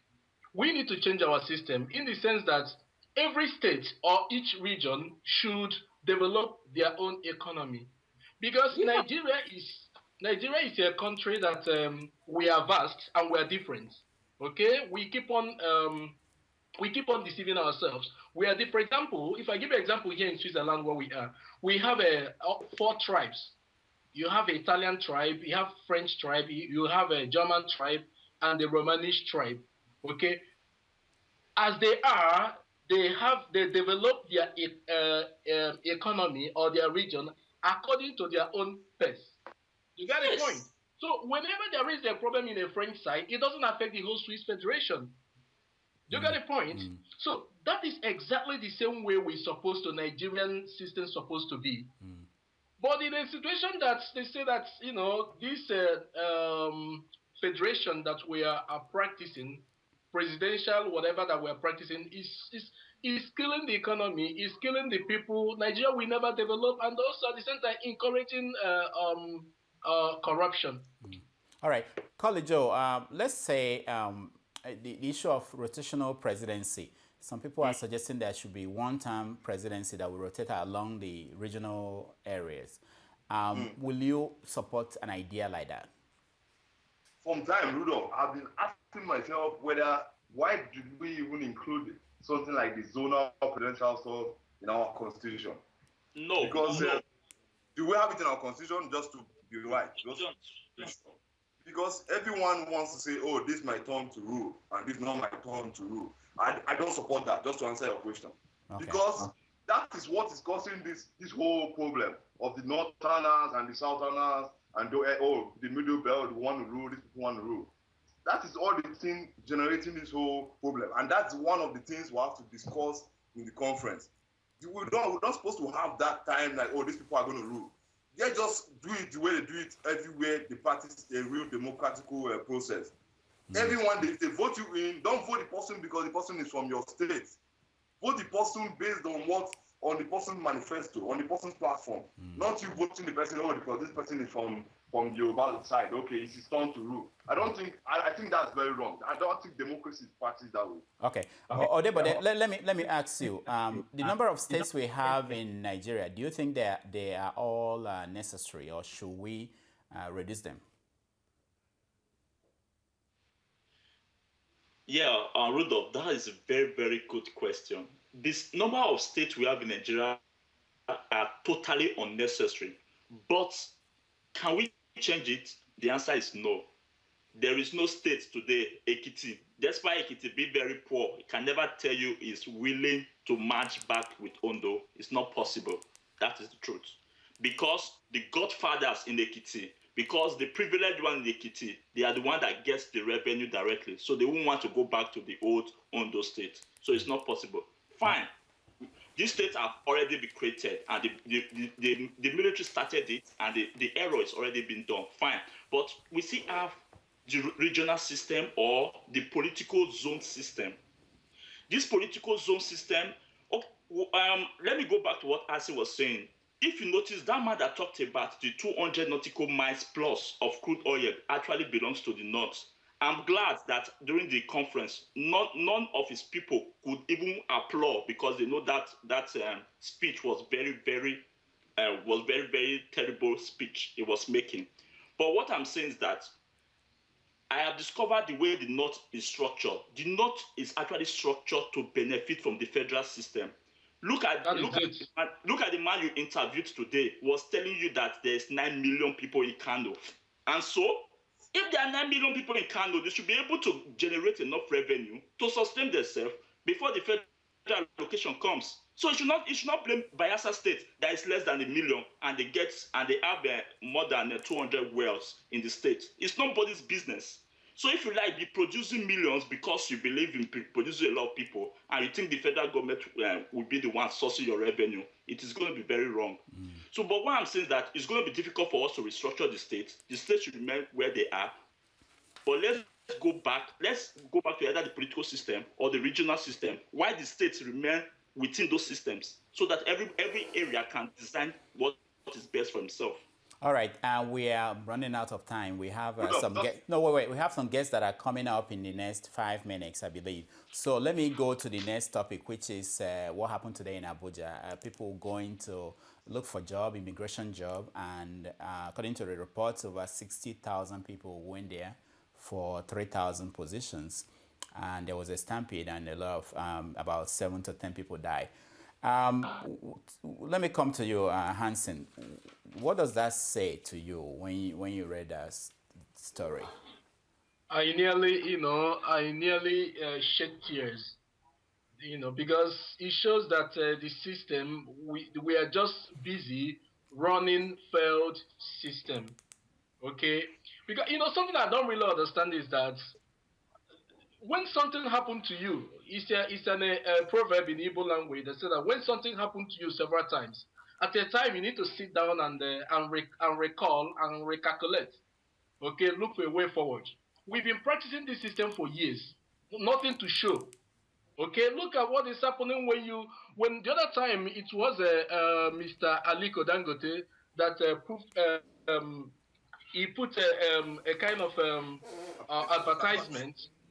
Advert exactly for a worker, a driver, a truck driver, that you need a master or a master degree holder or PhD holder. We have up to 200 or 300 or I don't know how many, whatever, that apply for that job. It's crazy. It will show you that there is no job. Okay, there is no job. All right. Hold on, okay. Well, I want to get to everybody because we are really out of time. College Joe, what is your take on that story? Yeah, I was talking to somebody behind the scene before this program, and we were talking about how this has actually occurred before. I don't know, some years back, and they are still doing it. And this system is not efficient. How can you tell people just come to open stadium? Even Arsenal and Bayern Munich match, you don't have that kind of fans just to watch a game like that. That's the whole. They are calling the whole Emirates Stadium to come and apply for 3,000 jobs. That alone is ridiculous to me. And again, I was wondering, Judolf, we are assuming something. So let's assume 1,000 job or 1,200 has been secured for just those who know someone or who know another person. So the rest of the jobs that those 6,000 people are going to struggle for it. It just shows you the kind of system we practice in our country. And this is I will call this an eye opener before the conference. So to discuss jobs again in the conference, as I said earlier. Odebode, what happened to internet? What happened to taking exams at different centers? Why should everybody come to Abuja? When the server is too slow. Rudolph, please. This same system was done some years back. I can't tell you the year. This same system of recruitment in Nigerian immigration was done just a few years back. This same incident happened. People died. After the recruitment test, people were invited for training. During the training, people died, both in the East, in the West. This same immigration officer, but there was no accountability. Nobody was called to question. Okay. Nobody was fired. Nobody was jailed. Odebode. But today, the same thing is happening. Rudolph, why is this country like this? Okay, we don't learn from the past. Odebode, I have to stop you. Thank you so much. Please, guys, I have to stop you guys. Maybe we can come back later, but we have to take some of our guests that we already booked, and we had to postpone the interview with them. I want to thank Hansen in Geneva for joining us, Ambrose in South Africa, Collie Joe in Canada, Odebode in Canada. Thank you, guys. Okay. Thank you. Okay. When we come back, we are going to talk to Bamidele Aturu and Chido Oduma on the national conference. So stay tuned.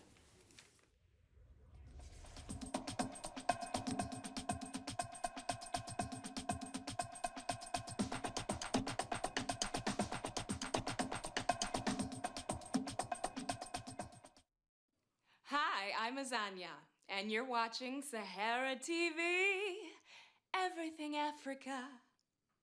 Hi, I'm Annika from Moshu. Hi, I'm Christina, and I'm modeling here today. And you're watching Sahara TV, Everything Africa.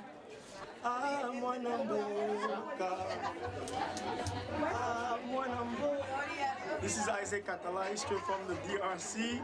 You know, giving shout out to Sahara TV, where everything Africa.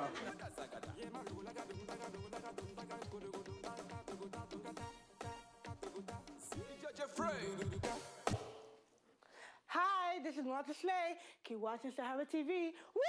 Everything Africa. Hi, I'm Junaid Muhammad, president of the Delta Sigma Theta Sorority Incorporated Epsilon Tau chapter, and you're watching Sahara TV, Everything Africa.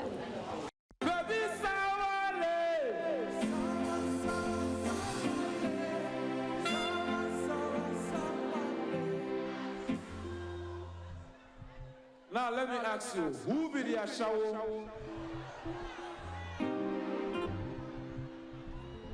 Who be the shower now? Quase one, Tuanu. It is time for flavor. It is time for flavor. Oh, it is time for flavor. It is time for flavor. And the count of 3. 1, 2, 3.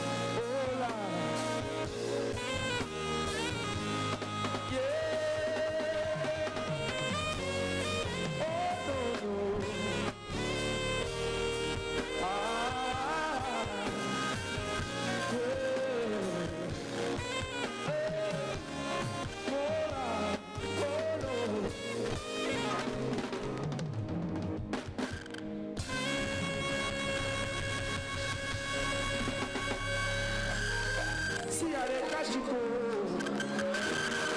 Yeah, I said my baby, I dey catch you cold. One thing I'm sure of is originality, you know. That's what I bring up anywhere I go, because as an international act, you travel to different countries to perform. There are different places, different countries, you know. So, but there's something about you that you always give it, you know, give the people. So that's what I do. I stay original, and I know this is what they want to see. They want to see the flavor, the African flavor. I said my baby, I dey catch you cold. Yeah, listen now. I said my baby, I dey catch you cold. Yeah, see you now. I said my baby, I dey catch you cold. One more time. Baby, run so fast, baby, come. My name is Olisemeka Mbono, Mbana Mbala, Diokpala, Matthew, Mazi, Odogun nke America #1, that is of Tampa Bay area. Some people call me /wisdom on stage. That is Akonuche Sinenigwe for short. So I can call you /wisdom. Wisdom MC. /wisdom. /wisdom. All right, awesome. So tell me, what are you doing here tonight? What's going on? Tonight I'm the MC for the Flavors concert. My job is just to talk to people, make sure that they know that flavor is coming. Because some people are going to be looking like this, so I need to let them know flavor is coming. That's my job. Baby, so fast. Baby, hold on. I want to see some shaking tonight. I listen to all kinds of music. I like American music. I like R&B. I like hip hop. I'm a big fan. Is there anyone in particular that like kind of carries weight in your mind? You know, maybe like within your creative process when you're producing or creating your own music. Is there one track that you might like play over and over because it inspires you? Then you have to take it to the old That's guys. What I'm talking about. Yeah. With that, a whole lot of them. I think Michael Jackson, you know, his act. That's what I want. You know, that it comes to me when I'm composing. And they want to see some shaking. Are you ready to shake it? And so, ladies and gentlemen, okay. And so, my ladies, I want you to all to face this way. Just the shaking. Just face this way. Let's go there. Ben.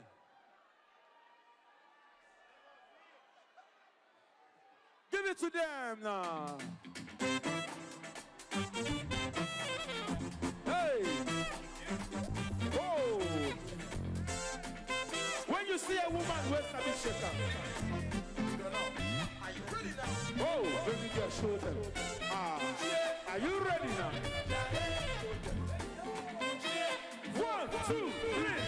Shake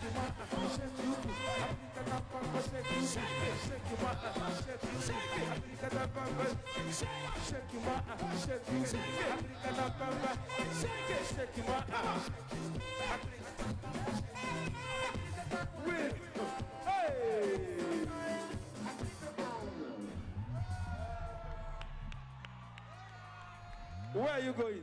The guy is huge, man. Like, he's big, but he's not fat. So, because if I say big now, in the Madagana, they'll start thinking he's fat, but he's not. He's big. If you say flavor now outside, everybody will gather and say where. So maybe you can like just sing one of his songs for me then. Maybe you can let our audience know that this is the song, you know? But I didn't drink my egg this morning, so my voice is cracked. I'm sure you're fine. Okay.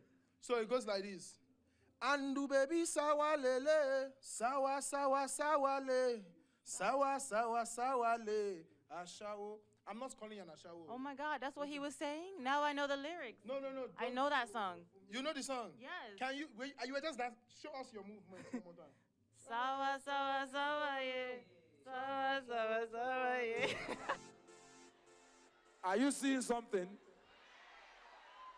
Ladies and gentlemen, are you seeing something?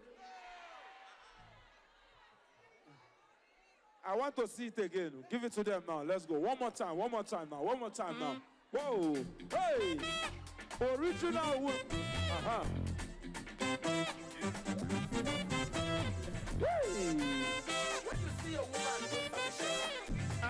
You gonna know. Are you ready now? Hey, baby girl, show.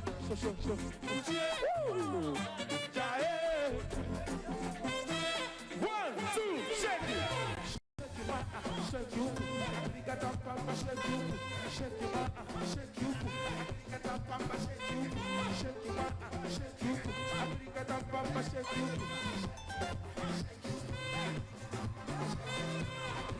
Really. Whoa!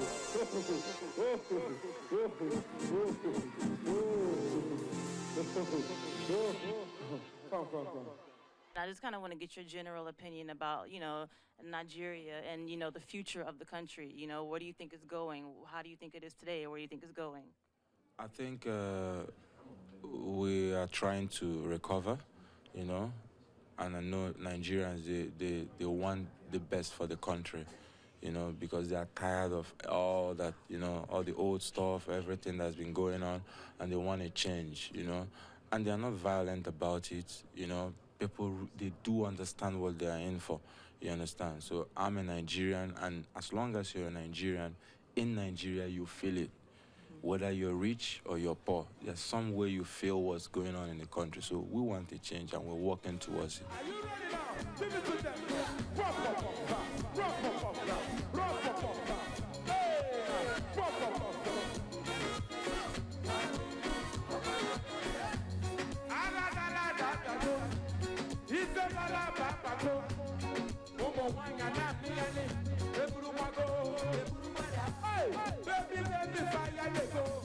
All the boys they don't go, and they want some. Aha, she turned it. Everybody let me hear you to the waka baby. Uru baby.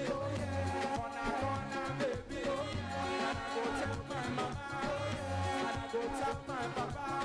And I go tell and say, you waka baby. Give it to me, baby.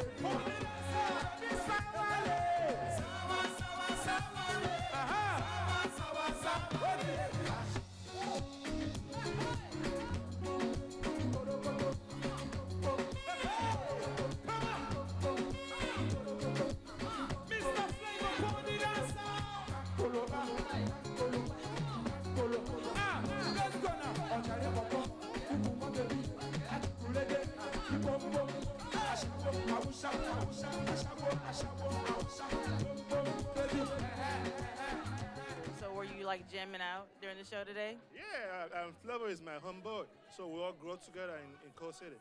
Oh wow! So like it kind of made you feel like you were back home, right? Oh my God, I enjoyed the show. I was dancing all night. Yeah, I was wild out. So tell me, wait, where are you from in Nigeria? I'm from Enugu. The same place that Flavor's from? Yeah. Oh wow! But you live in New York City now? No, I don't live in. I live in PA. Oh, so you drove up? I drove all the way from Pennsylvania just to catch up with the show. So I love him. He's my homeboy. So he's my boy. I love him. Right. So. What's your favorite song? Adada.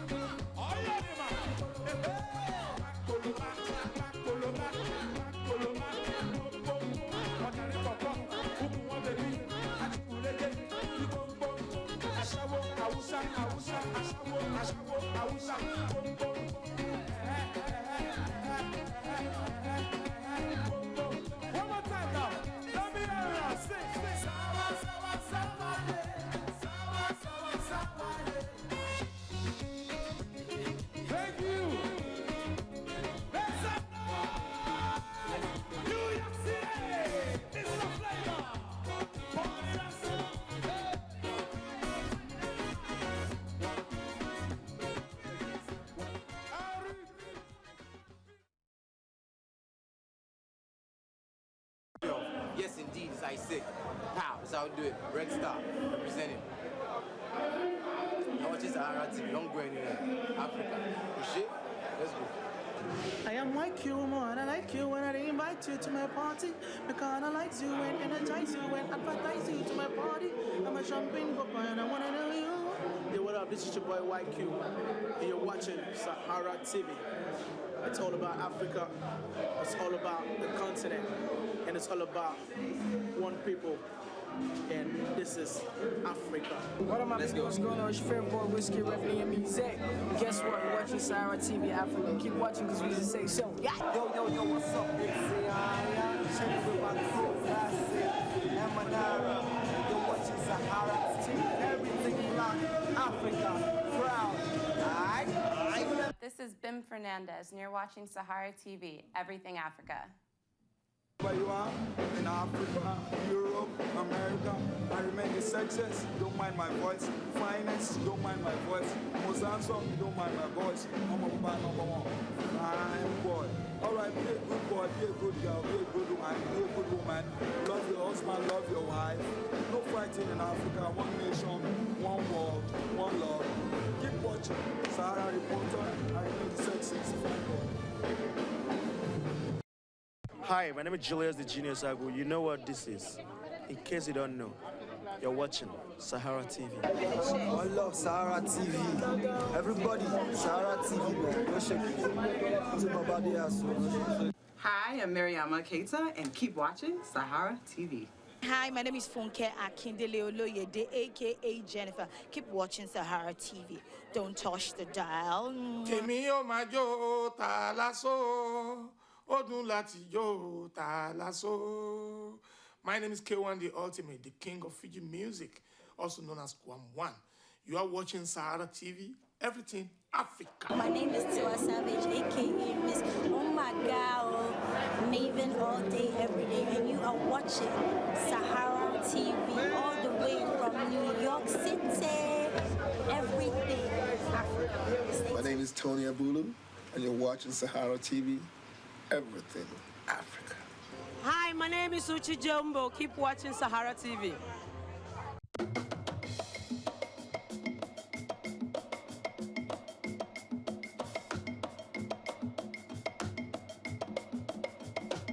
Hi, my name is Julius the Genius Agu. You know what this is?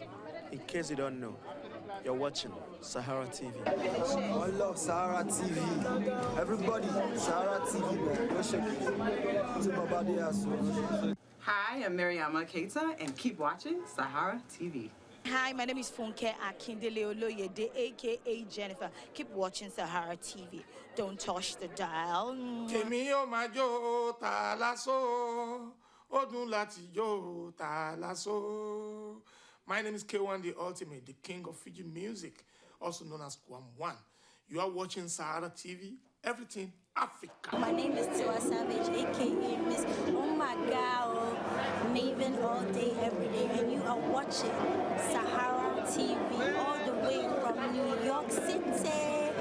Everything Africa. My name is Tony Abulu, and you're watching Sahara TV, everything Africa. Hi, my name is Uchi Jumbo. Keep watching Sahara TV.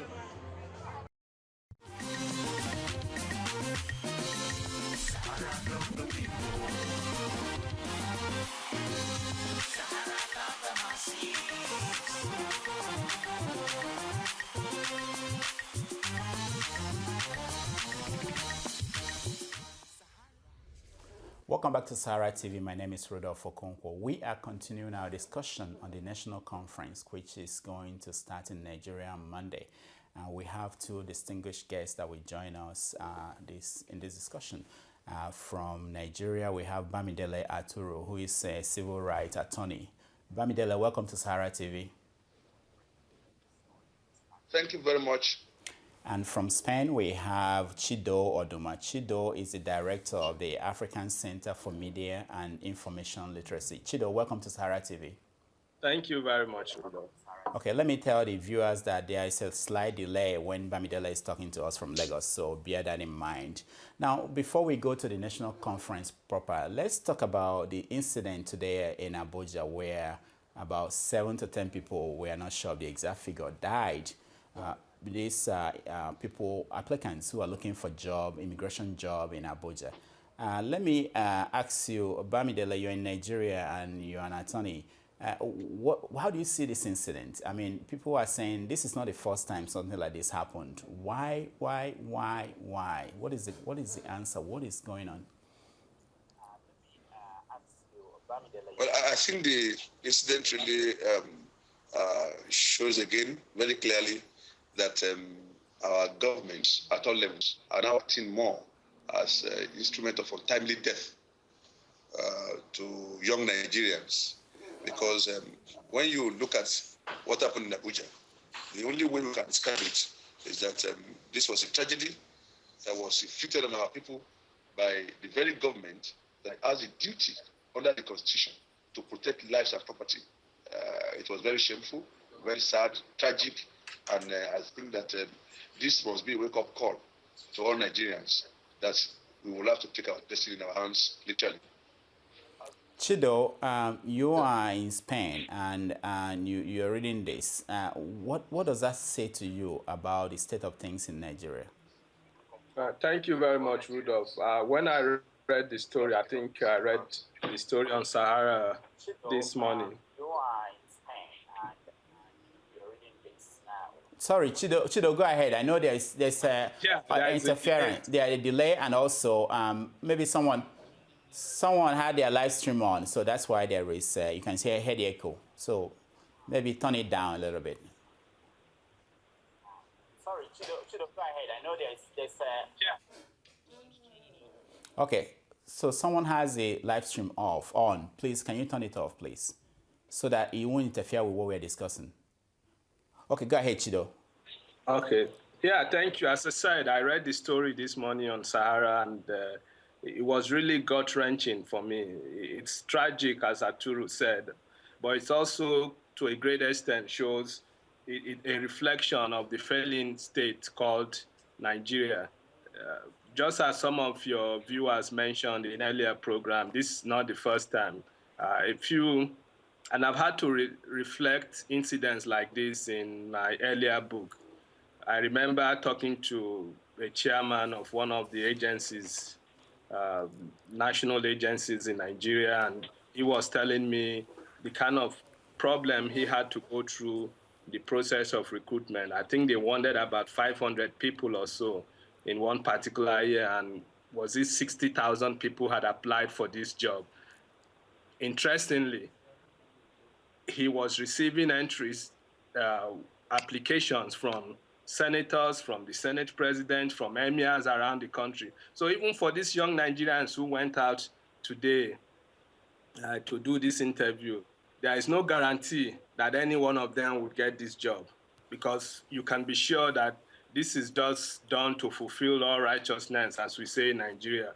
All these available spaces must have been filled. It's either those who are within the immigration must have collected money up front from people who can afford it to fill this space, or those in power, either senators, members of House of Representatives, and so on, governors and so on, have filled these slots. So it really boils down to trying to fix the country, because, I mean, we could continue to tackle some of these sectorial problems, whether it's corruption, whether it's unemployment.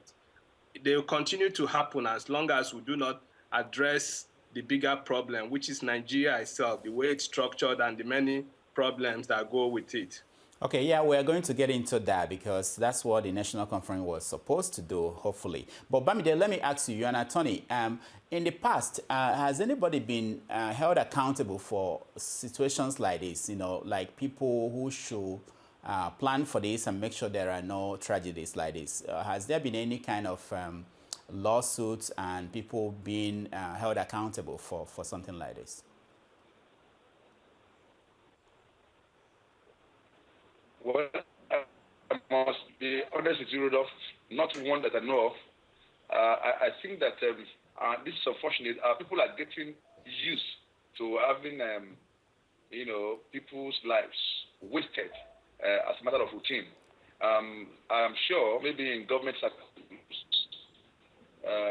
they cannot be bothered by this kind of tragedy.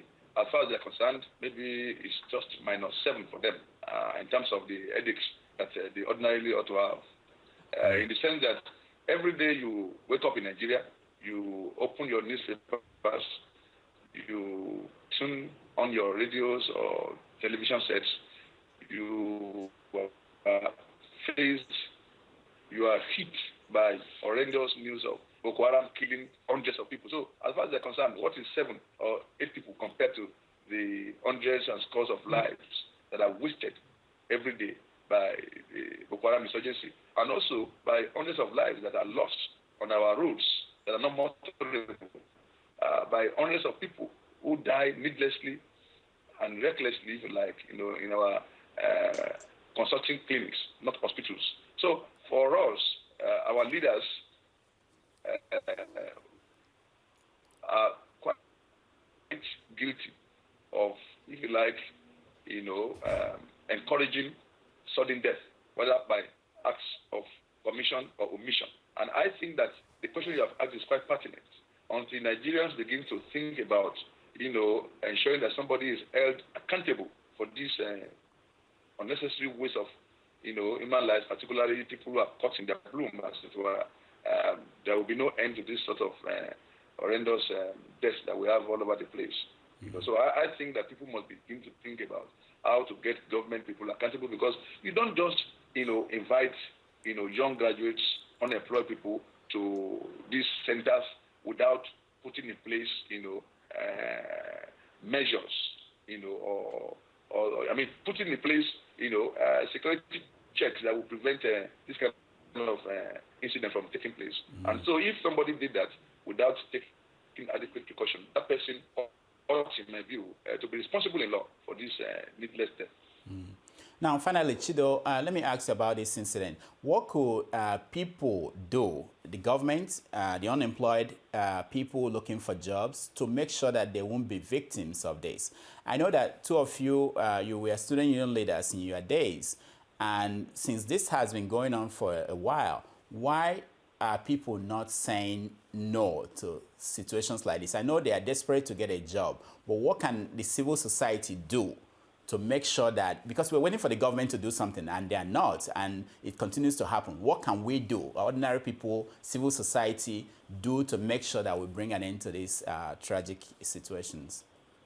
Yeah, I think you hit the nail on the head. It's really out of frustration and desperation. People just feel that this is an opportunity for them to, you know, try and go out there and see if they can get something for themselves to survive in a country where government doesn't really care about the people. I mean, just to buttress the point Arturo raised, this is really no different. It's not as if you take care of this, what about the incidents of Boko Haram and armed robbery? People, this is just one more incident where the leaders of Nigeria are so carefree about the lives of Nigerians. So it's not something you can tackle on its own.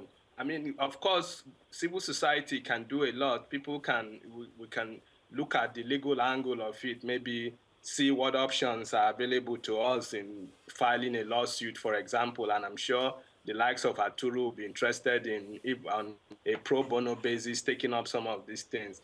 But there is also the need for greater awareness. I don't know how much, you know, people can do, because when you find yourself in the kind of situation these young men and women find themselves, I don't know how much of talking you can do to dissuade people from going ahead. People just have to do what they have to do in order to find a means to survive in the country. So, you know, great, civil society can create some awareness, can talk about the need, or even pressure some of these agencies and, you know, talk to their management and say, don't organize this thing this way. Maybe there's something online. But it's so difficult to pin down one particular thing that you can do to, because at the end of the day, even if they don't go to this center, it could be some other thing, some other platforms, and, you know, something like this could as well happen. So I just don't want to get into this argument about tackling some of these issues, you know, bit by bit. I feel more comfortable focused on the bigger picture. now, but whether it's the Boko Haram attack on military barracks that led to over 200 people dying, or this incident in Abuja, on Monday there will be a national conference. It's going to kick off. And a lot of people are hopeful. A lot of people don't believe in that. Bamide, let me come to you. I know that your position is that it will be a waste of time. We actually have, we're spending $7 billion for that conference. Why do you think people are hopeful? Are they just going there to play, or why? Why are people who are participating hopeful that they will achieve something? Well, I think that it's important for us to do a thorough analysis of the categories of people who are attending the conference, so we don't do a reductive, analysis. In the first place, I want to make it very clear that we don't have a homogeneous category, if you like, in the sense that we have people who are going there who genuinely think that with this conference they can push the frontiers of freedoms in Nigeria by also insisting that government does what is right. I mean, there are people like that, and there are people who think that, look, if we avoid this conference, people are going to take decisions there anyway, and then whatever decisions they take might eventually be binding on Nigerians. So why don't we engage the process and then see what can be done? And I also know that there are also people who are going there and say, look, we would, and that's my position. For those who have the time, they can go there, engage the process, and say, look, ladies and gentlemen, we can show that these people are not sincere. They've called us for a conference, and it is clear that the ruling elites have run out of ideas, and that the only way is to begin to talk about regime change, system change, as it were. Then, of course, we have people who are going there because they just see this as an opportunity to have their own slice of national cake. And there are people who are going there also because they are jobless and they have no work to do. And so if people are going to do a conference and they're going to be heavily rewarded, quote unquote, with per diem, so why don't we just move to Abuja for 3 months and rather than stay at home and do nothing and then we just die of starvation? And then, of course, there are people who are going there because they have their own political agenda. They're going there and they want to say, look, this is how we can continue to be relevant. So they want to go there, negotiate among the ruling blocs in different geopolitical divisions in Nigeria. This is what they do best. Treating among themselves, get positions, get oil blocks, get all sorts of juicy contracts, and then of course it's business as usual. So we have all sorts of people who are going there. Some are also naive. I mean, some are also naive because they think that, well, this conference is going to solve problems. But of course, we must also begin to ask ourselves, what does the government itself think? By organizing a conference that the outcome will not be subjected to a referendum, by organizing a conference whose agenda, has been predetermined. I mean, I think we must be very careful before we begin to throw away people's resources in organizing this sort of jamboree. Chido, there were reports that you were going. Now you said you're not going. Why are you not going? Well, I was not going because I was not invited, simply. Okay. But a lot of people in the civil society are going, and there are this report that they've been paid to go there. They've been mobilized. That's the word that is used to go there. And the mobilization was coming from the Niger Delta. Why are people in the civic society going and to attend the conference where they are going to be paid? And what is you are in that world? What are you hearing? What is their motivation? Well, from my section of civil society, which is the pro-democracy civil society section, there is really no motivation beyond the fact that we want to see a comprehensive overhaul of the Nigerian states based on the rights and a system that we see Nigerians, the downtrodden, being taken care of, being in power, so to say. I don't know how much in terms of motivation that is involved here. I don't even know how much people are being paid. My expectation is that it's perhaps normal if you bring in people here, maybe you pay allowances. There have been figures ranging from 2 to 4 million to 8 million. I really don't know. But I mean, well before some of us, and I'm sure Turu will agree with me, have been in this process of calling for a national conference or sub-national conference in the last 2 decades or so, and we've not stopped doing that. That was the topic of my 2 books. And once the government made it clear that they wanted to organize the conference, the section of civil society that I belong to got together, and over time we've issued statements, we've issued our position, we've made our position clear on this. So as Aturu said, there are many people who are coming to this conference with different agenda, those who want to be politically relevant, those who are coming perhaps for the money, those who are coming because they hope to remain relevant after this. I think it's an opportunity for us to just go sit down together and hear people out. They are all Nigerians. We have the good, the bad, and the ugly. At the end of the day, we all have a stake in this country. This country belongs to us. So let's go and find out what people are thinking, what ideas people have about the future of this country. And it's important that we do it in a very peaceful way, because it's most likely that the option of doing it in a full-blown civil war situation stares us in the face. Mm-hmm. Okay, Bamide, let me ask you, I know you are not going, but what will you be looking now for in terms of the discussion going on there? What will be the best case scenario that or you are looking for when you watch the proceedings? Well, I think that what I would still advise the critical segment of the civil society that will be attending the conference to do is to do a lot of agenda setting. They need to focus on agenda setting.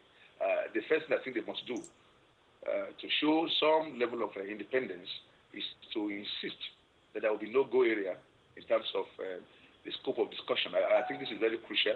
This is very important.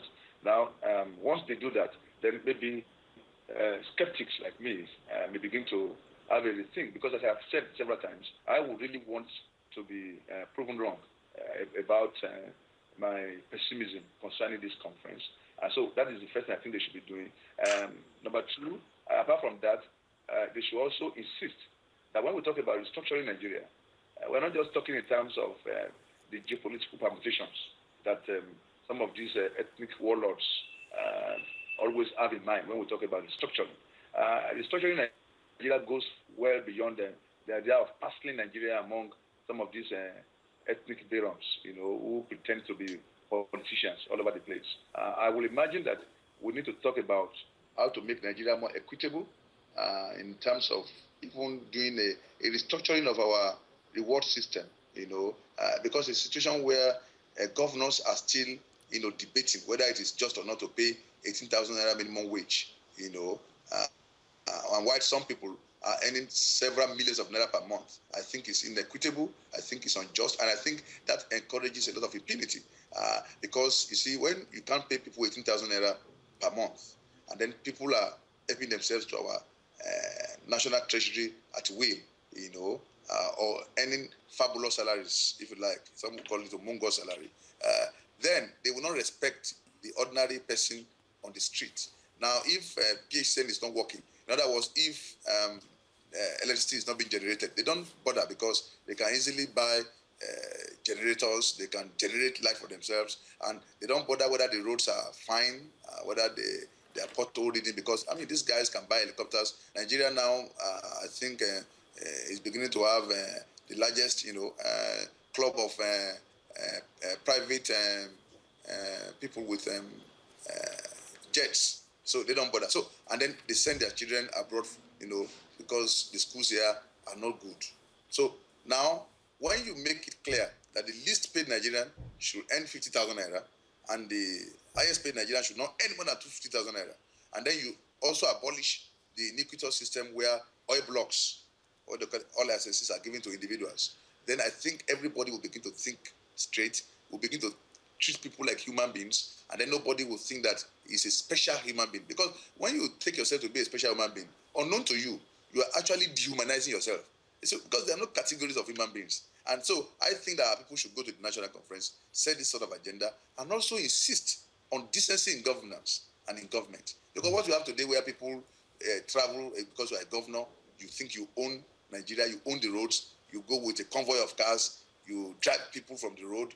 I mean, I think this sort of behaviors, must be legislated out of existence, if you like. So we need to begin to let people know that because they are serving as public officials, does not make them special categories of Nigerians. And if they can do that, and if they can make this enforceable, well, I will then go and announce publicly that, well, my pessimism was unjustified, and in fact, I will apologize to those who put this together.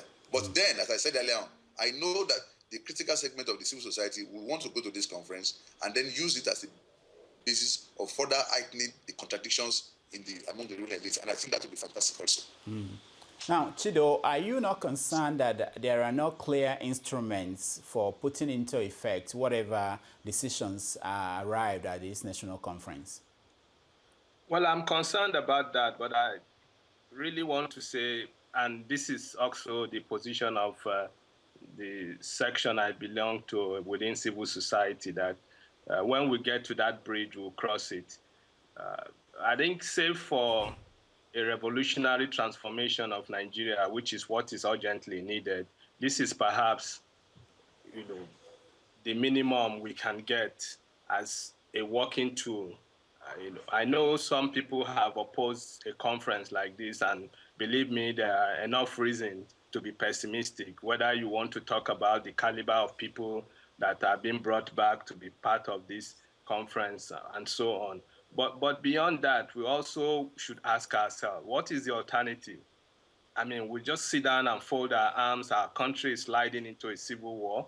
We sit down and fold our arms and hope that by 2015, things would get better. Of course, the things are not going to get better. So the challenge is, what do we do? How do we use this? The government, of course, didn't call this conference because it's really perhaps has always wanted to call a conference. I think just as one of your speakers, Jaye Gaskia, mentioned in an earlier program, the government has found it's becoming increasingly weaker, both within its party and nationally. And it just felt perhaps that this is an opportunity. This is something that they needed to do to show up support. Fine, that's the government agenda. What about those of us who have been concerned about this process? What do we do? And if you look at it, there are many fundamental problems in the country. And my own, and I mentioned this in the last piece I did for Sahara, which appeared yesterday, I think those of us from civil society who are pushing this, and let me just state quickly here that this national conference is not a silver bullet, and we shouldn't see it as such.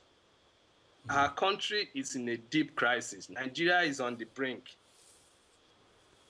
This is just an opportunity. I don't think we'll go to this conference hoping that we can resolve all the problems of Nigeria. Perhaps if it's one issue that we are able to even agree on, which can become the basis for building for the future, that will be magnificent. And what is that problem? And the problem is that of nationhood. So in going to this conference, the fundamental issue that we'll be looking at is the structure of the Nigerian state. And by structure, just as Haturu said, I do not look at Nigeria as a collection of ethnic nationalities. Nigeria is no longer the sum total of its ethnic nationalities. So what you have in place of ethnic nationalities now are what I would like to refer to as civic nationalities. So you go there, I mean, those who want to come with their ethnic and religious baggage, of course, they are part of Nigeria, they are Nigerians, they are welcome to come to this conference. But when we go to a conference like this, the fundamental issue that we ought to be looking at is the structure of Nigeria in sense of what would be the federating unit. Do we want to have the 36-state structure as it is now, or do we want to have the 6 geopolitical zones, but not based on any ethnic or religious thing, so that we can stop, for example, having this idea, people still talk about the North as if it's a separate country from the rest of Nigeria. Okay.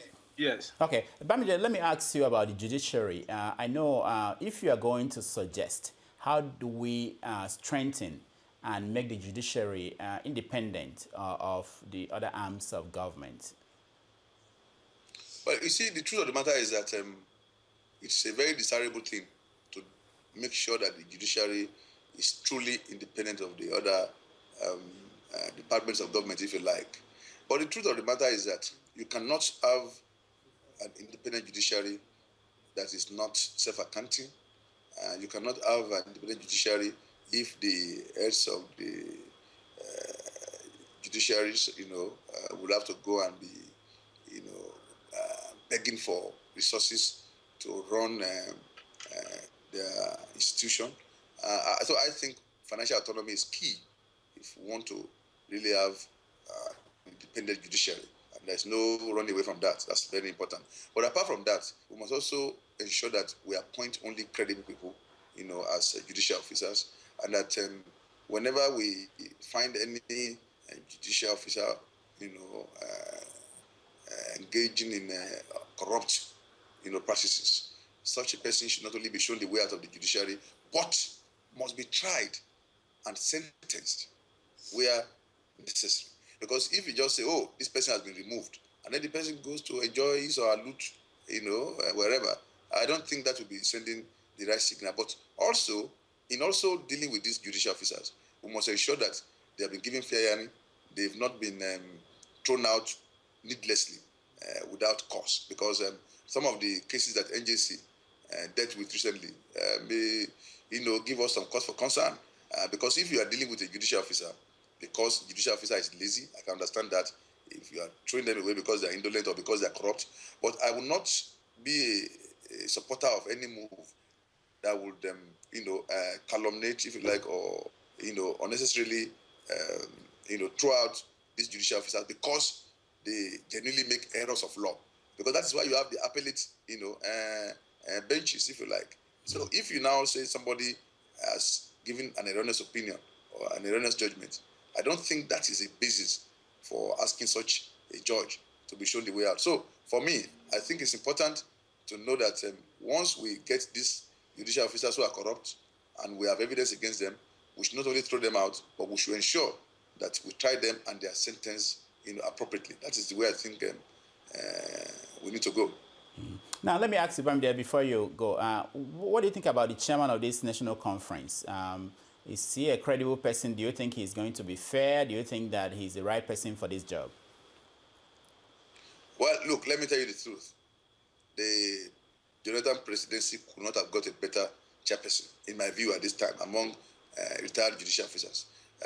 Justice Kutigi has a very well-known reputation among Nigerian lawyers and those who know a lot about the judiciary. Somebody who's incorruptible, somebody who's fair, and somebody who's honest. In fact, if you are privileged to have read some of his judgments, even as presiding officer, at the Supreme Court, he dissented. That showed some courage. So I think from what I know about him, he's independent-minded. He's not the kind of person that can be used anyhow. But you see, this goes beyond his own qualities as an individual. You're talking about a conference of 492 people, a conference that politicians are going to do all sorts of things to ensure that their own, will becomes supreme, and all sorts of politicking may go on. In fact, I would not be surprised if Justice Kutigi even resigns by the time the funny things begin to play out in that conference. But I tell you about his quality, about his character, I can tell you, very sterling human being. Okay. Chido, we're running out of time. Let me ask you how you will rate, what will you rate as success or failure of this conference? And what if at the end of this conference, when people down the road, 5 years down the road, people start saying, oh, we need another conference. Won't people in government say, well, you had your conference, you had your chance, and you shouldn't be talking about another conference? Well, until we get it right, I guess we have to, Rudolph, really, in all seriousness, we have to keep having conferences until we think we've arrived. The other, what is the alternative? That's the question.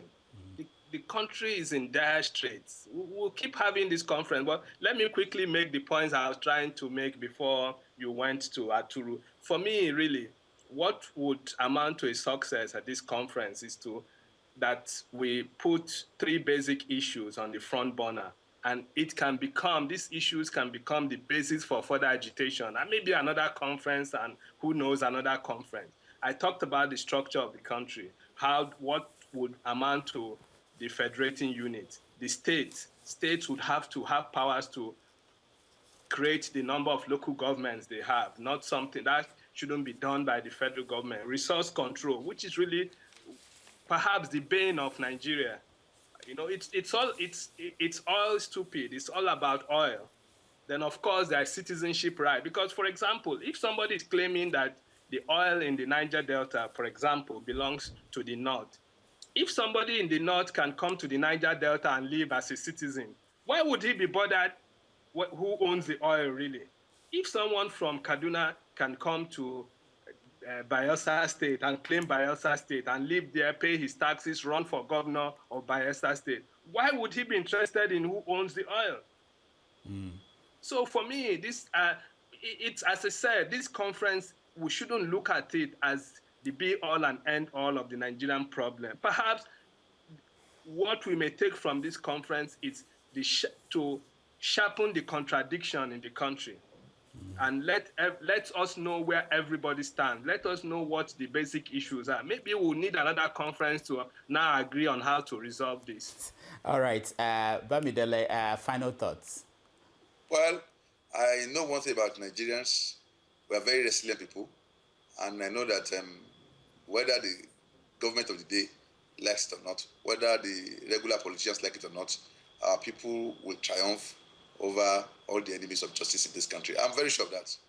That is the lesson that history teaches us. All right. Bamidele Aturu, thank you so much for joining us. The pleasure is mine, and thank you for the good work you are doing. Thank you. Chido Onomo, thank you so much for joining us. All right. Thank you, Rudolph, and I look forward to Dr. Damages. Thank you.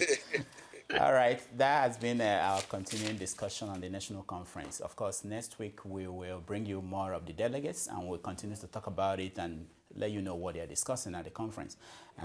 We are going to now pause and we will be back with Keeping It Real, Dr. Damages, The Break, and all the other shows. Stay tuned.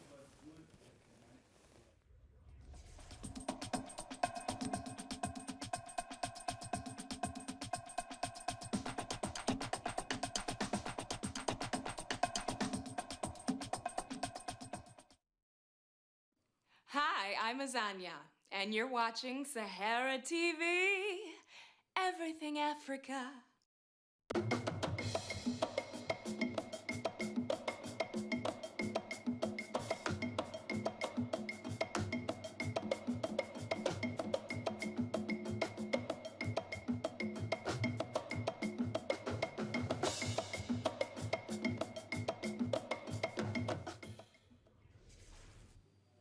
Hi there. So this week, I'm continuing my list of Africa's all-time most notorious dictators. Did you see part 1? Remember, I'm looking at those dictators who held on to power too long, those who are involved in outrageous corruption and human rights abuse. So let's get to it. Said Barre, president of Somalia from 1969 to 1991. He was a Somali policeman turned soldier, and he took power after the assassination of then-President Abdir Rashid Shamaki.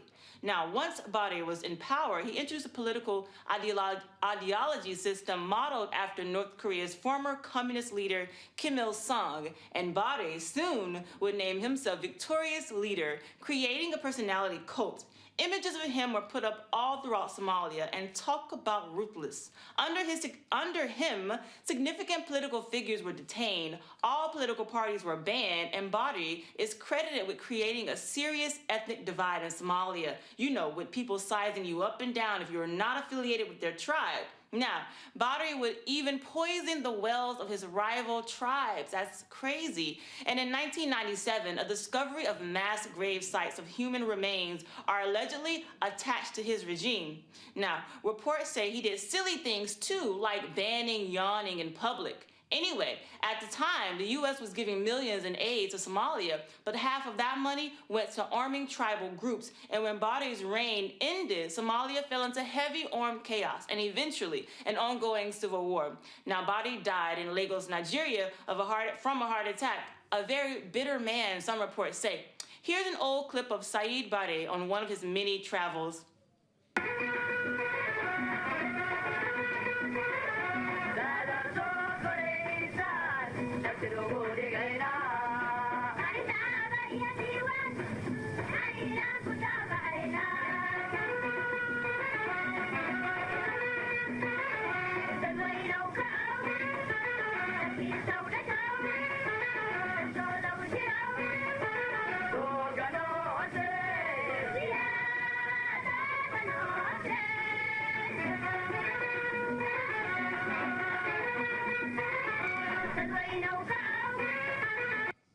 All right, moving on. Essene Habré, often compared to Chile's wow dictator Augusto Pinochet.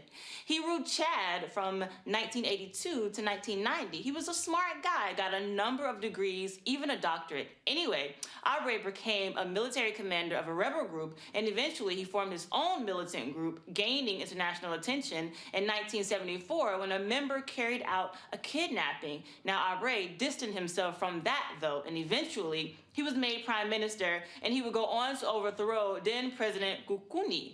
Now, Habré's government reportedly carried out about 40,000 murders and about 200,000 cases of torture, and that's all according to his own victims, the Human Rights Watch, and a 1990 Commission of Inquiry. And it's known that his secret police, the Documentation of Security Directorate, acted like hounds, detaining and torturing those opposed to Habré. Now, according to Human Rights Watch, his prisoners were held at an underground prison and tortured in inhumane ways, like ears cut off, cigarette burnings, gas squirted in eyes, held beside decomposing bodies, and so many more. Anyway, he was ousted and found refuge in Senegal, but he was put on house arrest in that country and sentenced to life in absentia. But big news came in 2013. Senegal officially arrested a 70-year-old Habré, and today he's set to face charges of crimes against humanity. Now, here's a report on how Habré's victims fought for his arrest. Hissène Habré has been called the Pinochet of Africa. He ruled Chad with an iron fist for 8 years. He's accused of human rights violations, including imprisonment without trial and the systematic use of torture. After Habré fled the country, investigators discovered mass graves in the desert and accused the dictator of the deaths of more than 40,000 of his fellow Chadians. The trial of Hissène Habré could be the first in which a former African dictator is actually prosecuted in another African country, and would mark the end of an international manhunt that has taken more than 10 frustrating years.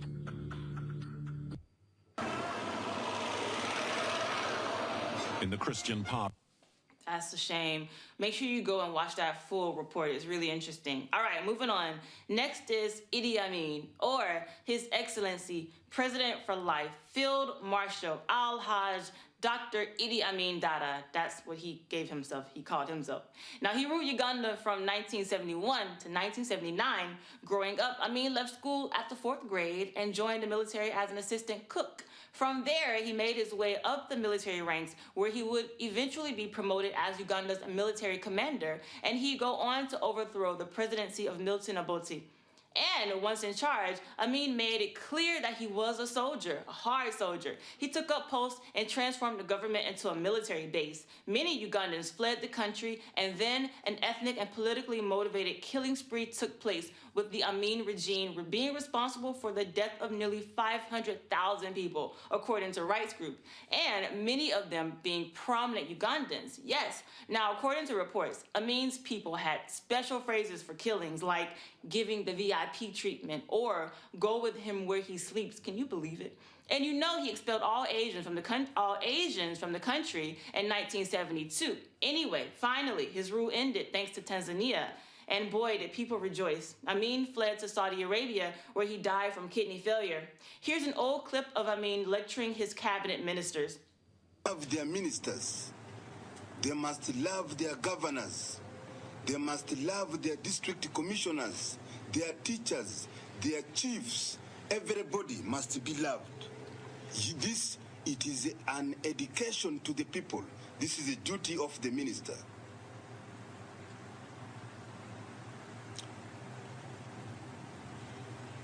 If I see the minister is a coward, automatically I kick you out of my office. Because I know that you have got something wrong with you. I will put some another person straight. Or any governor or anybody. This I must make it absolutely clear. And even whether you hide, you will be known.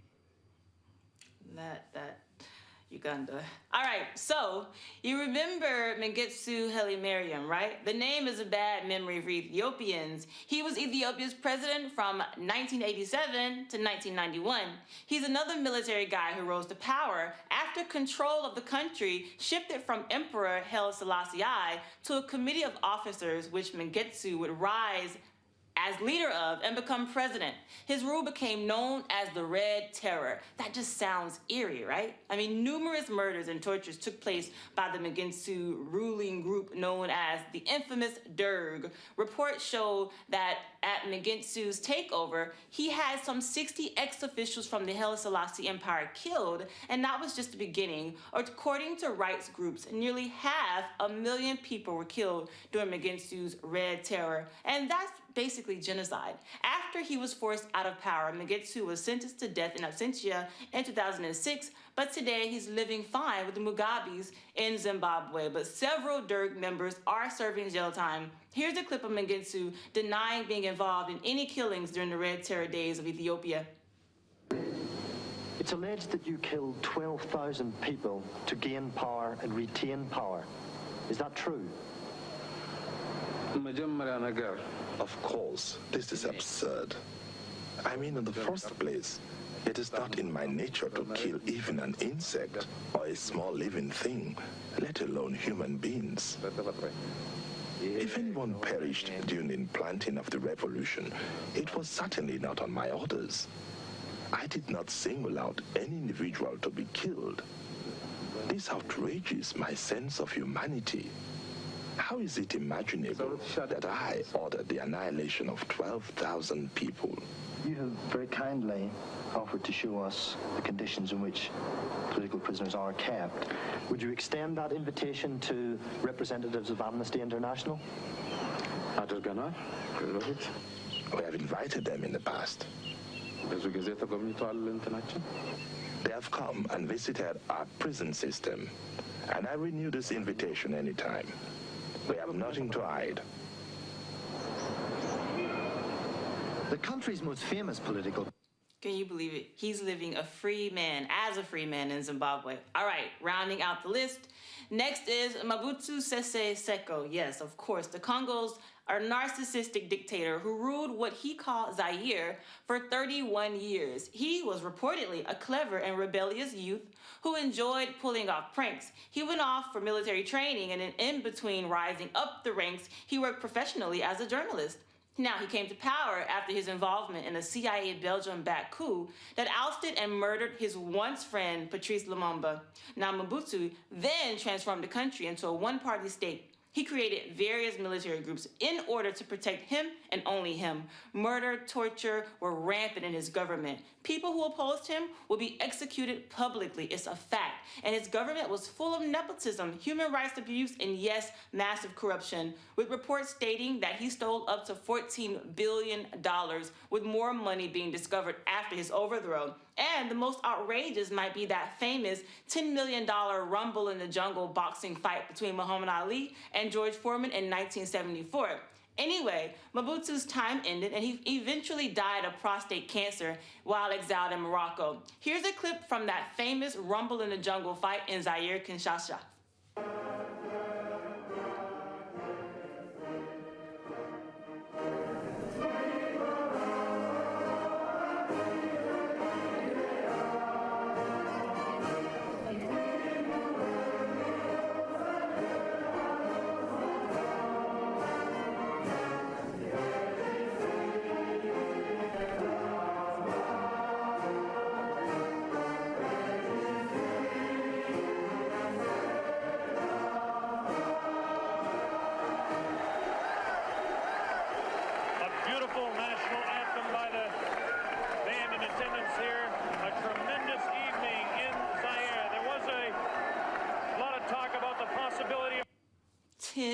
billion. All right, so I have to stop there, but seriously, who am I leaving off, right? There's Abdoulaye Wade, who ruled Senegal for 12 years before he was finally voted out, and he was grooming his son for succession, you remember, right? And remember Gnassingbé Eyadema, former Togolese president? He was one of Africa's first dictators who held on to power for nearly 4 decades. Anyway, you know, the crazy thing in all of this is that some current leaders still have these dictatorial characteristics, which is scary.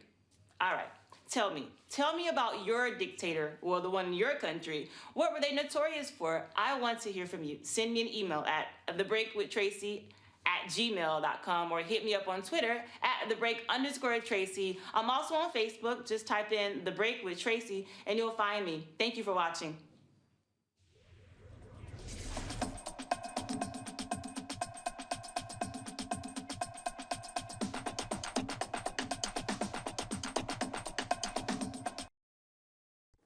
This is Adam Clayton Powell IV, and you're watching Sahara TV, Everything Africa. Hi, I'm Amini Kajunju, President and CEO of the Africa America Institute. You are watching Sahara TV.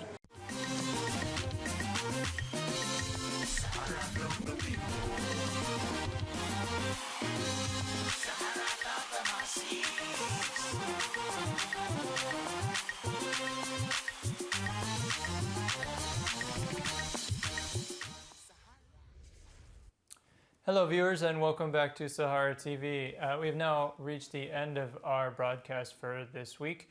Thank you so much for tuning in, both to watching our shows on our website, SaharaReporters.com, SaharaReporters.tv, as well as our live stream channel, Sahara TV. So if you missed any of the segments that we had earlier, you can definitely check them out. They'll be up on our YouTube channel in just a couple of days on Sahara TV at YouTube. And also our live stream channel. And if you subscribe to our live stream channel, every week you'll get an email reminding you of our show, which goes from 12 to 4 p.m. EST here in New York. And so thank you again to those that viewed. And also thank you to everyone that tuned in to our Sahara TV TalkBack segment, both the phone segment and our Skype segment. And stay tuned. We have the shows coming up inside the Diaspora with Fatima, as well as our regulars. Later, Dr. Damages and Keeping It Real. So also thanks again and tune in. We'll see you here next week.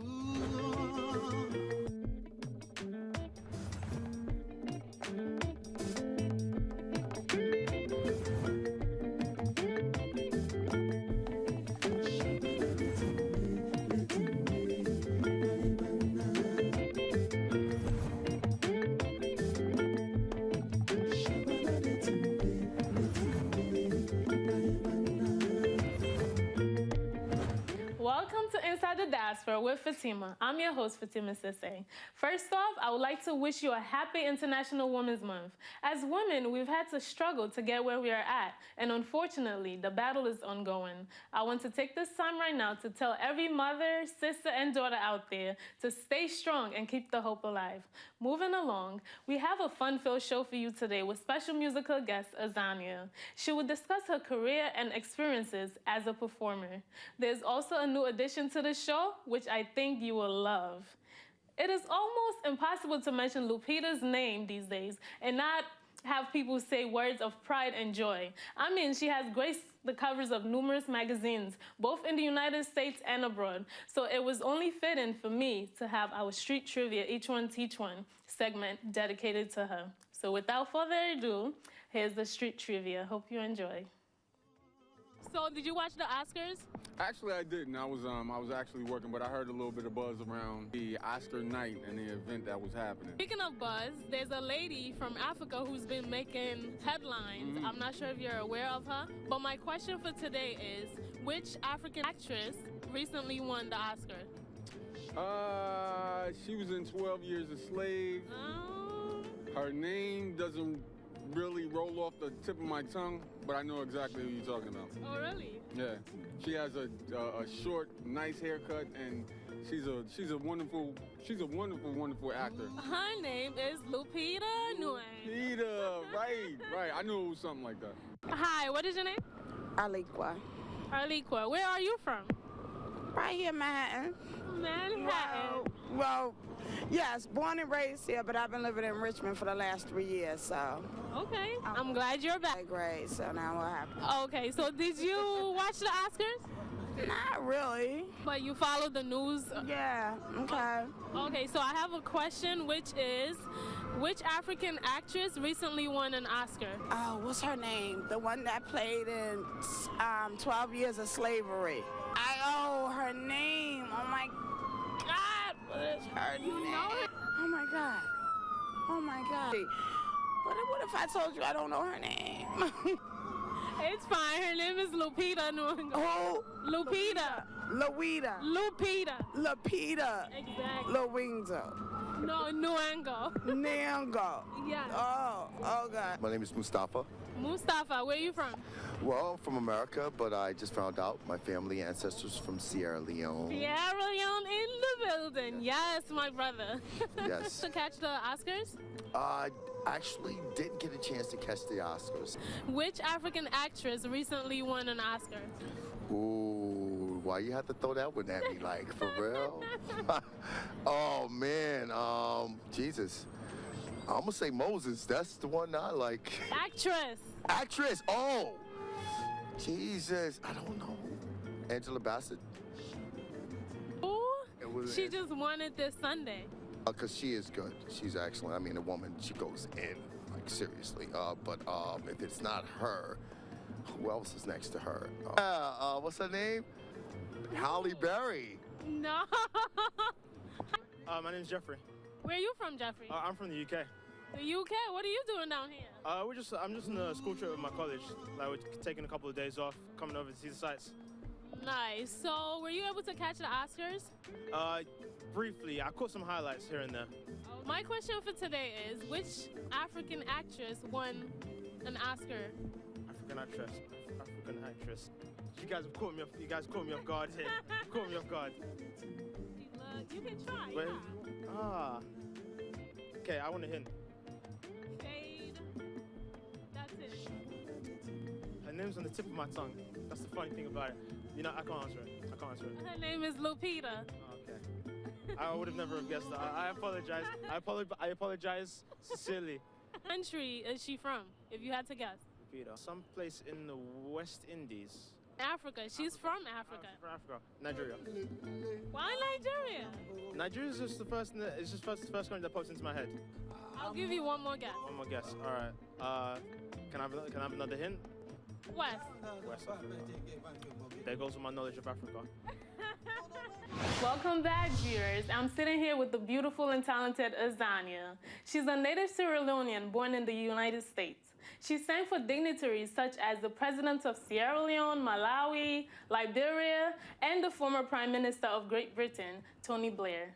Thank you for joining me today, Ms. Azania. Thank you very much for having me, Fatima. You're welcome. So please tell me, how did your singing career come about? It started when I was really young. I was probably about 6 when I started in church choir. Okay. And then I went on to sing in school choirs and gradually got to realize that I had something special because I kept getting solos, getting asked to perform for different like talent shows and events. And when I moved to Switzerland through my mother's work, I started working in professional bands and being paid to sing, and that grew. Wow, that's very impressive. Yeah. Switzerland, so tell me about that. How was life living abroad? Well, I mean, Switzerland's a beautiful place. It's very, very small, actually, and it's in the very center of Europe, so it was very easy to travel around, and I got to perform in many different countries around Europe. I did opera, and I did I did all sorts, funk, jazz, and I just Wow. I love to sing many styles. So you mentioned international. What has been the reception, you know, from abroad or from back home? I know you're from Sierra Leone. Yes. What has been the reaction from people? Of what I do? Yes. The reaction's been great. I think music is very universal. So it's if people are touched, it doesn't really matter where they're from or where you're from. It really does just break through barriers. I want to know who inspired you? Who or what inspired you to be a performer? Gosh, I mean, that's a perfect question for a very simple answer. Whitney Houston. Really? Whitney Houston, yes. She is and will always be my idol, first and foremost. She's the one who truly inspired me to become a singer, to become a performer, and to just strive for the big voice and the majestic kind of performances. I just was so blown away by her when I saw her first video, or it was the first one I had seen of her, Greatest Love of All. And you saw the little girl that was portraying the little Whitney, and then she grew up as this big Whitney, and I was like, that's it, you know, that's me, I'm gonna be her, I'm just gonna grow up to be her. So yeah, I'd never been touched by a voice like that before. And, you know, coupled with her beauty and her just how she shined. I really was inspired by her. Yeah, she touched a lot of people, including myself. Yeah. So, besides Sierra Leone and, of course, Geneva, what are some of the other places that you've performed at? Oh, and which was the most memorable? The most memorable? Let's see, I performed in Morocco, I've performed in... Yeah, I mean, I would say Paris. Paris was amazing. Okay. I performed on a TV show there called Graines de Star, and that was incredible because it was millions of viewers of the show, and you know, people would vote, and it was one of those exciting kind of competitions that I did there. Yes. For those of you who are watching, that's an equivalent to American Idol, and she's actually the winner. Yeah. So that's very big. I was very proud to, you know, to learn that you actually won that competition. Yeah. So congrats for that. Thank you, Fatima. I also know that you have a concert coming up at the Apollo Theater. Yes. It's Apollo Music Cafe. Exactly. Yes, and that's on Saturday, April 5th at 10 o'clock. 10 o'clock. And I really hope everybody comes out. It's going to be an awesome show. It's during their Africa Now weekend.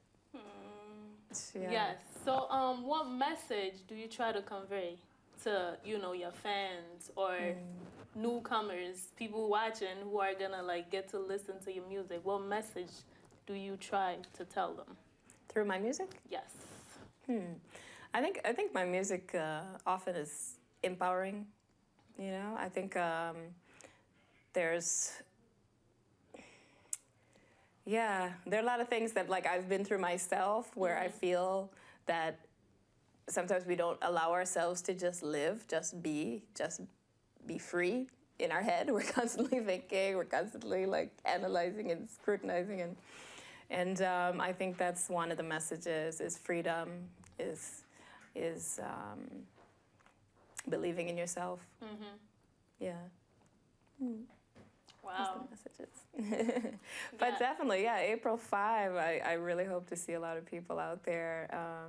It's on 125th Street between 6th and 7th Avenue, 7th and 8th, sorry. Avenue. Yeah, 7th and 8th. Apollo Theater, and I'll be with the full band, and we'll have the singers with me and everything, and it's going to be great. I cannot wait. With that said, I want to thank you for joining me today. Thank you. Thank you so much. My pleasure. Stay tuned, viewers. Next is a performance from the one and only Azania. Every baby is born with all the innocence and hope we adore. Depends on others to live and learn how to get around in this world. I had the opportunity to attend a cultural event at City College in Harlem called Umoja and felt that I should share with you all how we can all work together as change agents to make huge impact. In this case, Umoja brought together students from different ethnic backgrounds to form unity on campus. Here are the results.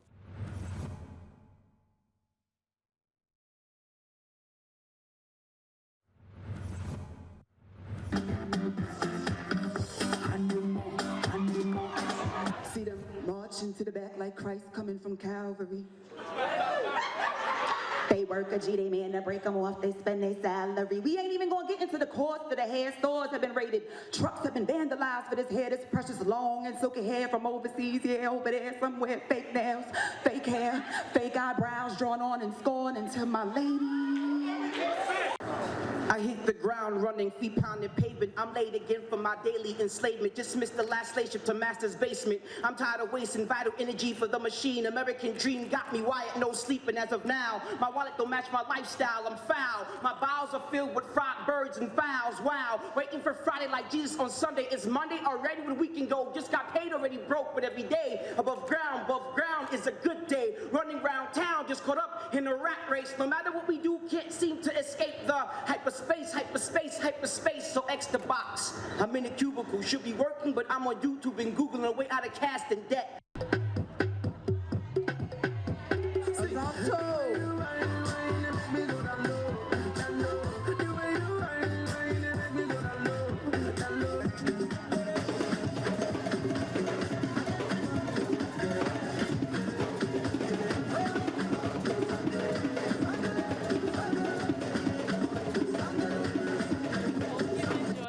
Well, folks, that's the show for today. Thank you all for watching, and be sure to tune in again next week as we uncover more stories inside the diaspora. Be sure to also send us an email at insidethediaspora@gmail.com. Like us on Twitter, Inside Diaspora, likewise on Instagram. Thank you for watching, and see you next time.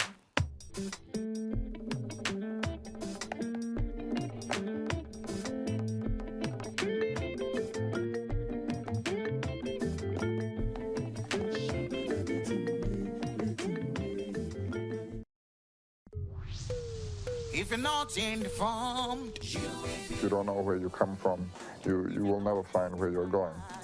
When Nigeria is working, we will all know. PDP and us are diametrically opposed.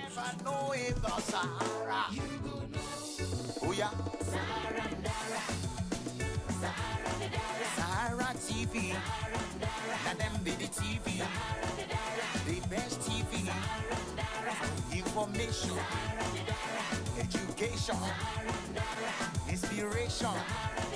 Sahara TV, let me die. I am from Sahara TV. I'd like to ask you a few questions. Information, education, inspiration. Sahara TV, they get mouth, they get mouth.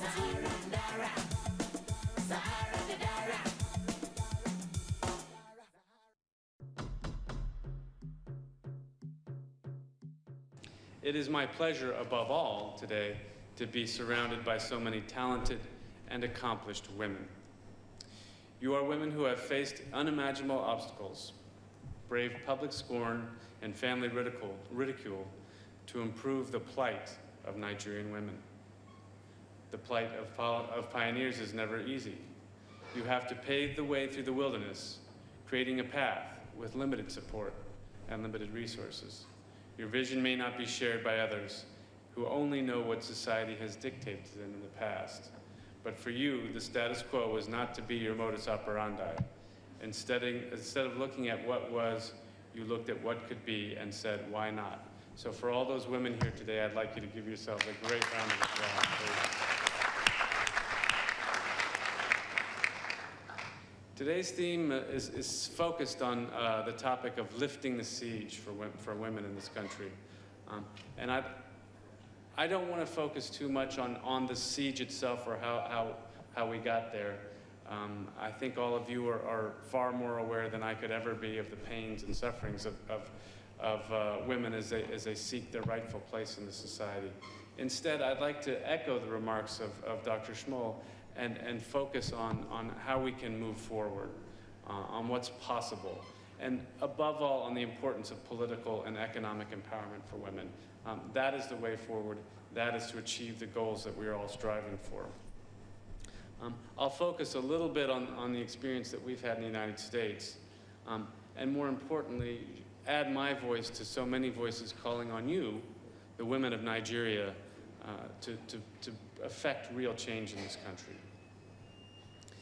As we all know, today is a celebration in part of Women's History Month, and March 8th marked the 103rd observance of International Women's Day. The creation of International Women's Day emerged from the activities of labor movements at the turn of the 20th century in North America and in Europe. In its early years, the day honored the women's rights movement, including advocating for the right to vote and to hold public office, and for ending discrimination in the workplace. Today, the day is observed as a time to reflect on progress, and there has been so much, as Dr. Schmoll pointed out, but also to call for change and celebrate acts of courage and determination by women like Jo, who have made a difference in their communities and countries. It is with this in mind that I am so delighted to be here with you today to promote gender equality and advance the status of women and girls in Nigeria. Evidence has amply shown that investments in women's employment, in women's health, in women's education are correlated with greater economic growth and more successful development outcomes for everyone in society, men and women alike. As our Secretary of State, John Kerry, has said, no country can get ahead if it leaves half its people behind. That is why the United States believes gender equality is critical to our shared goals of prosperity, stability, and peace, and why investing in women and girls worldwide is critical to U.S. foreign policy, to our foreign policy. I believe that engaging women as political and social actors can change policy choices and make institutions more representative and better forming. And a growing body of evidence shows that women bring a range of unique experiences and contributions in decision-making on matters of peace and security that lead to improved outcomes in conflict prevention and resolution. For these reasons, Nigeria needs to hear your voice. Nigeria needs your perspective. Nigeria needs you to be active and engaged in politics, in NGOs, in the private industry, and in government. Women, arise. Women, arise.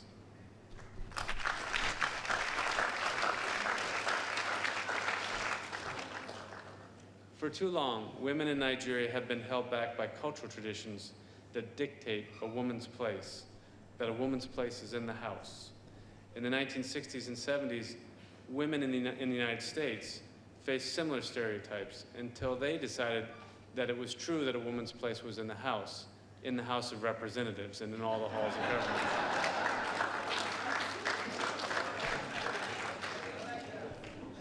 Women decided to stand up for themselves and be counted among the decision makers of America.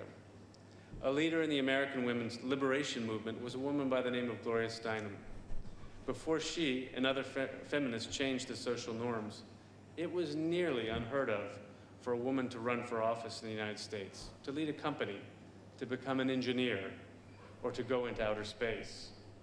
Gloria Steinem and others have actively campaigned for the passage of the Equal Rights Amendment to the U.S. Constitution, in addition to other laws and social reforms that promote equality between women and men.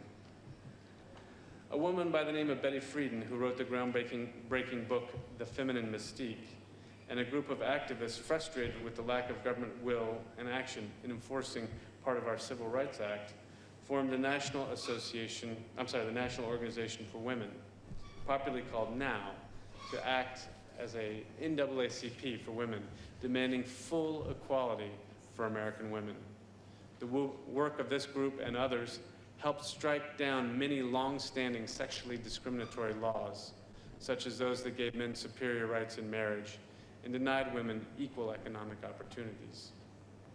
The Civil Rights Act of 1964, something that we all know a lot about and are very proud of, banned workplace discrimination not only on the basis of race and religion and national origin, but also on the basis of sex, thanks in part to the lobbying of women like Alice Paul and Coretta Scott King, the wife of Reverend Dr. Martin Luther King Jr. Throughout the course of our history, women took the lead in fighting for their liberation and did not wait for men to take up their cause. In 1969, newly elected Representative Shirley Chisholm of New York gave her famous speech, Equal Rights for Women, on the floor of Congress. In 1972, she was the first black woman to run for the office of the President of the United States. I'm proud to say that my own personal experience has tracked closely with these changes in America. When I first embarked on my diplomatic career a couple of decades ago, these changes were still working their way through the American system, and women had not, even in those days, had not fully attained their full place in American society.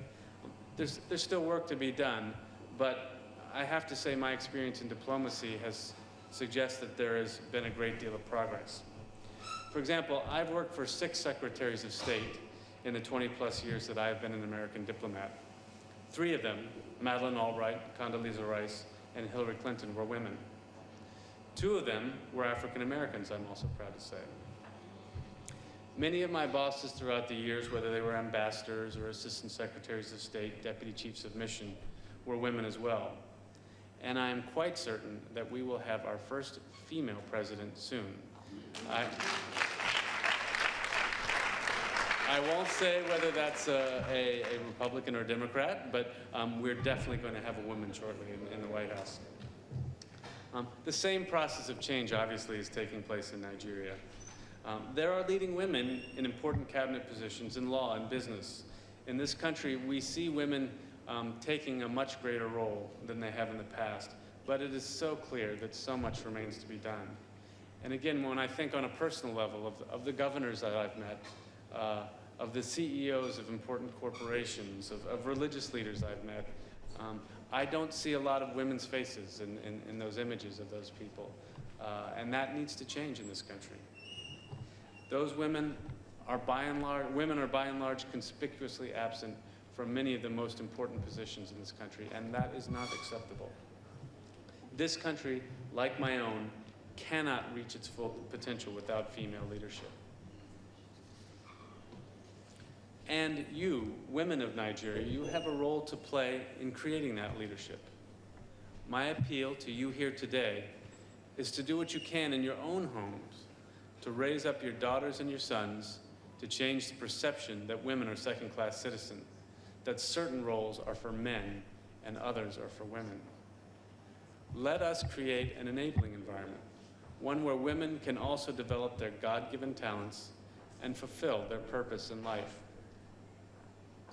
Let's stop stereotyping women and confining them to preconceived notions of women's roles that are tied to the past. The world is changing, and people, and Nigeria, needs to change with the time.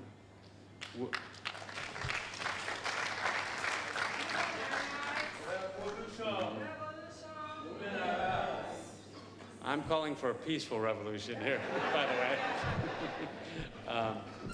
way. Women need to stand up for themselves, as that woman just did, and go after what they want. They need to get a good education. They need to study hard. They need to apply themselves. They need to be risk takers and follow the dictates of their own hearts when it comes to the careers that they want to pursue. Mothers need to guide their daughters, but not dictate to them. Mothers, please help your daughters to learn to think for themselves. There is strength in numbers, and in Nigeria, you definitely have that strength in numbers. With at least 60 million women in this country, you are a force to be reckoned with if you learn to join hands and work together.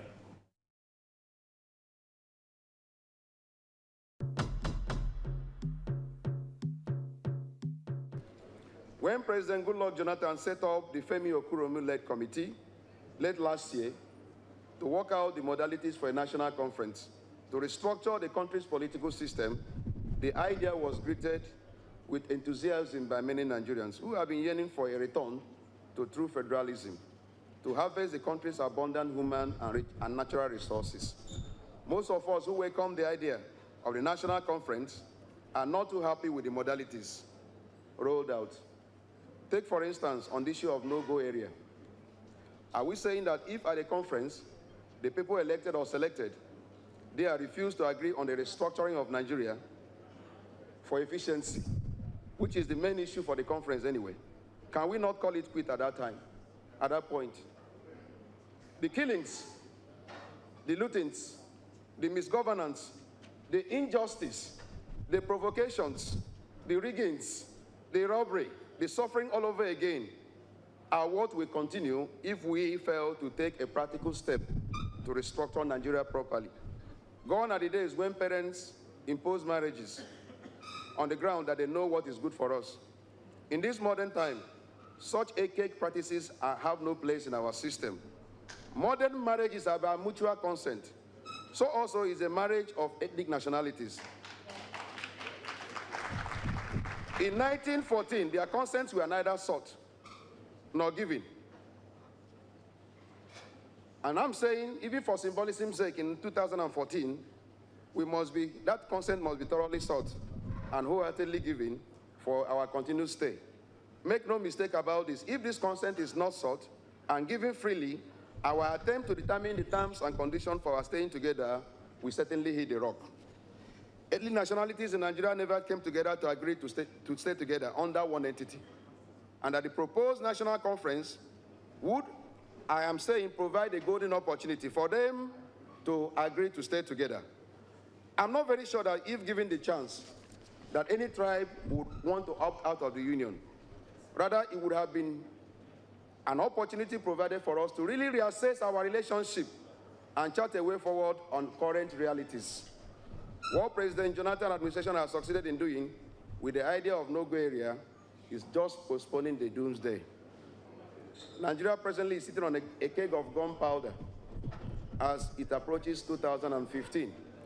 All the geopolitical zones are threatening fire and brimstone if they are not allowed to produce the president in 2015. We dare not go into that election without first and foremost resolving several of those issues that tends to pull us apart. There is so much bottled up anger. There is so much bottled up anger. There is the anger of the deprived majority, and there is the anger of the few elites who feel cheated in the current system. The present conference must have two main attributes: adopting a new constitution, embodying a renegotiated terms and conditions on which the diverse ethnic groups comprised in Nigeria can live together in peace, security, progress, prosperity, general well-being, and unity as one country. Then secondly, the conference should be one of ethnic nationalities that make up the Nigerian state. If it is true that Okuromu-led committee recommended a conference whose deliberation would only be integrated into the existing 1999 Constitution by the National Assembly, then the committee has set out to ensure the failure of the conference from the beginning. The committee has deliberately created a recipe for the disaster by not properly spelling out even the objective of the conference in the first place. The conference objective should have been spelled out through an act of the National Assembly. An enabling law, spelling out the modalities, the issues to be talked about, and what to do with the outcome of the talk would have been a preferred route. When you have considered a national conference and state that the conferees will determine the outcome of the deliberations, you have willingly created a recipe for disaster. Such obstacles appear deliberate by this government. I'm ready to be proven wrong. The fact that 75% of the delegates must agree on an issue before it can be ratified suggests that the government does not want them to arrive at a consensus on critical issues. They decided to set the consensus parameter at 75%. That is 3/4 of the delegates. They're saying that they must approve any issue before it is taken. This is very high and may remain unattainable. It is important to note that the majority of the conferees will be appointed by the executives. That alone is a retrogression. The consequences is that there will be a triumph of the minority in all the issues. It is dubbed the reign of terror of the minority. Two-thirds majority is the accepted and known standard internationally on matters like this. Why three-quarter? You may ask. A boo-boo trap.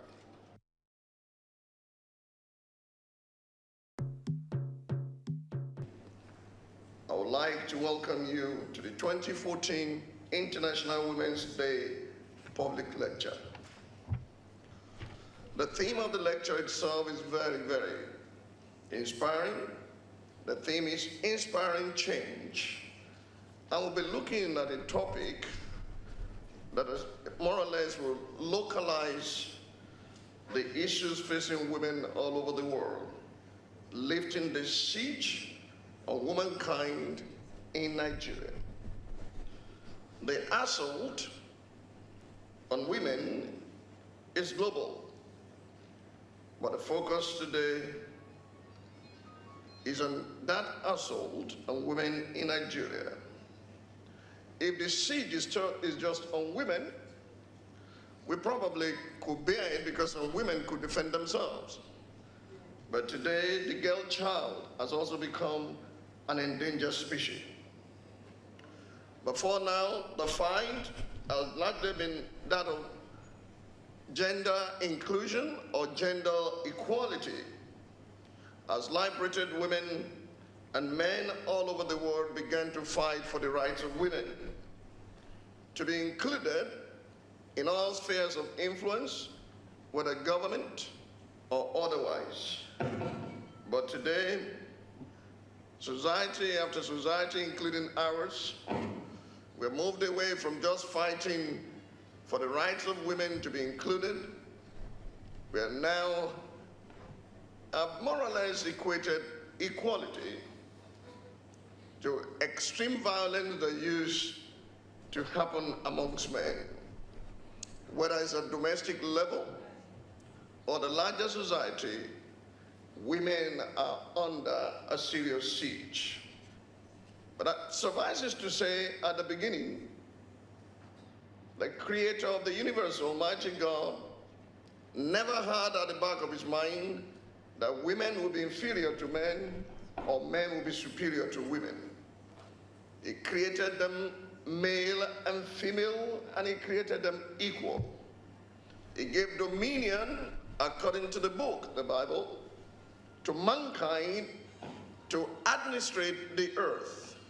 But somewhere, something happened along the line that women, instead of being co-heirs and co-administrators of the planet, became heavily dominated. And the things that influence such domination, violence, abuses, are cultural bondages and religious prejudices. For example, many believe that women are weaker. I'm yet to see a man who can undergo the strain of conception and childbirth. But we take the cue from the Bible and we say, God made them weaker vessels. The Bible never says so. Religious con men read that into the Bible. What the Bible says is, treat your wife's husband as weaker vessels. The way you would treat a fragile object, not because she's fragile, a fragile object that costs is so expensive, the way you will attend to it is the way you deal with a woman. But rather than that, we consider them weaker vessels. The truth is, the stronger sex is the weaker sex because of the weakness of the stronger sex to the weaker sex. That's the truth. I've been there at least 5 times, one time in particular to witness the birth of my children. And I thank God it made me a man. Because I don't know how I will bear the pain that women go through when they give birth. If we are ever going to inspire the kind of change, we will not abandon the responsibility to bring about this change to government and to NGOs. I believe it should begin in our homes. The husbands and fathers should rise to defend their wives and their children just as they would defend their mothers. Let me close this short remark by saying, women are not chattels to be used. They are persons to be respected. There is more to a woman than her body. They have brain, and many of them have demonstrated that they can function as heads of government. You have a long list of the likes of Margaret Thatcher, Indira Gandhi, Golda Meir, and so on and so forth. Even in our society, there are women who have distinguished themselves in fighting for what is right in society. So let's stop even imagining or thinking that men are superior to women, because indeed and in truth, what men can do, give opportunity to women, they will do better.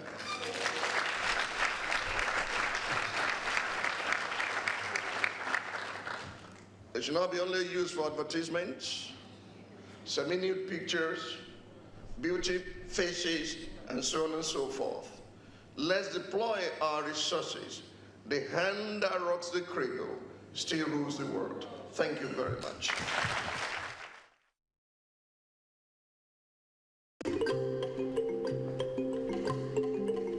Hey everyone, welcome to the Sahara TV experience. We're an online TV station that focuses on the underreported stories that may not be covered in the mainstream media, with the aim to inform Africans and people of African descent about the issues that directly affect their lives. Sahara TV covers a range of issues, from governmental corruption, human rights, news breaks, exclusive interviews, as well as African music, culture, and fashion. Simply, we highlight various African cultures around the world. You can catch our live weekly broadcast on YouTube, Roku, Livestream, the Sahara Reporters website, the Sahara TV website, and even on your mobile phone. Did I say mobile phone? Yes, your mobile phone. You can also watch the show through Livestream on your laptop or on your mobile device. Just visit new.livestream.com and search for Sahara TV. Now, for viewers who have Roku, for those of you who don't know what Roku is, it's a streaming device, just like Apple TV. Search the Sahara TV channel where you can watch us live, along with all of our videos. And if you missed the show, don't worry, we upload the different segments onto YouTube, so they're always there. So remember, catch our live broadcast every Saturday, 12 to 4 p.m. EST, 5 to 9 p.m. GMT. Check your local time zone to be sure to tune into the show. Sahara TV is everything Africa.